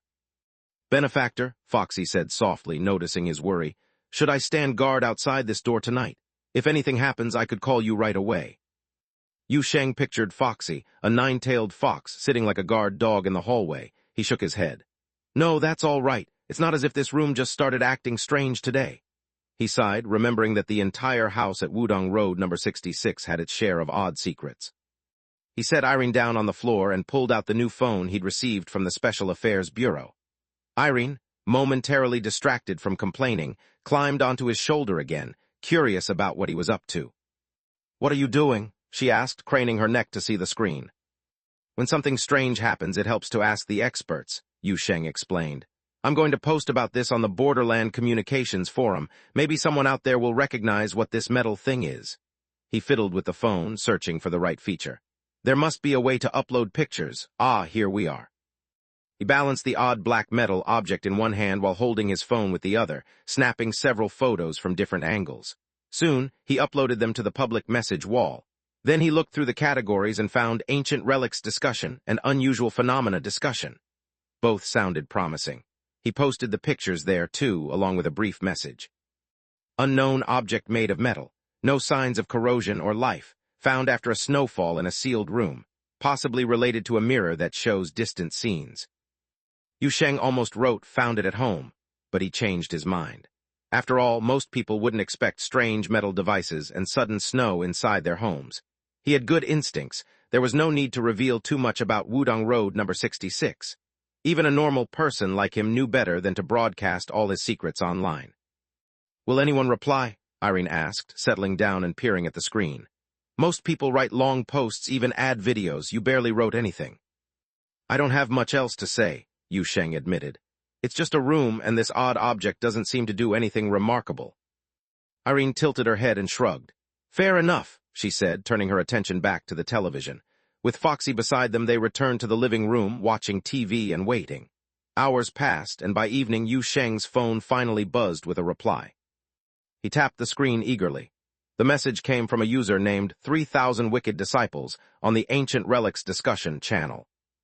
Can you describe the environment where you found this object? Is it in an otherworld? If so, what type? Are there any intelligent beings or traces of them? Yu Sheng blinked at the unexpected questions. Still, it was a start, his first time interacting with someone who might know something useful. He quickly typed back. Otherworld, an old residential house. Modern furnishings, quite peaceful, no obvious monsters. As for intelligent beings... He hesitated, glancing at Irene perched on his lap and Foxy grooming her tail nearby. There are intelligent beings, he finished and hit send. Irene peered at him skeptically. Do you think anyone will really know what's going on? She asked. Even the Special Affairs Bureau didn't know much about Wudong Road number 66 until recently, and now you're expecting a stranger on the internet to solve it. Yu Sheng shrugged. Who knows, maybe they won't know about Wudong Road number 66 itself, but this strange object could have shown up somewhere else before. Someone might recognize it. Irene considered this and gave a small, unsure nod. Then she went back to watching television. Before long, Yu Sheng's phone buzzed again. It was another message from 3000 Wicked Disciples. I've never heard of such an otherworld. Your description is peculiar, but the object is interesting. It looks man-made, yet the markings on its corners are strange. Someone at the Academy might be interested. Chapter 89, A Creative Spark. Yu Sheng stared at the glowing words on his phone's screen, feeling more puzzled than ever. The newest message came from someone calling themselves 3000 Wicked Disciples, and it mentioned something called the Academy. At first, the word seemed oddly familiar, like a half-forgotten name from an old dream. Then a memory drifted back to him. Bai Li Qing had casually spoken that name once before, and Yu Sheng also recalled stumbling across it earlier while sifting through some old files on his phone. Now all the pieces were clicking together in his mind. He remembered reading that the Academy was a grand organization settled far beyond the borderland. Its main headquarters was located on a distant planet called Terra. According to the files, they spent their time handing down knowledge, uncovering ancient ruins, researching technology, and fighting against strange, ancient beings that threatened the sanity of mortals. It was said to be like a gigantic university, one that stretched across the cosmos. The people they sent out into the world were often known as professors. Yu Sheng thought it over. If the Academy was some kind of scholarly group interested in curious artifacts, then it made sense they might want the odd black metal device he'd recently found. After all, 3000 Wicked Disciples had hinted at exactly that. But there was a serious problem. The Academy was famously secretive and hard to reach. They only dealt with other established groups, never random lone individuals. And Yu Sheng, very much a rookie in this odd business, had no idea where to begin. He knew next to no one in these circles. How was he supposed to find a professor from the Academy just like that? He chewed his lip, hesitating for a moment, before typing a reply to 3000 Wicked Disciples. How can I contact the Academy? Do you have any leads? He waited, staring at the screen, but no new message popped up.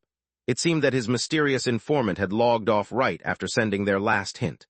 All Yu Sheng could do was sigh, tuck the phone back into his pocket, and turn his attention to the black metal artifact resting in his hand.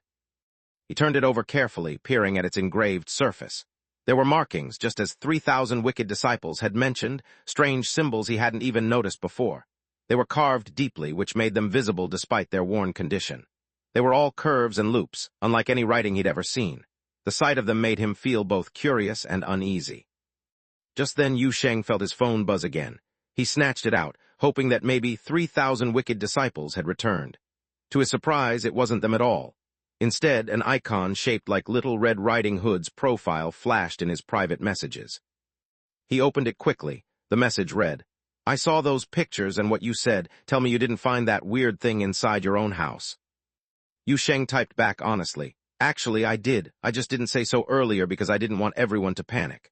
Her reply came swiftly. "Good thinking. That would have rattled people. But how did you come across it in your own home? Isn't Wudong Road number 66 your territory?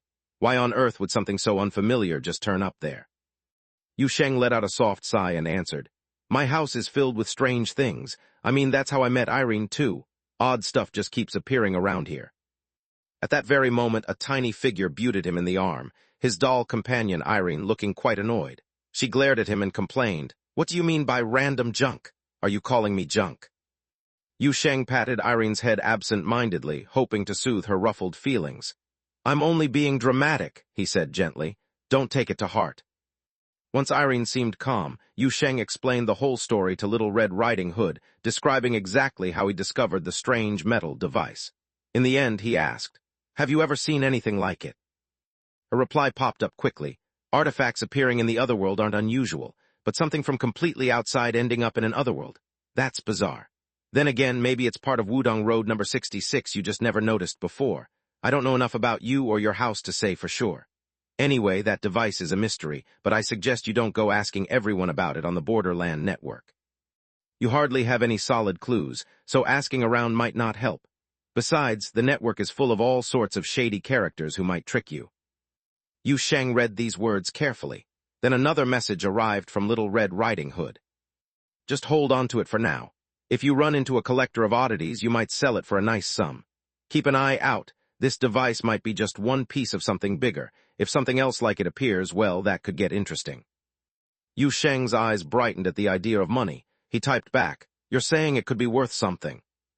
This time, Little Red Riding Hood took a bit longer to answer. When her next message came, it said, "Collectors do enjoy strange items, especially if they come from the otherworld, and as long as they aren't dangerous. If you can prove it's genuinely from an otherworld, you'll be in luck."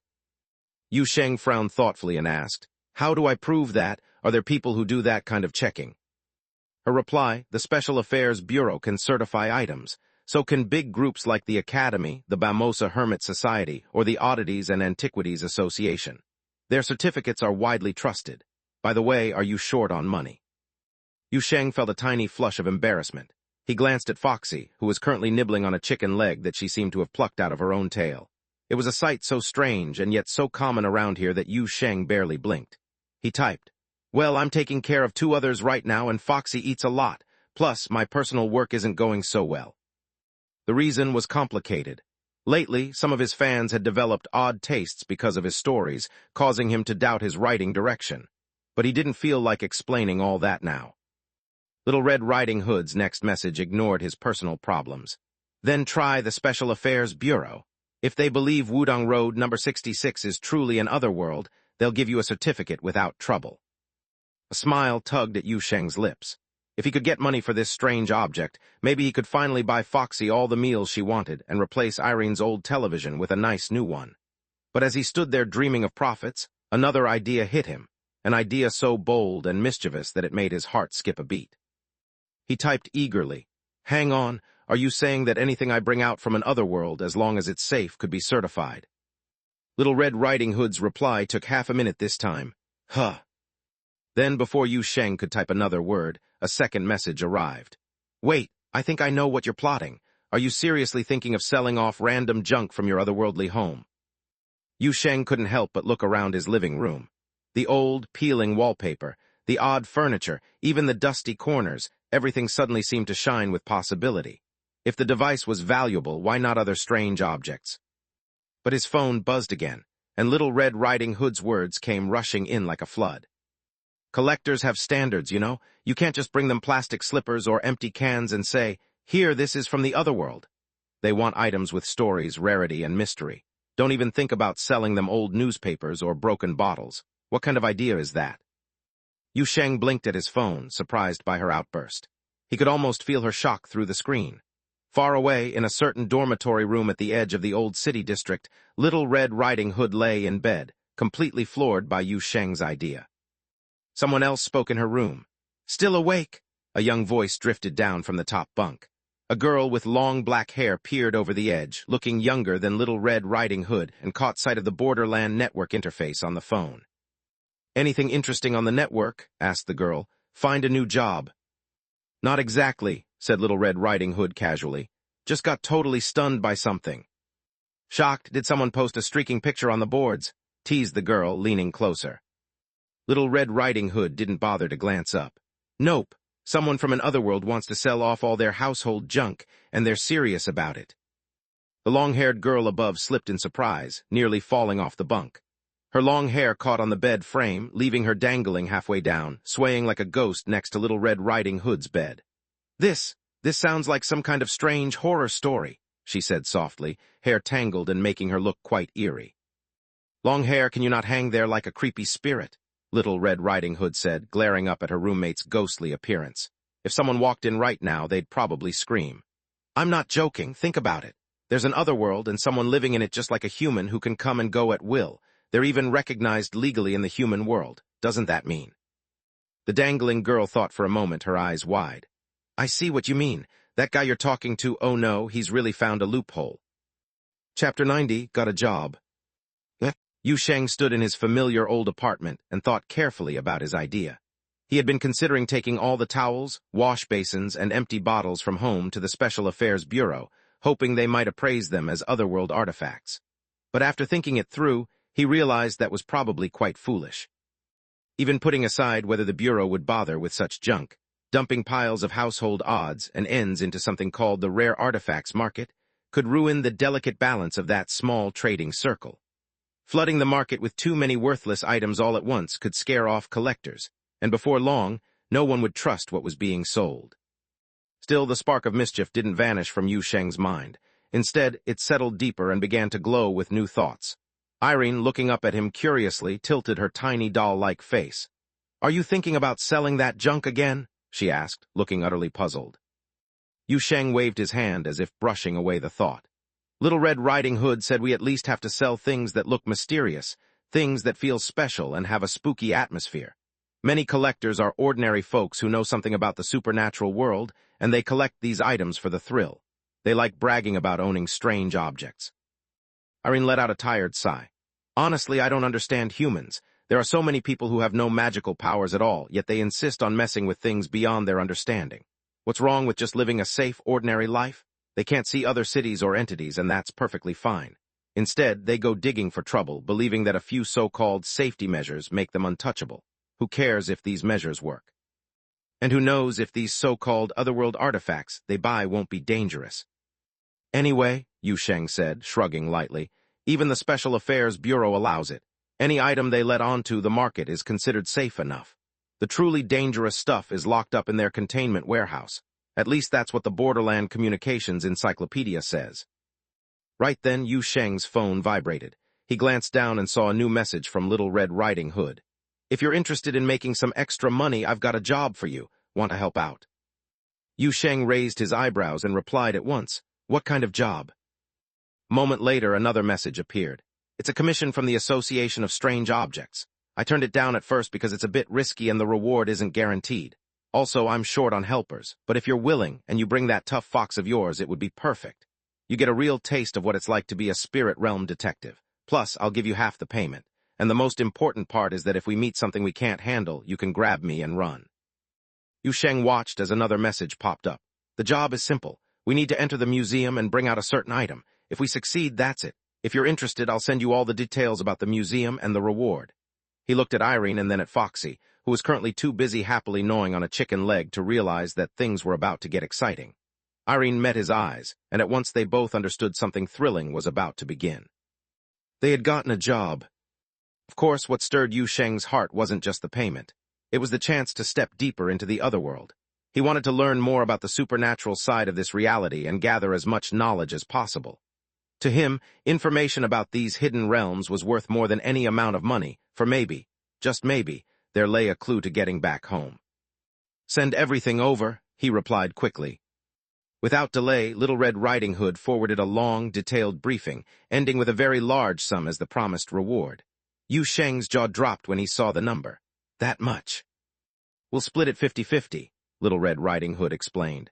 "Going into the other world is dangerous, so pay is high. But our costs are high too. Think about all the gear, drugs, rationality suppressants, nebulizers, inducers. We have to pay for them ourselves. After expenses, we don't end up with much, trust me." Yu Sheng blinked, confused. "What on earth are rationality suppressants, nebulizers, and inducers?" he typed back. This time, Little Red Riding Hood didn't reply right away. There was a long silence before a message full of exclamation marks came through. "You glitched out and got lucky again? I'm so jealous." Yu Sheng frowned and looked at Irene. "What does she mean by that?" Irene scratched her head. "No idea. Maybe she's just mad that you keep ending up in these strange situations without even trying." "I'm not sure that's it," Yu Sheng said, puzzled. But before he could think more, another message arrived. "I just talked to the association's client. They're willing to reissue the job, but we have a tight deadline, no later than midnight tomorrow. If you're free, we should head out tonight." Yu Sheng considered it. He had nothing pressing to do at home. Foxy could probably use a bit of action, too, after all that eating. He nodded to himself and wrote back, "All right, tonight works." "Great, I'll send you the address. Come as soon as you can." After pocketing his phone, Yu Sheng took a deep breath. He glanced at Foxy, who had just finished licking the grease off her fingers after her chicken feast. Reaching over, he patted her tail. "Foxy, get dressed. We're going out." Foxy blinked at him, surprised. "Huh, benefactor, where are we going?" Yu Sheng grinned, a spark of excitement in his eyes. "The hotel's got a job for us. We're going on an adventure." "All right," Foxy replied eagerly. A short while later, Yu Sheng stepped outside, followed by Foxy, who was carrying Irene like a small plush toy. The three of them stood in the open space before Wudong Road number 66, feeling the cool night air on their faces. The city stretched out before them under a dark, starless sky. After a quiet moment, Irene blurted out, "How are we getting there?" Foxy's tail swished, and she looked at Yu Sheng hopefully. "I can carry you, benefactor, just point the way." A sudden image flashed through Yu Sheng's mind, Foxy racing rocket-fast across the city at midnight. He shook his head quickly. "No way. If the news caught wind of a giant fox sprinting through the streets at this hour, I can't even imagine tomorrow's headlines. Let's just call a taxi." Irene wriggled a bit in Foxy's arms. "Our first real supernatural mission and we're going by rideshare. That's so normal." Yu Sheng coughed awkwardly. "Well, we're just starting out. Once we have more money, we'll get our own car. Besides, with the three of us, it's not too cramped. And you, Irene, your whole body is tiny, you hardly take up space." Irene narrowed her eyes and shot back. "You're always picking on my size, aren't you?" Yu Sheng had grown quite good at ignoring Irene's little jabs. He simply turned, walking toward the street corner with Foxy by his side as he pulled out his phone to order a car. He wanted to put a bit of distance between them and the house before the ride came, just in case they encountered another unexpected visitor like that locksmith from before. Foxy watched Yu Sheng's actions closely. After a moment, she pointed at his phone. "Benefactor, that magic tool of yours seems so handy. It does everything." Yu Sheng paused, thinking, "Don't you have anything like this where you come from?" He assumed the Fox tribe civilization must be advanced too. Foxy nodded. "We do. But children aren't allowed to use it freely. My mother only let me use it for half an hour a day, and most of its features were locked so I wouldn't waste time when I was supposed to be training." Yu Sheng sighed. Even a cybercultivation fox had to deal with parental controls. "I can reset one of my old phones for you," he offered. "It won't be as good as what you had back home, but it'll help you understand this world and keep you entertained." Foxy's eyes lit up happily. "Really? Thank you, benefactor." "Hey, what about me?" Irene piped in at once. "I want one too." Yu Sheng glanced down at her. "You're so small, do you need both hands just to hold it to your ear?" "Rude, I can use a laptop just fine," Irene argued. "I'll just hold the phone with both hands too."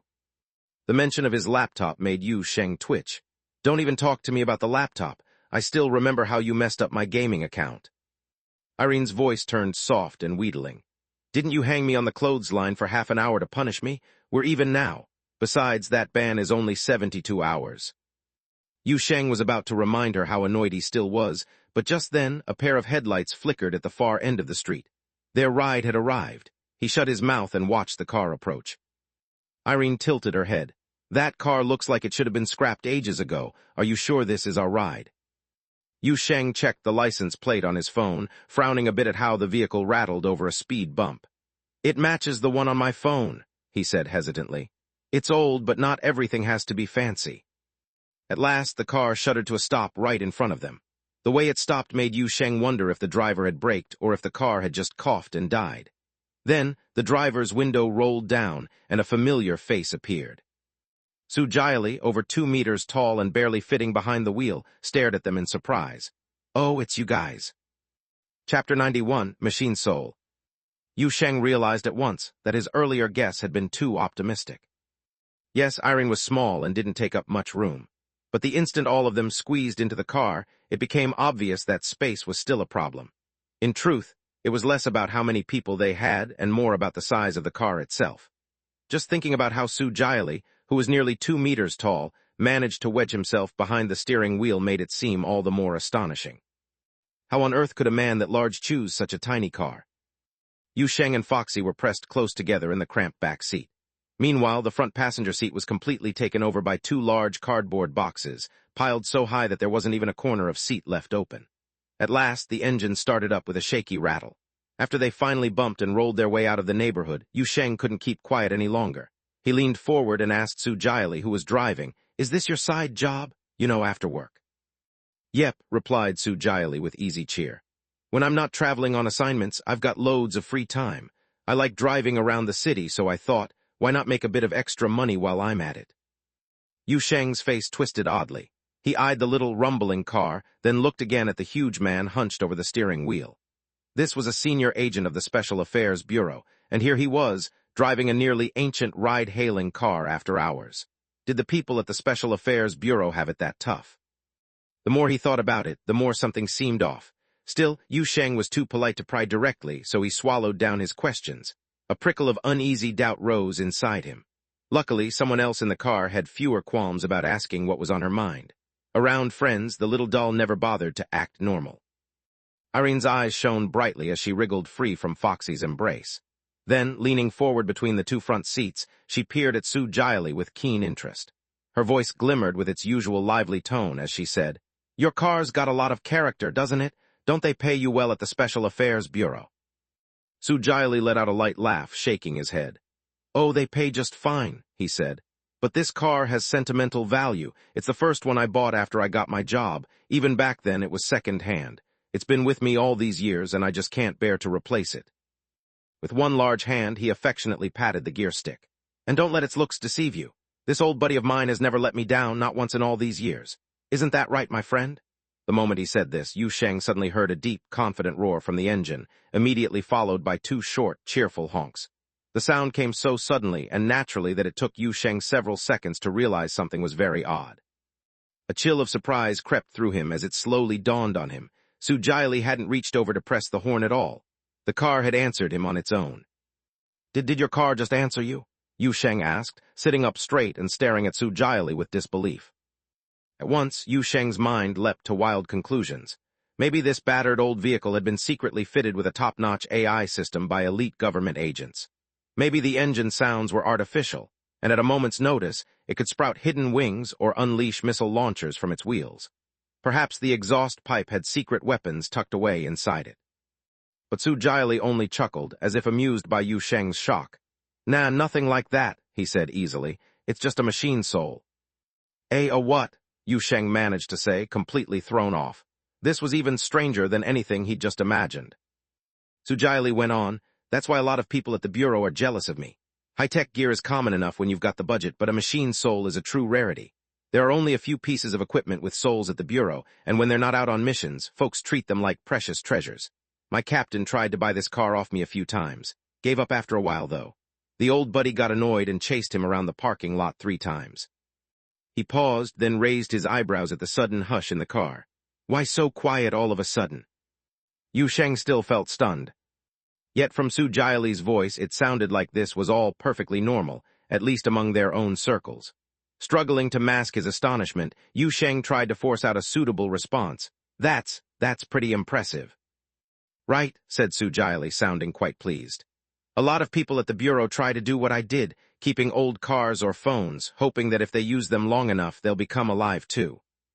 Yu Sheng murmured, so if you use something long enough, it just becomes sentient. He sounded both curious and uneasy. Su Jiali, still watching the road, didn't catch the strange look on Yu Sheng's face. After a brief silence, he said casually, It's late. The address you gave me doesn't look like it's near any supermarket or mall. Heading to a night market, maybe. As he spoke, he glanced into the rearview mirror, eyeing the little doll perched between Yu Sheng and Foxy. And you're bringing a doll along for the ride? That's a clever idea. Quite the traveling companion. Yu Sheng opened his mouth to answer, but Irene was quicker. We're heading out for work, she announced proudly. Then, as if remembering something, she turned to Yu Sheng and asked, Is it okay to say that? Yu Sheng shrugged. Sure, it's not some top-secret mission or anything. Besides, he's one of the government's own. The look on Su Jiali's face grew serious. Work, huh? He said quietly. After a short pause, he asked, Need any help? Nah, said Yu Sheng, waving his hand dismissively. Nothing serious. Su Jiali nodded, but couldn't resist cautioning them a bit more after a moment's thought. It's all legal, right? He asked with a hint of concern. I don't mean to be rude. It's set up by Little Red Riding Hood, Yu Sheng replied matter-of-factly. Then it should be fine. Fairy tales got a solid reputation, plays by the rules, Su Jiali said, relaxing at once. Still, he felt the need to give a small lecture. Just be careful, you three. I know you're involved with that hotel project. The borderland's chaotic, and no matter how many watchful eyes we have, there are always places no one's looking. Don't let yourselves get tricked. If anything or anyone seems suspicious, don't hesitate to report it. Reporting is a virtue. For some reason, when Su Jiali uttered, reporting is a virtue, his tone took on a serious weight, as though he were reciting an old motto. Don't worry, we understand, Irene said, sounding a bit impatient. She leaned forward, her small figure trying to peer at the road ahead. By the way, can you drive any faster? It feels like this car's struggling. Yeah, it's feeling a bit tense today, Su Jiali admitted, scratching his head as if embarrassed. It even stalled once near your neighborhood earlier. That's never happened before. Yu Sheng felt a slight tug on his sleeve. Turning, he saw Foxy looking up at him with earnest eyes. Benefactor, she whispered, would you like me to tie one of my tails to the car and give it a push? He almost laughed, shaking his head instantly. Absolutely not. He could imagine how ridiculous that would look, a fox demon tugging a car down the nighttime streets at high speed. That might cause more trouble than it solved, possibly making headlines by morning. Su Jiali might even lose his license over something so absurd. In the end, despite the slow going, nearly taking a quarter longer than an ordinary trip, they arrived near the spot Little Red Riding Hood had directed them to. Through the window, Yu Sheng caught sight of a quiet, dimly lit street, and at its far end, a large building looming silently. We'll get off here, he told Su Jiali. The road ahead's too narrow for you to turn around. Understood, said Su Jiali, waving a hand in farewell. Gather your things, and remember, if anything goes wrong, give me a call. Yu Sheng and the others climbed out of the cramped car. Standing on that lightly illuminated street, they watched as Su Jiali's tiny car slowly pulled away. Inside, Su Jiali leaned back, releasing the steering wheel. He looked more at ease now that his tall frame was no longer quite so cramped. The car, moving on its own, drifted gently to the side of the road. Its engine let out a quiet, purring sound that almost felt like a sigh. Su Jiali glanced at the dashboard with a faint, knowing smile. A bit scared back there, huh, old buddy? The engine gave a low grumble in reply. Smiling, Su Jiali stretched as best he could in that tight space, placed his hand affectionately on the wheel and said, Don't worry, you did great today. Let's treat you to some premium fuel next time. Meanwhile, Yu Sheng turned his head and looked back over his shoulder. In the distance, he could just make out the faint lights of the little car as it moved off, twisting around a corner and vanishing from view. Irene's voice echoed softly in his mind. Do you think that was just a coincidence? It doesn't matter, Yu Sheng said, waving off the idea. It doesn't matter, Irene repeated, puzzled. A ride's a ride, Yu Sheng said lightly. No big deal, though if we keep running into Li Lin accidentally offering us rides near our place, I hope he picks a bigger car next time. If we end up seeing him a lot, maybe I can even skip paying fare. The bureau might just foot the bill, who knows. Irene gave him a look that said she was a bit impressed with his easygoing nature. You're handling this awfully well, she remarked. Yu Sheng only smiled, reaching out to give Irene's head a gentle pat. Then he turned his attention forward again. Beneath a faintly flickering street lamp stood a small, slender girl in a dark red coat. She waited there quietly, as if she had been waiting a long time.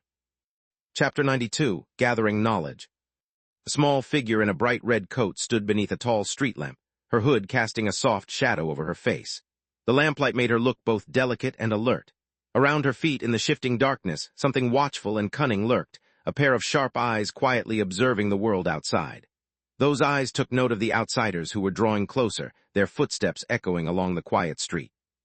The girl in the red coat, Little Red Riding Hood, lifted her gaze and immediately recognized Yu Sheng and his companions as they approached.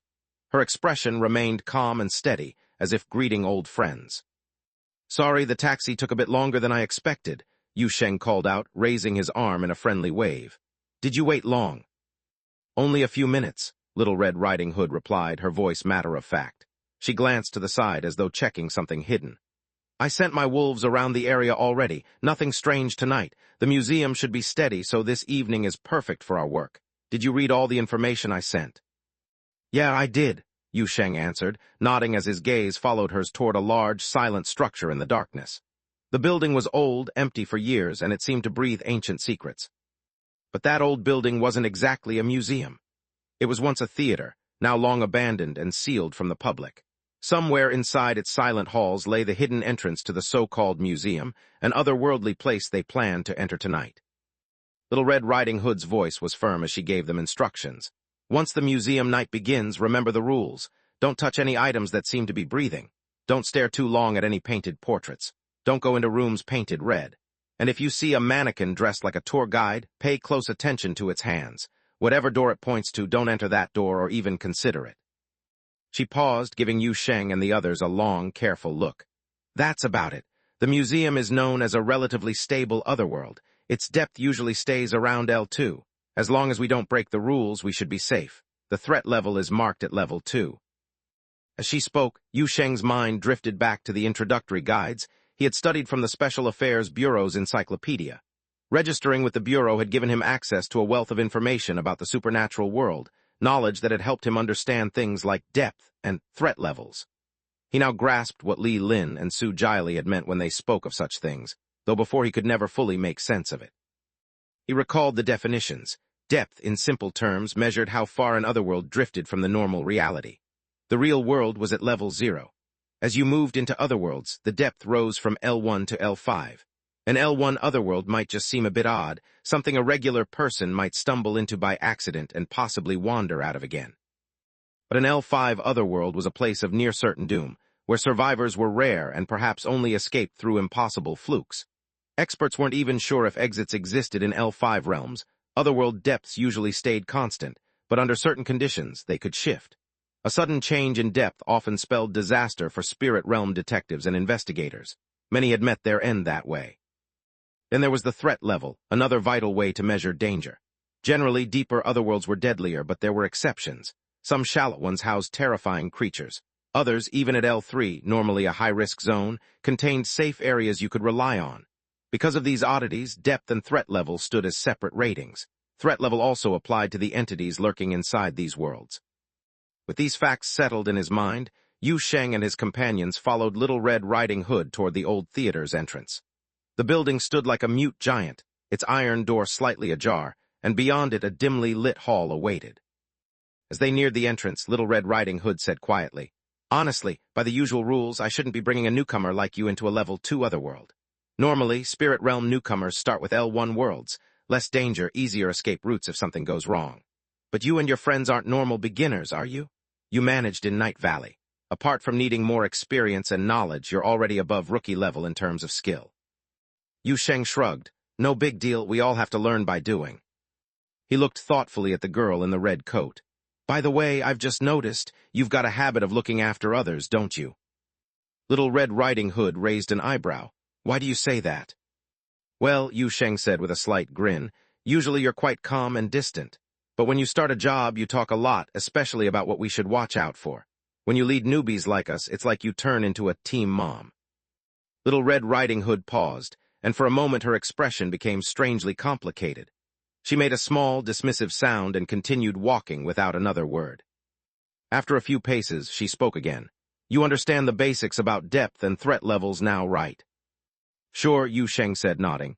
Depth is how far from reality the place is. Threat level is how dangerous it is. Simple enough. Little Red Riding Hood inclined her head. That's close enough. The museum's depth is L2. At that level, the environment clearly doesn't match our normal world, and it can be very risky for ordinary people. Still, it's stable most of the time and follows certain rules. Nothing bad should happen if we obey those rules. Yu Sheng finished her thought for her. And threat level 2 means it won't try to kill us outright. There's no random, mindless malice. But if we break the rules, there's still a real chance we'll get hurt or even die. Little Red Riding Hood allowed herself a small smile. You've remembered it well? Good. That means I don't have to worry too much. They had reached the old theater's entrance. Beyond the rusty iron door was a hall with dark green tiles. On either side of the hall were passageways leading deeper into the building. Opposite the entrance stood several old ticket booths, now shrouded in darkness. But what drew Yu Sheng's eye first was a strange machine placed in the center of the hall. It looked like a blocky metal pillar of blackish-gray steel, narrower at the top and wider at the bottom, rising about as high as his waist. A few dim lights flickered at its top, and from inside came a low, buzzing hum. It seemed very much alive in its own quiet, mechanical way. This is a node, Little Red Riding Hood explained, pointing at the metal pillar. The full name is Stabilizing Node Generator. The Special Affairs Bureau sets these up to keep ordinary people away from dangerous borderland spots. It sends out a low-frequency suggestion that makes normal folks feel uneasy, preventing them from wandering in. Yu Sheng studied the device curiously. There must be a lot of these around the city. I've never noticed them before. Little Red Riding Hood gave him a quick look. She almost teased him, thinking you never would have noticed one before you awakened your spiritual sense. But she decided to hold her tongue. Instead, she said, they work pretty well, but nothing's perfect. You can barricade a place with concrete and someone will still find a way inside. Maybe they have strong willpower or unusual luck. Some people resist the node's influence. That's how we end up with unlucky victims, ordinary people who stumble into other worlds. We have to rescue them if we can. Sometimes they become rescue stories, sometimes they're tragic tales for the Bureau's records. And sometimes, after they've cried and screamed and recovered, they end up joining us as detectives, investigators, or Bureau agents. Foxy, who had been quiet, now asked, why not just tear the place down? Tear it down? Little Red Riding Hood shook her head, surprised at the question. That would be a terrible idea. The other world doesn't actually exist in our world. This building holds a known entrance. If we destroy this spot, who knows where the other world's doorway might appear next? It could show up somewhere completely uncontrolled, and that would be far worse. Yu Sheng had to admit she made sense. Humans were drawn to danger with unending curiosity. It was better to have a known point of entry than to unleash chaos by destroying it. While he reflected on this, Little Red Riding Hood stepped closer to the node and waved her identification card over the top. Logging our entry, she said. If we die in there, at least someone will know where to look for our bodies. Once you enter another world, you lose contact with the outside. Registering here is like leaving your last footprint in the real world. Yu Sheng nodded, stepping forward to register, as did Irene and Foxy. He smiled wryly. Good thing I got them IDs as well. A soft buzzing sound came from the node as each of them checked in. Afterward, Little Red Riding Hood led them past the node, heading straight to the far end of the hall where the old ticket booths waited in silence. The theater had been abandoned for ages. The booths were dusty and broken, some sealed haphazardly with plastic tape. One had been stripped empty, now a storage spot for useless junk. Another still held a dusty ticket machine inside, its purpose long forgot, at least by ordinary standards. Little Red Riding Hood stopped before the booth with the old ticket machine. She checked her phone for the time, waited a few minutes, then rapped her knuckles gently against the glass. Night show, museum night, 4 tickets, she said clearly. Suddenly the dark booth changed. Though its light bulbs had shattered long ago, a warm glow now spread inside, as if an unseen clerk had been waiting patiently all this time. The old ticket machine inside began to hum softly. Its rollers, empty and silent for countless nights, now turned slowly. Inch by inch, it printed out tickets, delivering them with a strange and gentle creak. Chapter 93, The Museum. It was a long-abandoned theater, its name and purpose forgotten by nearly everyone. No one had stepped through its doors for countless years, yet now its old ticket booth was suddenly lit with a bright, eerie glow. Inside that booth, an ancient ticket machine began to creak and groan. With each painful-sounding click, it spat out a roll of red admission tickets into the air, as if answering some invisible call. To an ordinary observer, this would have seemed utterly impossible. But Little Red Riding Hood stood there quietly, watching the whole thing with a calm, steady gaze, as if this were nothing unusual. It seemed as though such strange occurrences were as common to her as the sunrise. After a few moments, the rattling stopped. 3 old-fashioned, rectangular tickets, still connected to each other, fell onto the dusty windowsill inside the booth. Little Red Riding Hood blinked once but did not reach for them right away. Instead, she gently rapped her knuckles against the glass of the booth. "Excuse me," she called out, her voice sure and clear. "We need 4 tickets. 4 people are going in." Silence hung in the air. For several seconds there was no reply whatsoever. Little Red Riding Hood raised her hand to knock again, but before she could tap, the lights inside the booth flickered a few times, as if something there were losing power, and then went completely dark. Not a single glow remained, leaving only those 3 red tickets resting on the dusty surface. Yu Sheng, who had been watching this unusual scene with narrowed eyes, looked around at the group. There were 4 of them, after all, and gave a soft, puzzled cough. He said, turning to Little Red Riding Hood, "What's going on here?" "I really don't know," she answered, sounding honestly uncertain. "This has never happened before." She reached in and plucked up the 3 tickets, holding them between her fingers. Then she looked at Yu Sheng, Foxy, and Irene. "This entrance to the museum is supposed to respond perfectly to all valid requests. It's tied to specific times every hour and half-hour after sunset. It's never failed to recognize a proper request for entry." She paused, frowning. "I've never once seen it make a mistake." Yu Sheng's eyebrows drew together as he scanned the small group, counting heads again. They needed 4 tickets. There were 4 of them. His gaze landed on Irene, who stood there looking uneasy under his stare. She shifted from foot to foot, then looked up at him, her doll-like face scrunched into a pout. "What are you staring at me for?" she asked defensively. Yu Sheng began, hesitating slightly. "I was just wondering, could it be that children under 1 meter tall get in for free?" For a heartbeat, Irene froze. Then her cheeks flamed scarlet and she nearly exploded with fury. Her voice rose with an outraged squeak. "You think I'm a child? You're the child. Your whole family are children. How dare you say something like that to a grown, mature lady like me? Do you have any idea how insulting that is?"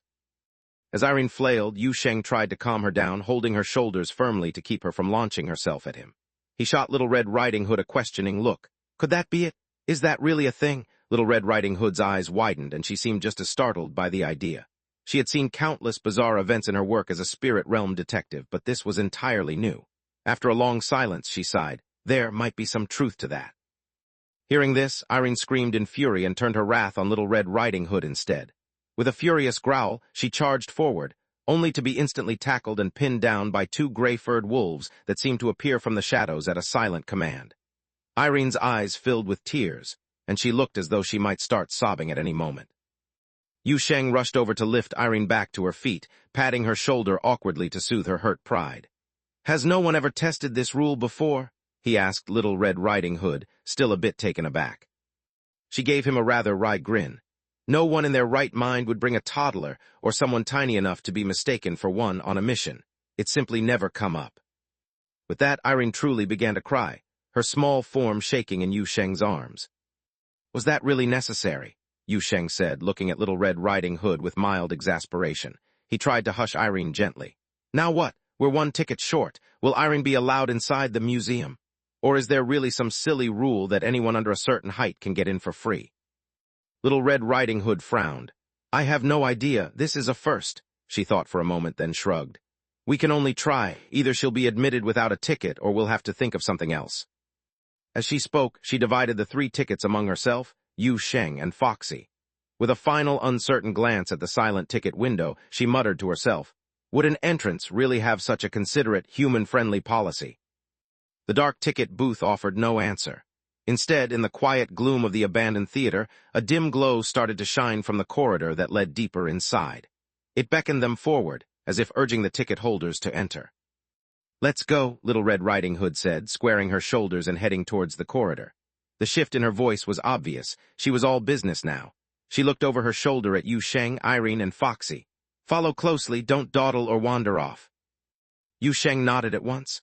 Even Irene stopped sniffling and fell into step, walking close behind Foxy. Together, all 4 ventured down the narrow passageway.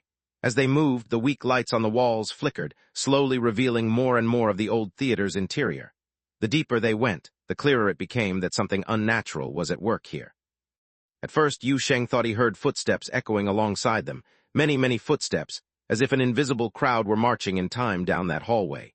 The sound made the hairs on the back of his neck stand up, but after a few tense moments, the footsteps faded away, leaving only the soft hush of their own breathing. Eventually, they came upon a door at the end of the corridor. It stood half open, spilling warm, bright light into the hallway. Beyond it, they could glimpse rows of seats, and at the far end, a stage. The scene reminded Yu Sheng of entering a grand old cinema that had long since fallen silent. Little Red Riding Hood raised her ticket and called over her shoulder, "Hold up your tickets the same way I am. If you hear anyone shouting at you or telling you to stop as you step through that door, don't go in any further. That means we've been refused entry, and if we try to force our way in, the museum will create its own security. Believe me, that's dangerous. We'd have to go back to the entrance right away." Yu Sheng and Foxy each lifted their tickets, holding them at about shoulder height, just as she did. Irene, who had no ticket, looked around nervously but said nothing. Together, they slowly moved through the door and entered the main hall. No one scolded them. There were no shouts, no angry voices. Irene also heard nothing amiss. Everything seemed normal for the moment. Soon they found themselves walking between rows of old, dusty red seats. Finally, they settled in the very front row, close to the stage itself. The fabric of the seats was stained and grimy. Yu Sheng leaned over to Irene, whispering, "We'll have to wash these clothes afterward. These seats are filthy. Next time, maybe we should bring some newspapers to sit on." Little Red Riding Hood overheard and turned to give Yu Sheng a slightly baffled look. His practical, everyday worries seemed oddly out of place in this mysterious, otherworldly scenario. She said nothing, though. Right at that moment, a piercing bell echoed somewhere outside the hall. Instantly, the overhead lights dimmed, and spotlights on the stage blinked to life. They shone down upon the empty boards, cutting through the darkness. And then Yu Sheng heard something that made him spin around. Applause, loud, thunderous applause, erupted all around them. Whistles, cheers, and excited cries blended together into a roaring wave of sound. Yet all the rows of seats behind them remained completely empty. It felt as though an invisible crowd had just materialized, clapping and shouting from every corner of the old theater. Yu Sheng squinted against the bright lights, trying to understand what was happening. Foxy, Irene, and Little Red Riding Hood were no longer sitting. Instead, they were all standing right beside him, but now they were gathered on the stage itself. Somehow, they were no longer the audience. They were the performers. Just as described in the old documents and tales, once you entered the strange, museum, theater, and the applause began, the visitors became the actors. They were now inside the show, and the stage was theirs, whether they liked it or not. The sound of set pieces creaking into place came from the sides of the stage. Yellowish walls with intricate carvings and painted patterns rose from the floor. Ceilings lowered from above. Deep green and blue tiles spread across the ground. Doorways and display cabinets slid silently into view, forming rooms and halls. With astonishing speed, the stage transformed into a grand, maze-like museum. Everything was shifting and rearranging as if guided by an unseen hand. Yu Sheng watched in wonder as a giant mural formed on one wall. A crimson dragon stretched across its surface. Its wings flared. Then a plaster knight statue appeared, sword raised, ready to do battle with the dragon, both blending into the mural until it became a three-dimensional bas-relief. In another direction, a squad of soldiers in antique armor marched out of a newly formed doorway. Before they could advance far, musketeers from an oil painting on the opposite wall sprang to life and opened fire. The crack of guns thundered, white smoke filled the air, and the soldiers toppled, transforming upon the floor into clusters of blooming flowers. Those blossoms arranged themselves into neat flower pots and leafy screens, lining a tidy path as though part of an elegant exhibit. This bizarre, ever-changing scene continued for what felt like a long, dizzying stretch. For 10 full minutes, the stage and walls around them groaned and screeched, forming and reshaping a museum of impossible sights. Yu Sheng's head spun as he tried to take it all in. Finally, the frantic rearranging came to an end. They now stood in a wide, well-lit corridor. Beautiful landscapes hung on the walls, their frames shining beneath the bright lights. At the far end, Yu Sheng could just see a spacious hall that promised even more wonders, or dangers. Low, uneasy sound rose from a shadowy corner. Little Red Riding Hood's phantom wolves were there, summoned silently to guard them. The wolves growled softly, their ears alert. Little Red Riding Hood gave Yu Sheng a reassuring look and smiled faintly. "A bit unsettling, isn't it?" she said quietly. This place truly is remarkable. If you ignore the dangers, you might think it's a magical palace filled with marvelous things. That's what Imorabi said, right before he died here. Yu Sheng blinked. Who's Imorabi? He asked softly. An artist, she explained. He was well known outside the borderland. He lost his life in this place, all in pursuit of true art. Her voice dropped to a gentler tone. I've heard that if we're lucky, we might see a painting called The Field in a sky-blue room somewhere in here. It's said to bear Imorabi's signature. Supposedly, it appeared after he died, as if the museum absorbed his talent and turned it into part of its collection.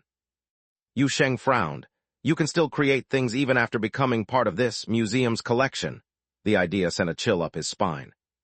Some experts believe so, she said. They say new items appear tied to those who lost their lives here. Sometimes it's a portrait or a statue of them.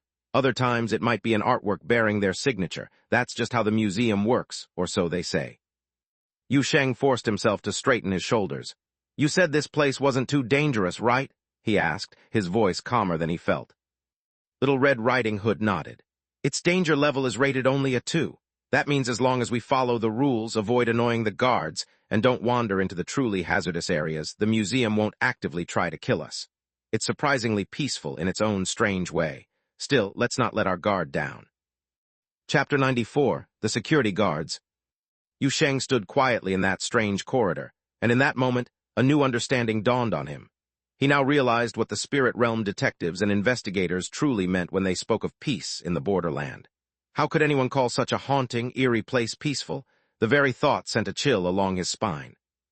Yet when he remembered the valley they had passed through not long ago, he began to see how Little Red Riding Hood's words had held some truth. The museum might be strange, even downright creepy, but it at least had a set of rules. As long as one followed those rules, one could avoid unnecessary harm. Compared to that, the valley had featured an entity that hunted people no matter what they did, and lethal dangers had been scattered throughout the otherworld. In that sense, the museum, however unnerving, was indeed the lesser evil. The difference between a danger level 2 and a danger level 3 place was crucial. At danger level 2, you had a fighting chance if you stuck to the rules. At danger level 3 and above, no amount of obedience could guarantee your survival. In those realms, terrifying threats appeared constant and unavoidable. Remember, the object we're looking for is called the Weeper, whispered Little Red Riding Hood as she carefully scanned the corridor ahead. She kept her voice low, her eyes narrowed as she searched the dimly lit halls. It's a small statue, somewhere between 15 and 25 centimeters tall. It shows a woman crying, her face hidden by her hands. It's just a half-figure with a sort of hollowed-out back and lines that look a bit abstract. Usually it's displayed alone in a white hall, and there shouldn't be any guards around it. Once we find that hall, it shouldn't be hard to grab the statue. Yu Sheng trailed close beside her, his eyes drifting over the museum's odd exhibits and winding passages. He asked quietly, I have a question. What does the Association of Strange Objects want with this statue? Little Red Riding Hood shrugged without turning her head. Who knows? Maybe some wealthy collector offered them a mountain of money and they hired people like us to fetch it. Or maybe the association wants it for their own research purposes. She paused, then continued. You see, the museum is one of those rare otherworlds that keep producing new things. Many of its creations are artistic. Well, I don't really get art, but I do know that rich collectors go crazy over harmless items from here. Besides art, you'll find odd artifacts and strange mechanical displays that seem to hint at some imaginary civilization. Scholars think these objects are valuable for studying otherworld logic, so they try to collect them too. Yu Sheng nodded thoughtfully, then glanced back over his shoulder at the path they had taken. Little Red Riding Hood noticed this and asked softly, What's on your mind? I'm thinking about the stage we encountered, the invisible audience applauding, and the ticket booth, Yu Sheng said. He spoke slowly, as if choosing his words with care. They're all pretty strange, obviously some sort of anomalous phenomena. Shouldn't the entire theater count as an otherworld? I mean, Night at the Museum seems to be just one part of it. Little Red Riding Hood gave him a cunning smile. Ah, you've caught on to something important. The theater is indeed at the core of everything happening here. But it isn't a complete otherworld on its own, it's more like a gateway. A true otherworld must have its own complete structure of space and time, as well as its own set of rules. The rules we have inside the museum don't apply in the theater, so they can't be considered the same place. And she stopped walking and turned halfway towards Yu Sheng, leaning in as if to share a secret. I'll tell you another little secret. The theater's entrance doesn't lead only to the museum. Yu Sheng raised his eyebrow. It doesn't just lead to the museum. Exactly, said Little Red Riding Hood, tapping a finger lightly against her lips. When the sun goes down, the theater's stage leads you to this night at the museum. But when the sun is up, a different ticket booth opens, and that daytime performance takes you into something called Manor Mystery. That place is even more dangerous. There's a suspect zero inside who actively hunts down anyone who enters, and it's incredibly powerful. Yu Sheng's curiosity flared. How does it compare to hunger? It's not as mighty as hunger, especially after hunger was affected by the Dark Angel, but it's still strange and unpredictable. I've never faced it personally, so I can't say exactly how frightening it is, she answered quietly. Oh, said Yu Sheng, accepting this for now. They continued onward, Yu Sheng eagerly soaking up every piece of information she shared about these other worlds. Irene, perched silently on his shoulder, listened intently without uttering a single word. Foxy, on the other hand, was constantly scanning their surroundings, her furry ears flicking and twisting at the slightest noise. Every now and then she would clutch at Yu Sheng's sleeve, nervous and alert. Benefactor, Foxy whispered suddenly, tugging on Yu Sheng's sleeve and pointing ahead. I hear something. There's a sound coming from that painting over there. Yu Sheng and Little Red Riding Hood froze instantly. They strained their ears, and sure enough, they caught the faint sound of ragged breathing drifting from a painting on the wall ahead. The painting showed a lion with a sword stabbed straight into its forehead. At the edge of the canvas, a hand wearing a metal gauntlet was visible, as if it had just thrown the sword. The breathing sound grew heavier and clearer the longer they listened, as if the unseen sword thrower stood hidden just beyond the painting's frame, panting from the effort of felling the beast. Stick close to the wall, Little Red Riding Hood murmured, barely moving her lips. Avoid that painting. She guided them along the very edge of the hallway, making sure they stayed as far from the painting as possible. As they skirted the painting, the strange breathing slowly faded away. Soon they reached a corridor lined with doors. Yu Sheng stepped forward and cautiously opened one. He peered inside and reported simply, Red Room. The room beyond glowed with a crimson light. Little Red Riding Hood frowned slightly. Skip that, let's try the next one. Yu Sheng nodded and moved a few steps further. He opened the next door, and behind it lay a wide, empty hall bathed in a calm, sky-blue light. It was well lit, and near the entrance stood a small plaque. Engraved on it were the words, The Exhibit, My Friend and My Endless Wealth, by Chuang Fang. Below it was a commentary that read, This piece evokes deep sadness, filled with the creator's lifetime reflections and insights. Yu Sheng studied the plaque for a moment, and then looked back at Little Red Riding Hood. This museum certainly has a sense of humor, doesn't it? He remarked dryly. Little Red Riding Hood shook her head slowly. It's not humor in the normal sense. It comes from the people it once devoured. Their so-called final works often feel strange, absurd, and self-mocking. Nobody knows what these creators were thinking when they left these pieces behind, if they were even thinking rationally at all. The museum doesn't truly think like a human. It just clumsily imitates human creations and runs according to its own twisted rules. She gazed across the hall to a door on the far side. Let's move on. The rooms and corridors often repeat themselves, and the layout changes randomly every time we come here. Memorizing the route is pointless. But the space is finite, and if we keep going forward, we should eventually reach the hall where the Weeper is displayed, assuming luck is on our side. Yu Sheng nodded, taking Foxy's hand and stepping carefully across the hall. They had crossed about halfway when they heard it, stiff, hollow-sounding footsteps echoing from the corridor opposite them. Yu Sheng came to an abrupt halt. In the next instant, several unsteady figures stumbled into view. They were mannequins dressed in security guard uniforms. Their faces, molded from plastic, were blank and unsettling. They moved with a jerky awkwardness as if puppets on tangled strings. Yet, as bizarre as they looked, they advanced with purpose, emerging from the corridor on the other side. Foxy's ears flattened, and her tail puffed up in alarm. Security guards, Little Red Riding Hood hissed, eyes widening. Why are they appearing now? She steadied herself and pressed close to Yu Sheng. Her voice dropped even lower. Don't run. Don't make any suspicious moves. The guards are hostile entities, but they follow rules. We haven't broken any rules since we got here, so they shouldn't attack. Before she could finish, one of the plastic guards lifted its hand abruptly. It formed a shape like it was blowing a whistle, though no real lips moved. The next second, a shrill, piercing whistle sound cut through the air. Instantly, all the mannequin guards sprang into action, bolting towards Yu Sheng and the others with alarming speed and force. Oh crap, Yu Sheng gasped. He barely had time to react before he leaped to one side. As he landed, he kicked out at one of the plastic guards. His foot collided with the mannequin's torso, producing a loud metallic clang. The guard split in half at the waist, but Yu Sheng winced, feeling pain shoot up his leg. "They're tough, it's like kicking solid stone," he shouted.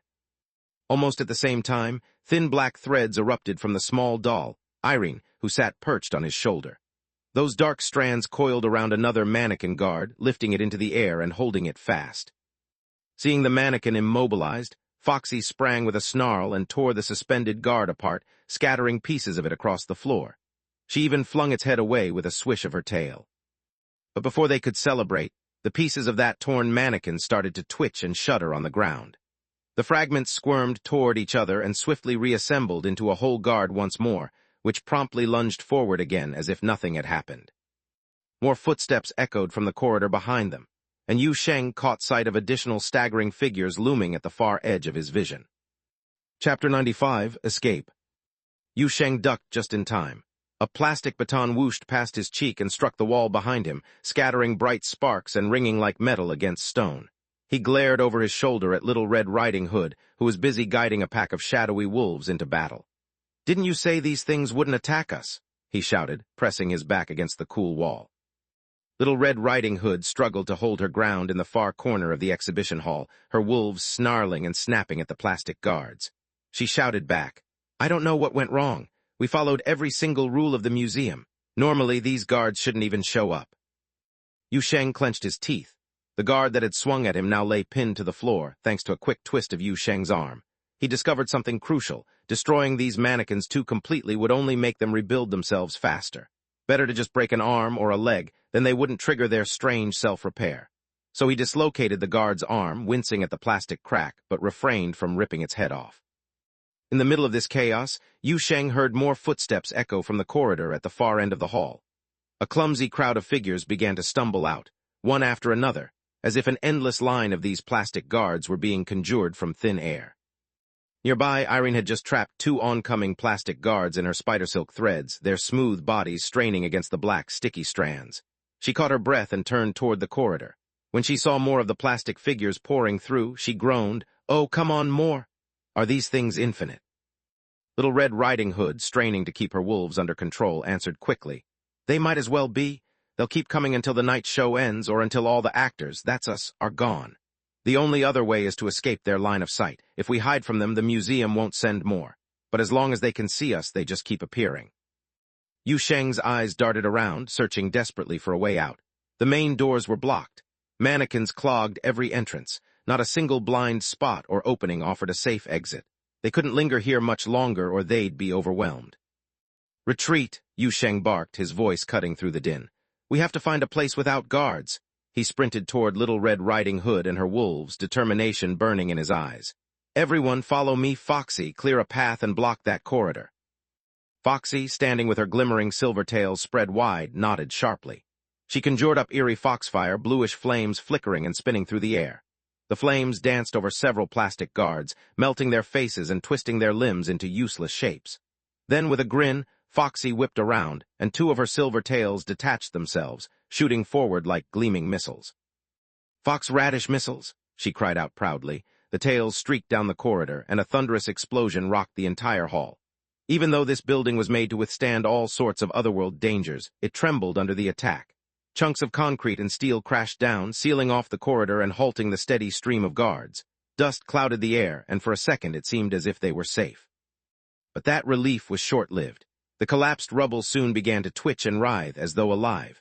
Broken plastic arms and legs squirmed through cracks in the debris. The mangled guards, half melted and bent at impossible angles, clawed their way out. They were slower now, struggling to free themselves from the pile of wreckage. Those few seconds were all Yu Sheng needed. Hoisting Irene over his shoulder, he strode toward a shimmering, glowing door that had appeared, one of those strange passageways that popped up in this shifting, otherworldly museum. "This way," he shouted. Yu Sheng might not always win every fight, but he could always find a way to run. Without hesitation, Little Red Riding Hood guided her wolves through the door, their shadowy forms slipping into the new space. Foxy followed close behind. Before Foxy stepped through, she turned and aimed her tail at the guards pushing through the rubble, firing off quick bursts of foxfire that shot forward like bullets. "Rat-a-tat-tat," Foxy cried out. "Fox Radish machine gun." Yu Sheng rolled his eyes at the name. "Seriously, those attack names, just get inside." he snapped, impatient but relieved that she was effective. Okay, Foxy chirped. She let loose one final volley of foxfire before leaping through the door. Yu Sheng, still carrying Irene, prepared to cross as well. At that very moment, a twisted mannequin managed to lunge at him from a corner he'd overlooked. It grabbed his ankle with a plastic hand that felt as strong as steel. Ignoring the pain, Yu Sheng dragged it along for a step, then slammed the door shut, severing the mannequin's arm cleanly. The leftover plastic limb dropped to the floor as the door sealed behind them. Then silence. The roaring guards, the foxfire explosions, and the collapsing hall all vanished in an instant. Yu Sheng had grown used to the abrupt changes in atmosphere that came whenever they passed through these strange doors. Every time, it felt like stepping into a completely different world. Now they stood in a wide, quiet corridor lined with glass display cases holding ordinary-looking artifacts. Little Red Riding Hood scanned the hallway cautiously, her wolves drifting about like dark clouds. Foxy hovered at the far end, one tail in hand as though holding a large rifle, ready for any new threat. No guards followed. No fresh attackers appeared. Just as Little Red Riding Hood had predicted, once they were out of sight, the museum's pursuit paused. Little Red Riding Hood recognized the corridor and raised her eyebrows. We've been here before. To be honest, I expected you to open a door that led us straight out of this museum. Yu Sheng shook his head, breathing heavily. If we ran away now, everything we did tonight would be a complete waste. The preparations, the lures, the inhibitors you used, they'd all be for nothing. They must have cost you a fortune. He paused and frowned. Also, doesn't something feel wrong? Those guards shouldn't have attacked if we followed all the rules. Something's off about this place. We should try to figure out what. Little Red Riding Hood tilted her head thoughtfully. Normally, we'd leave the moment we realize something's wrong in an otherworld, she said. Safety first, but you have a point. If we can handle the risk, investigating could bring us a worthwhile reward. Yu Sheng nodded. If it gets too dangerous, we can always escape again using another door. He turned toward Foxy, who was beaming with pride. Yu Sheng sighed and offered reluctant praise. You did well, your attacks were strong. Then he rolled his eyes. But those names, where did you even get them from? Before Foxy could reply, he raised his eyebrows at Irene. Foxy answered with a mischievous grin. Irene came up with them. I told her what I could do with my tails, and she started tossing out these great names. I've even got a new move in progress. Fox Radish Thrust. Yu Sheng cut Foxy off and glared at Irene, who was perched on his shoulder. I knew it. No one else would come up with something so bizarre. Irene puffed out her cheeks indignantly, placing her hands on her hips. Ridiculous. I think they're brilliant. Look at Foxy's tails. They're perfect for these names. I even used some clever puns. She murmured under her breath. Actually, I considered calling the rapid-fire move Fox Radish Biu at first, but that didn't sound official enough. A nerve twitched at Yu Sheng's temple. At least she hadn't chosen something like Foxtail Biu, he told himself silently. Small mercies. Little Red Riding Hood watched them with a mixture of amazement and confusion.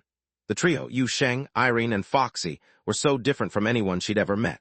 They were serious in their own odd way, dedicated to their work, yet they treated danger with a strange lightheartedness. They seemed to be both perfectly competent and utterly bizarre all at once.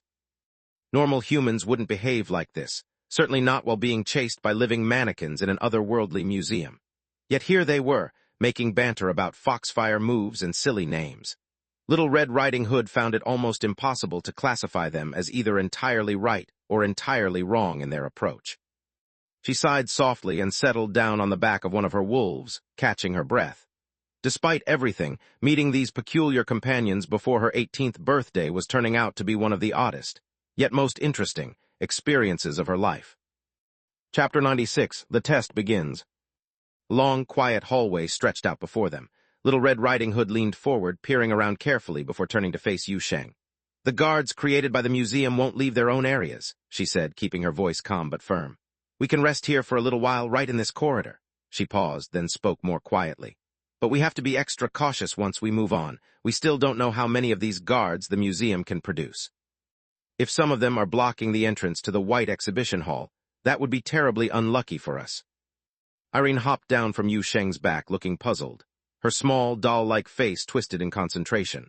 What I don't get, she said, is how these guards are triggered at all. I mean, we didn't do anything wrong, and yet as soon as they appeared, they attacked us without a word. Little Red Riding Hood opened her mouth as though she wanted to say something, then closed it again and fell silent. Irene noticed this hesitation and prodded gently. Come on, spill it. You clearly have something on your mind. Taking a steadying breath, Little Red Riding Hood finally explained. The most likely reason is that we're not the only ones in here.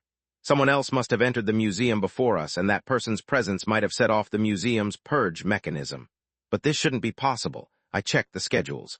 No other investigative teams were supposed to come tonight, just ours. Irene raised a skeptical eyebrow. Maybe someone snuck in, some shady character, maybe.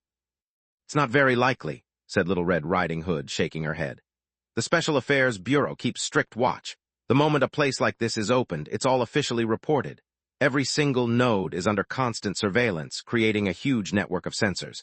If any otherworld gate or rift in spacetime opened up without warning, it would set off immediate alarms. Irene nodded in a way that suggested she recognized the idea, though no one could be sure if she truly understood. In fact, her attention was already drifting. Her gaze landed on Yu Sheng, who was crouched down just a few steps away. Yu Sheng had picked up something strange, a twisted plastic arm that had been sliced clean off one of the guards. The detached limb, now drained of its supernatural life, looked just like a store mannequin's arm. He tapped it lightly against the floor, creating a hollow, clunking sound. It felt like plastic, looked like plastic, and he couldn't help but wonder with a bizarre curiosity if it would taste like plastic if he bit into it. Just as this odd idea crossed his mind, Irene shrieked in alarm. Hey, Yu Sheng, what do you think you're doing? That's plastic, you can't eat it. Yu Sheng sighed, a tired look on his face. I'm not going to eat it, he said flatly, rolling his eyes at the little doll. I might be a bit unusual, but I'm not that crazy. Even if it wasn't plastic, I wouldn't eat it. Those guards look human enough, I wouldn't be able to stomach that. I was just thinking about how these things move. I'm curious, that's all. Irene let out a huge sigh of relief, patting her tiny chest. Phew, you really had me worried there for a second. With you, I half expected you to whip out a cooking pot and try making stew or something. Yu Sheng looked offended. Is that the kind of person you think I am? Little Red Riding Hood watched this exchange with a puzzled expression. She was not as startled by Irene's alarm as she was by the memory of their earlier adventures. Last time they visited Wudong Road number 66, there had been a plate of stir-fried meat involved. She suspected, just for a moment, that Yu Sheng might have seriously wondered about the taste of the arm, even if only as a weird passing thought. Her uneasy musings were cut short when Yu Sheng suddenly took out a small knife from his pocket. Without a second's hesitation, he made a tiny cut on his own arm and let a thin trickle of blood run down. Then, to her horror, he began smearing his blood onto the severed plastic arm. Chilled, Little Red Riding Hood blurted, "What are you doing?" Yu Sheng, sounding perfectly calm, said, "I'm testing something, trying to find an advantage." He continued spreading his blood over the plastic limb. "My blood can connect with a lot of different things, including entities. I'm curious if it can work on a separated piece like this." Irene didn't even blink. She had grown accustomed to Yu Sheng's unusual methods. She turned to Little Red Riding Hood and explained, "Yu Sheng's blood is super strange. Foxy and I have both come into contact with it before." Suddenly, Yu Sheng looked toward Little Red Riding Hood and with a sly twist of his mouth asked, "Well, don't you want a taste?" He gestured toward his wounded arm, which was already beginning to close up. "Better hurry. I heal fast, and if you wait too long, there won't be any left." Little Red Riding Hood yelped and jumped off the wolf she'd been perched on. She backed away quickly, shaking her head so hard her hood nearly flew off. "No way," she shouted. Turning to Foxy, the silent fox demon who had remained calm this entire time, Little Red Riding Hood pleaded, "Isn't something about all this really, really off?" She hoped Foxy would agree that this was insanity. But Foxy only looked at Yu Sheng with admiration glowing in those vulpine eyes. "Benefactor's magic is deep indeed," Foxy said quietly. "This is the art of blood sorcery." Little Red Riding Hood felt more lost than ever. Blood sorcery? She wondered aloud. She knew almost nothing about the cultivation world or these strange abilities. She was just a high school student, not someone used to such odd, supernatural skills. Meanwhile, Yu Sheng was already observing the results of his experiment. He noticed that his blood was being absorbed into the plastic arm, sinking into it quickly, almost hungrily. "It seems to be working," he murmured thoughtfully. Irene's eyes went wide. She hopped closer, voice brimming with excitement. "Really? Can you see anything yet? Did you find out why those guards went berserk?" Yu Sheng closed his eyes and shook his head slightly. "The connection is weak right now," he said, holding up a hand to keep her quiet. "I can't get detailed information just yet." He grew silent, concentrating, feeling the faint link between himself, his blood, and whatever force powered these odd museum guardians. He imagined his senses drifting through the halls, stretching beyond the corridor, through sealed doors and dim galleries, over display cases and centuries-old artifacts.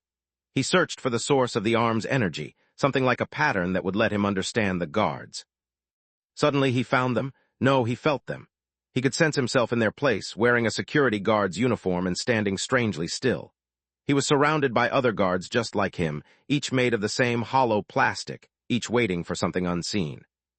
It was only a brief flash, a dizzying instant much like his experience with hunger back in Night Valley. He understood he wasn't truly in their bodies. He was only receiving bits of information from the blood link, translating it in his mind as though he were in their shoes. He hadn't formed a perfect bond, not enough to fully become them. But maybe, if he strengthened the connection, it would be like that feast in Night Valley, when he had tasted an entity's essence and understood it from the inside out. With that glimpse fading, Yu Sheng opened his eyes and pointed down the hallway. Most of the guards are 2 intersections away from here. They're standing completely still, like they're waiting for orders. A few others are scattered in distant exhibition halls, but none of them are moving at the moment. Little Red Riding Hood's eyes grew wide. Until now, she hadn't fully realized just how powerful Yu Sheng's abilities were. Sure, they had fought side by side in Night Valley, but that had been chaotic. Here, watching him calmly use his blood to connect with these strange guardians, she finally understood how valuable his power could be. One simple drop of blood, one careful touch, and Yu Sheng could trace, locate, and understand these creatures before they made a move. For investigators and spirit detectives, this sort of skill was extraordinary. Then another thought made her shiver. If his blood could do this to entities, what could it do to humans? She remembered how he'd teased her, offering her a taste. She shook off the thought, trying not to imagine it too deeply. Instead, she focused on something more practical. So with this information, we can avoid running straight into them, she said. Do you think you can sense anything else about the exhibition halls? Maybe where the White Exhibition Hall is located. Yu Sheng shook his head. The connection isn't strong enough for that, he admitted. It's mainly tied to these guards. I can't get a clear map of the whole building or the location of the White Exhibition Hall. As he spoke, Yu Sheng took his knife again and lightly cut his arm a second time, letting another small bead of blood appear. He smeared it over the walls and the floor tiles, testing them just as he had tested the arm. But this time, there was no noticeable change, no new information. The stone drank up his blood, but it offered nothing in return. It's probably not enough, he said with a sigh, standing up straight. To truly connect with the museum's structure, I'd have to do something extreme, like cover the entire place in my blood 3 or 4 times. That would be a bit much, wouldn't it? At the idea of coating the museum in his blood, Little Red Riding Hood's face turned pale with horror. Noticing her expression, Yu Sheng let out a nervous chuckle and quickly waved his hand. I'm just joking, he assured her with a crooked grin. I'm not that reckless, I'm just a curious person, that's all. Little Red Riding Hood blinked, unable to find the right words. Chapter 97, The Surrounded White Exhibition Hall. Yu Sheng could not shake the strange feeling that Little Red Riding Hood had been on edge for quite some time now. He suspected it might have something to do with him, though he wasn't entirely certain. Still, he refused to let it bother him too much. After all, he was quite used to puzzling situations by now, mostly thanks to Irene. She had taught him the skill of keeping calm even when everything around him seemed to be falling apart. So Yu Sheng quickly pushed aside his doubts and stood up, focusing his mind on the task ahead. He concentrated on their next move, his senses sharpening like a well-trained scout before an important mission. All around them, the museum's guards, who looked more like unmoving plastic mannequins, seemed scattered across various corridors and rooms, yet something rather odd was happening. Yu Sheng could sense it. Some of these mannequin-like guards were quietly being taken apart in midair, bit by plastic bit. It was as if the guards had stopped functioning altogether the moment the intruders, Yu Sheng and his companions, had slipped out of their line of sight.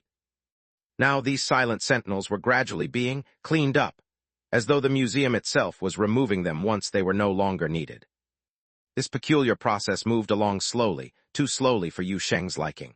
He knew that if he waited until every last plastic guard was completely gone, they would risk missing the narrow window of time during which the museum remained open.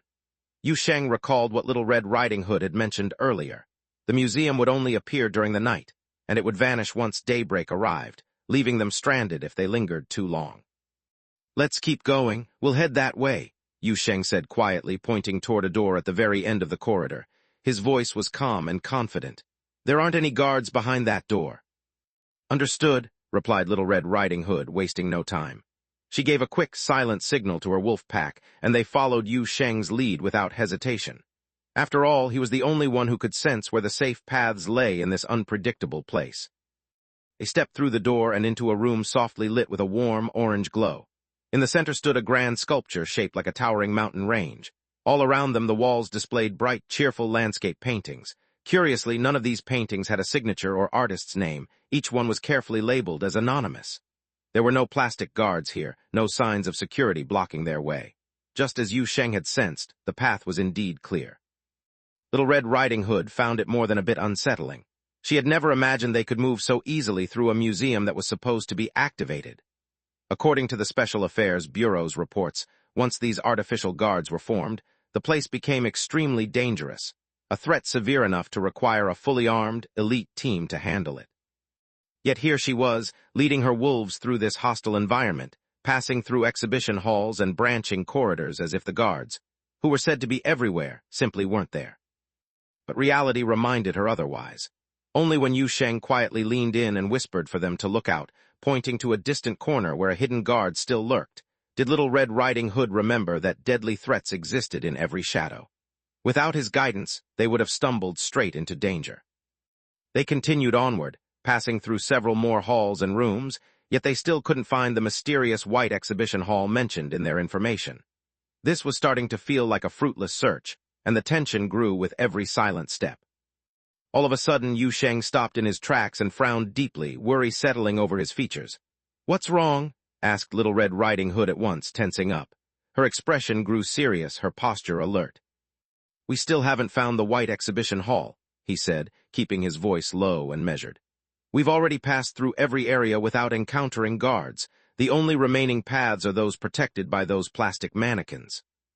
"Maybe it's further inside," Irene suggested, perched comfortably on Yu Sheng's shoulder. She was a tiny doll, and since they'd entered the museum, she hadn't bothered to walk on her own even once. "You did mention that the structure of this place changes randomly." Yu Sheng shook his head slightly.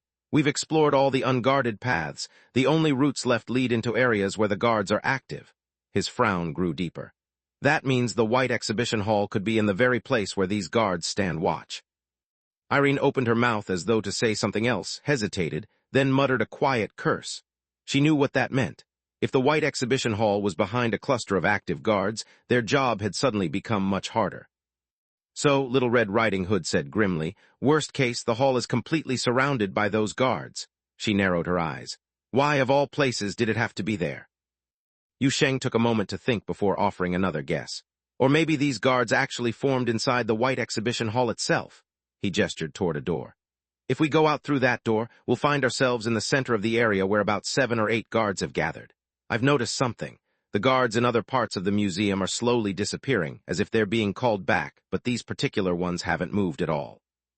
It's like something happened inside that white exhibition hall, something that caused them to appear, and it's still going on. Whatever triggered them is probably still there."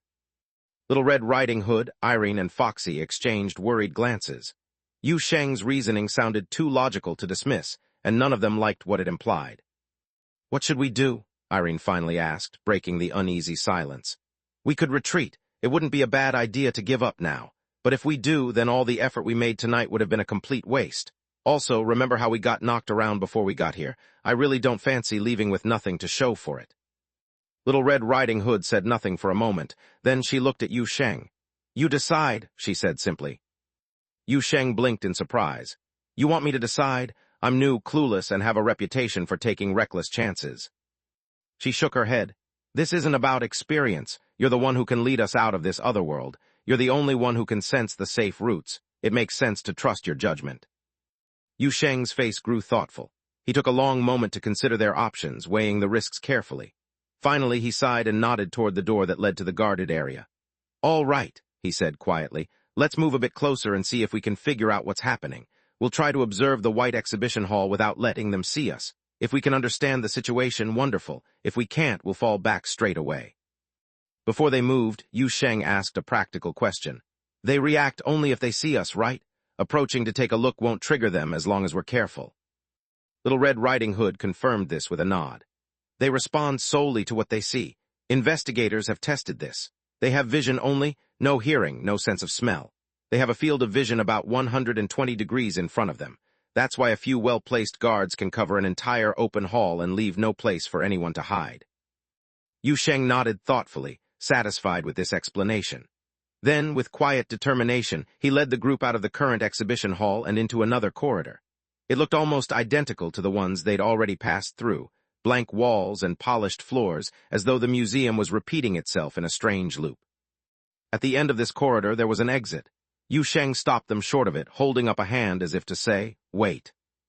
Irene squinted ahead, her eyes sharper than one might expect from a tiny doll. "It's a white room," she said softly, catching a glimpse of something bright through the slightly open door at the end. Yu Sheng, however, could sense the presence of the guards far better than she could see. He could feel them standing there, motionless, and he could even see the edge of a dark blue uniform peeking through the gap. Just as they feared, the guards were stationed in the white exhibition hall, showing no signs of dissolving or being removed. Just then Little Red Riding Hood wrinkled her nose and sniffed the air twice. Her face darkened in an instant. "Blood," she said quietly. Foxy nodded in agreement. "I smell it too, it's fresh." A chill seemed to settle over the group. They smelled blood. That meant a body or something worse, the scent of death itself. There was no doubt about it. Something violent had taken place in that white exhibition hall, and that was what had caused the guards to appear and remain. From their current position, however, it was impossible to see what lay inside. Getting any closer risked giving themselves away. "I really should have borrowed Dorothy's drone," Little Red Riding Hood muttered under her breath. "This would be so much easier if I had one." Hearing this made Yu Sheng curious. He had heard scattered bits of information about Little Red Riding Hood's mysterious fairy tale group, but he knew very little for sure. The members all took code names from old stories, but he didn't know what kind of abilities they had. Little Red Riding Hood and her wolves were unusual enough. What about Dorothy? What connection did she have to drones? Emboldened by his curiosity, Yu Sheng asked softly, "If we get the chance, would you tell me more about your group? I mean, I know each member uses a fairy tale character as a code name, but that's about it. I'm really curious about your fairy tale organization." Little Red Riding Hood's face remained indifferent. "Curiosity isn't always a good thing," she replied coolly. Still, she did not outright refuse. "Maybe one day, if they're all right with it, I'll introduce you." Then she shook her head gently. "For now, we must make a decision. Moving forward into that hall is clearly out of the question." Yu Sheng rubbed his chin, thinking of other possibilities. "You mentioned drones," he began carefully. "Would those guards react to a drone if one flew in front of them?" "No," said Little Red Riding Hood. "They only respond to actual intruders. These guards have no true intelligence. They follow a set of basic rules. That's how we can sometimes trick them." Yu Sheng paused, considering. "What if we send one of your wolves to take a peek?" he suggested. For a moment Little Red Riding Hood didn't answer. Then she shook her head firmly. "No," she said. "Why not?" Yu Sheng pressed, sounding puzzled. "Because," said Little Red Riding Hood, her voice unusually quiet and thoughtful, "in a way, my wolves are me." Chapter 98, Sacrifice and Corruption. "The wolf is me." As these words left Little Red Riding Hood's lips, Yu Sheng saw a strange, troubled glimmer cross her eyes.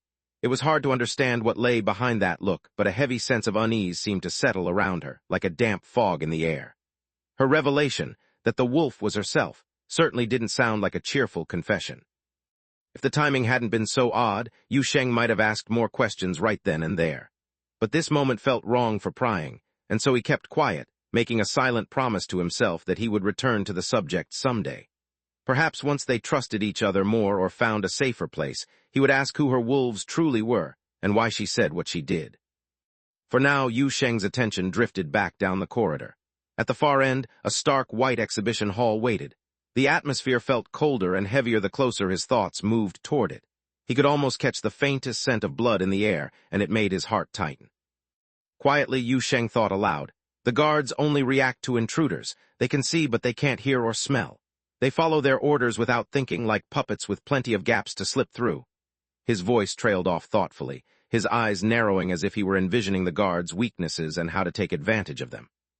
Beside him, Little Red leaned in close, speaking in a hushed tone. "What do you think? Should we pull back for today? We could always come back tomorrow." "No," Irene cut in sharply, her voice unexpectedly firm. "Look at Yu Sheng's face." Little Red blinked at Irene, puzzled. "What about his face?" Irene let out a weary sigh. "He has that look again. He's got another idea."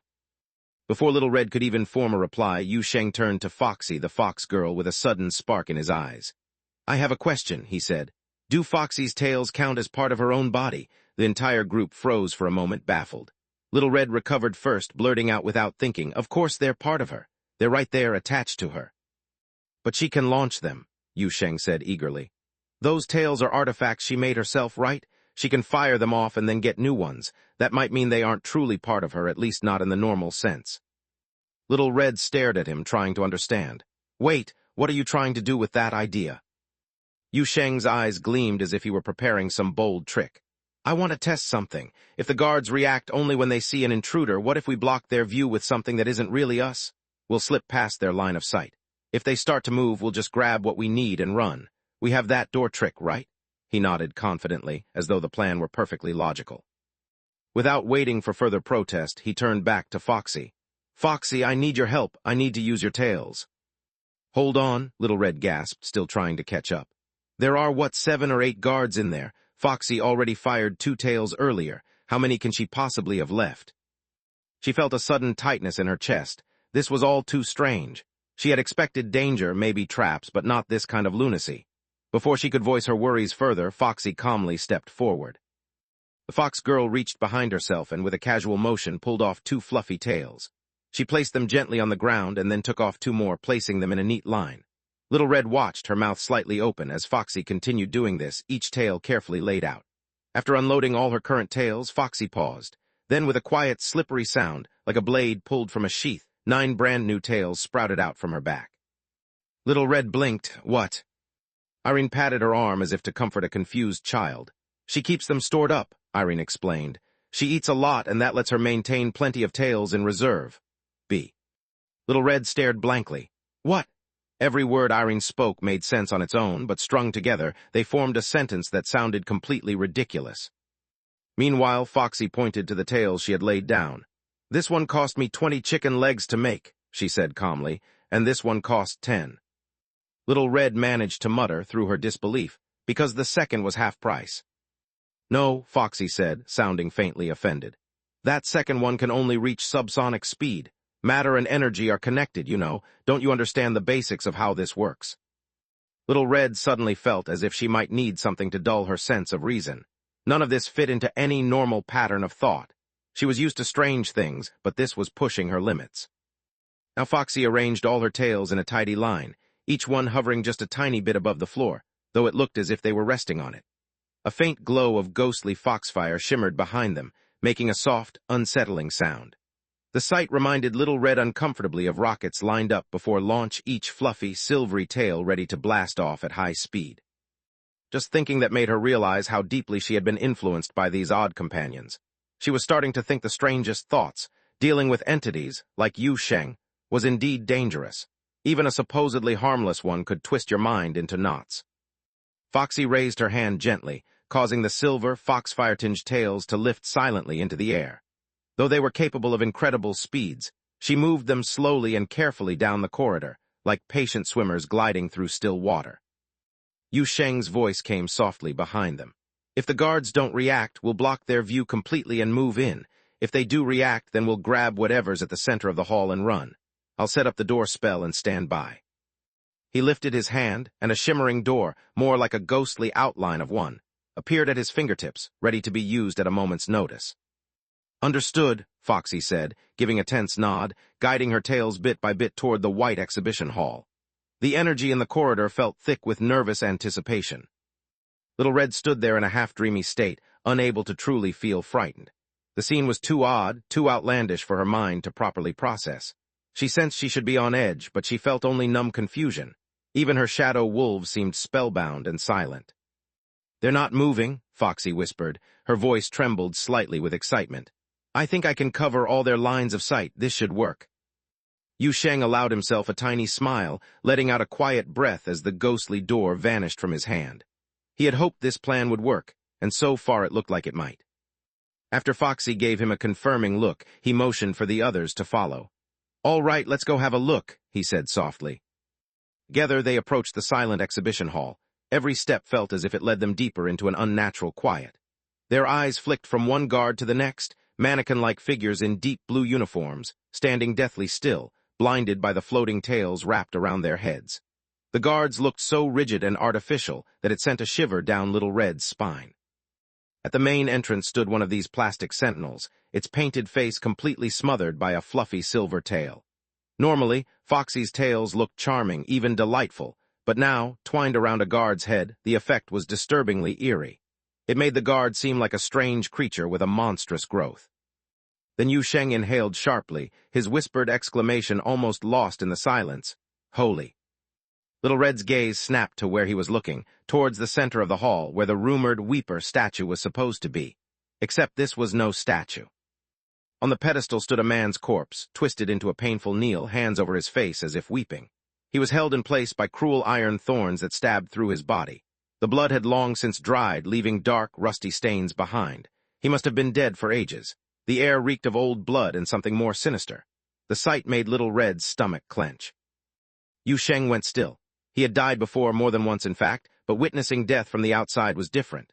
The atmosphere here was horrifying in a new way. This was not a simple murder. It felt more like a dreadful ritual, a sacrifice offered to something cruel and hungry. There was a twisted elegance to it, as if someone had posed the corpse to match the Weeper statue's pose exactly, and it made Yu Sheng's skin crawl. He wanted to understand. He turned to the one person who might know more about such horrors. Little Red, do you know what? He never finished his question. Something was terribly wrong with Little Red.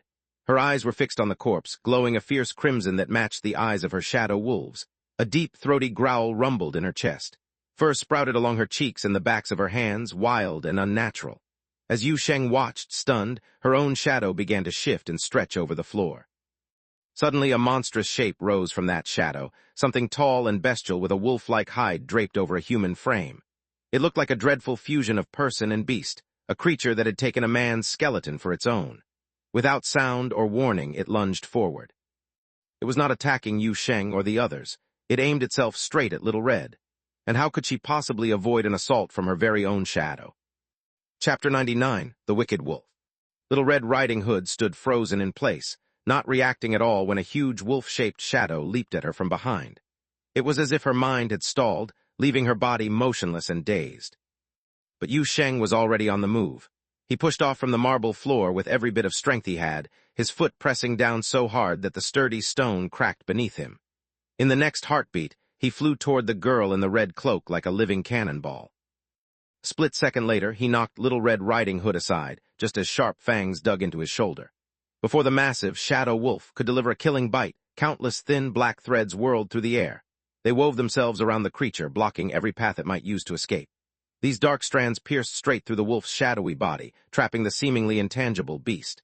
At that same moment, Foxy appeared in a burst of blue flame, her entire form cloaked in ghostly fire.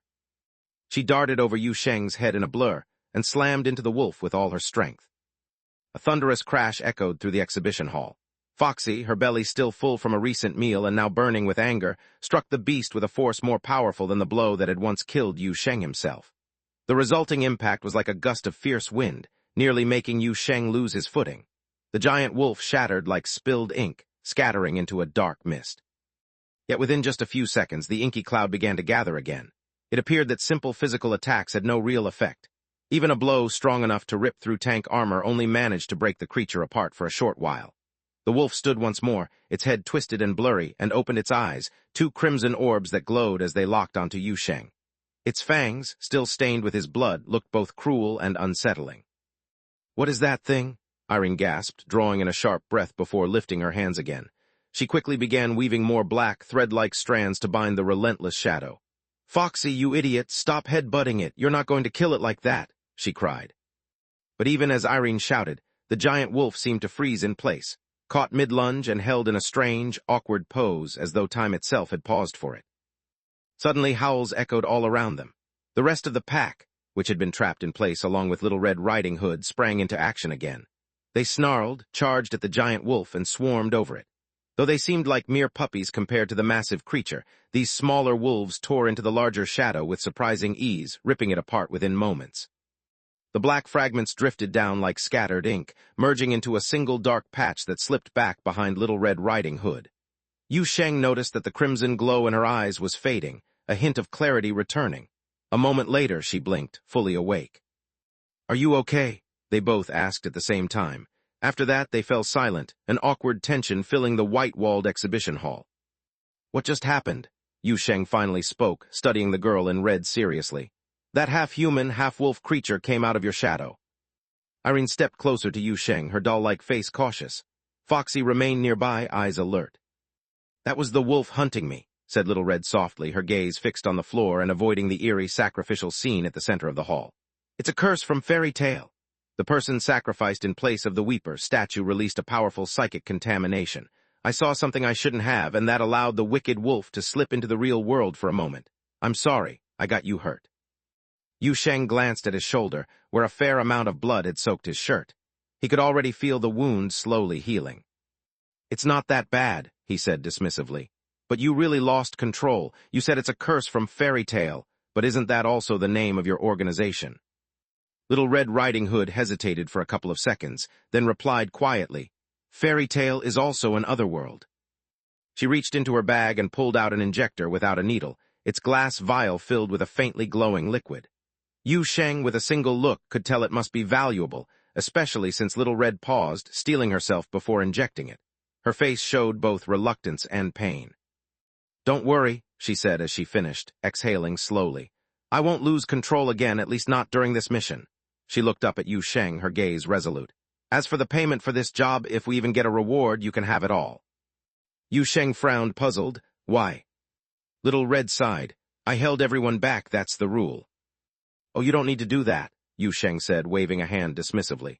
"Let's stick to the original deal. What happened just now was an accident. In team missions, things like that happen. It doesn't mean you're dragging anyone down." He paused, a strange smile on his face. "Besides, I have bigger things to worry about than how to split rewards." Little Red blinked, confused, and looked at him. "Curiosity," Yu Sheng said, eyes lighting up with interest. "I'm curious about the fairy tale otherworld you mentioned and your curse. I'm guessing everyone in your group carries curses, right? I want to understand what's really going on with your group. Why were you all cursed by an otherworld? And why would you name your organization after it?" There was a sincere eagerness in Yu Sheng's eyes, but for some reason it made Little Red uneasy. She wasn't exactly afraid, yet it felt like she was facing something pure and intense, something burning bright beyond human understanding. Was it really just curiosity? She hesitated. Normally, she would never reveal her group's secrets, but there was something about Yu Sheng's gaze that made her falter. Finally, she nodded slowly. "If you truly want to know, I can tell you, but it's a long story." "All right, let's save it for later," Yu Sheng said easily, his mood brightening. "This isn't the best place for storytelling, not with this mess around us." He glanced toward the sacrificial victim. The fierce, brief chaos had left plenty of damage in the exhibition hall. Craters and scorch marks marred floors and walls. Thankfully, the central platform remained untouched. Two of the guards had been knocked over by the shockwave from Foxy's earlier headbutt, but their silvery tails still gripped the mannequin's head. These strange entities, following their own odd rules, lay perfectly still on the floor. The sight was bizarre, yet almost comical. "Did the guards do this?" Yu Sheng asked, looking at the lifeless victim with a growing curiosity. "No," Little Red answered immediately. Now that she had taken that extra dose of the rationality blocker, she could look at the grisly scene without losing her mind, though a faint static hummed in her head whenever she glanced at it. "The guards only kill intruders in the museum. They wouldn't set up something so elaborate or symbolic. This looks like a human's doing." So someone really did break in before us, stole the original Weeper statue, and then arranged a living sacrifice in its place. Yu Sheng frowned thoughtfully. "And because of that, the guards activated and attacked us." "That seems likely," Little Red agreed, nodding slightly. She studied Yu Sheng, who stood so calmly by the altar, and asked, "Doesn't seeing this kind of sacrifice bother you at all? You didn't take any rationality blocker beforehand." "Nope," Yu Sheng replied with a shrug. "I don't even know where to get that stuff. I'm pretty sure I haven't even finished my basic training. You said that looking at the sacrifice caused contamination, but I don't feel a thing." Little Red blinked, then turned to Irene. "Dolls aren't afraid of a little psychic contamination," Irene declared, placing her hands proudly on her hips. Little Red then looked at Foxy. "She spent decades holding off hunger in Night Valley," Yu Sheng reminded her. "She drove hunger so mad it almost grew a brain." Little Red fell silent, speechless. What kind of people were these? Chapter 100, Talking to the Dead. It had to be admitted, There was always a gap between people doing the same work, and this difference was even more obvious among spirit realm detectives.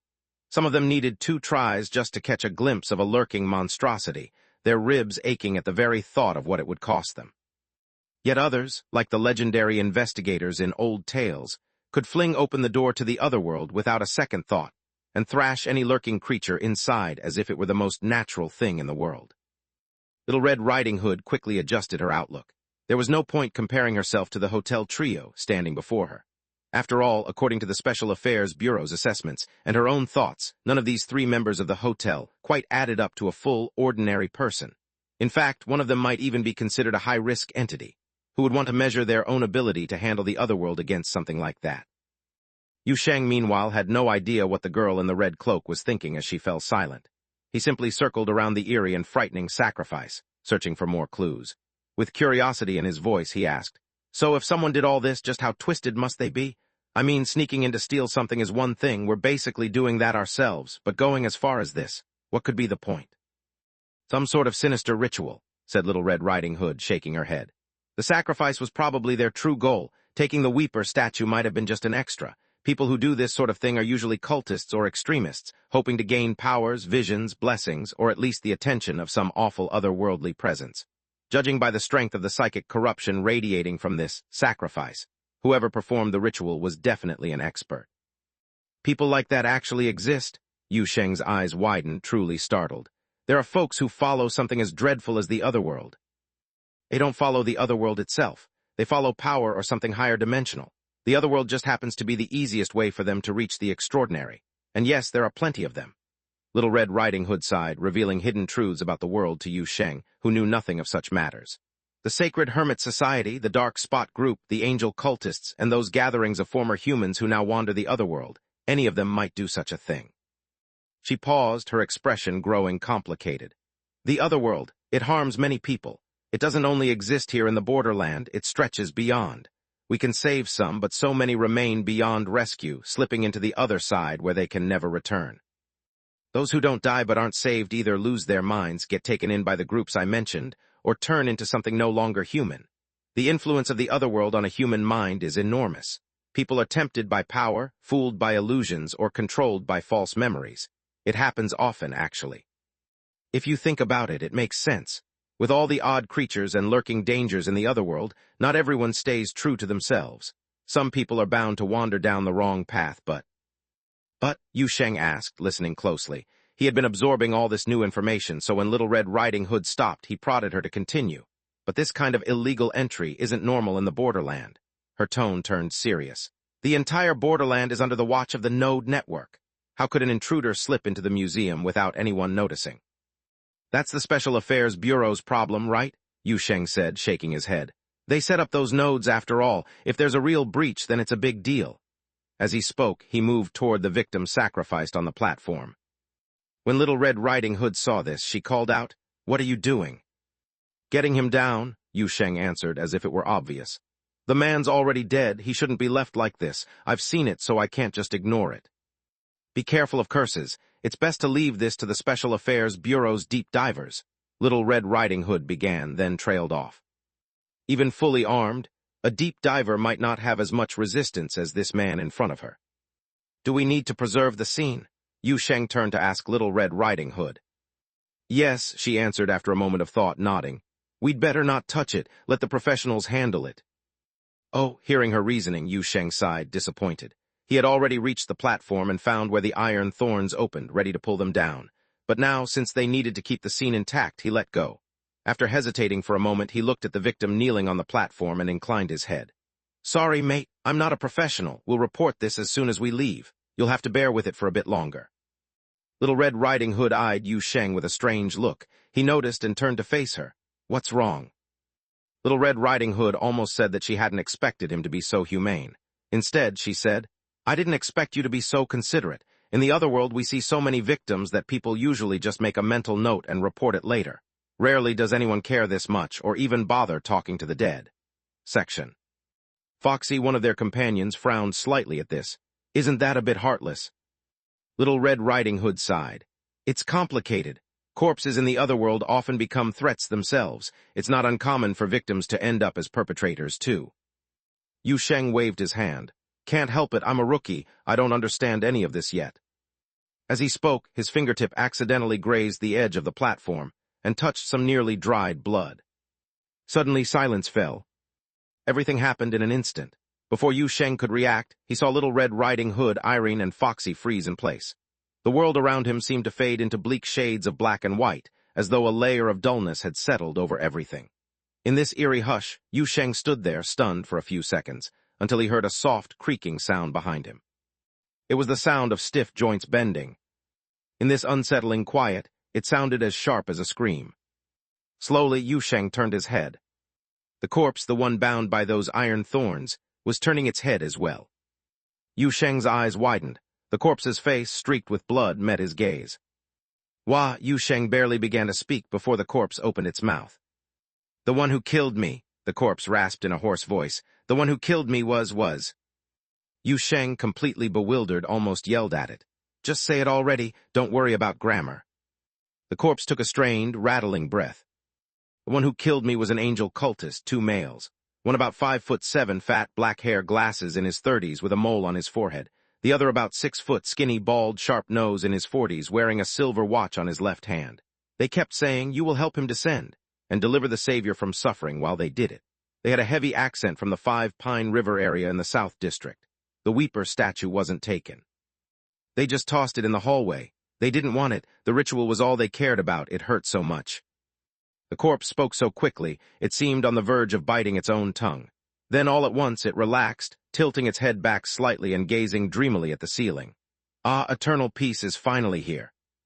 Slowly it lowered its head, returning to that weeping pose, covering its face, and became silent again. Yu Sheng could only stand there, speechless. The corpse had spoken so fast that Yu Sheng was still struggling to process it.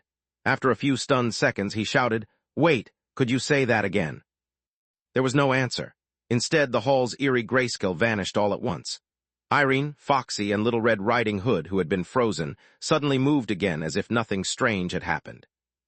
Irene was the first to notice Yu Sheng's odd behavior. She looked at him curiously. Hey, what's wrong? Why do you look so serious all of a sudden? Yu Sheng took a deep breath and turned to Little Red Riding Hood. He repeated everything he'd just heard. The killers were angel cultists, 2 men. One about 5'7", fat, black hair, glasses, around 30-something, mole on his forehead. The other 6 feet, skinny, bald, sharp nose, in his 40s with a watch on his left hand. They kept talking about helping him descend and delivering the Savior from suffering. They had a strong accent from 5 Pine River in the South District. They tossed the Weeper statue across the hallway. I guess they didn't care much about it after all. Little Red Riding Hood just stared, completely at a loss. Huh,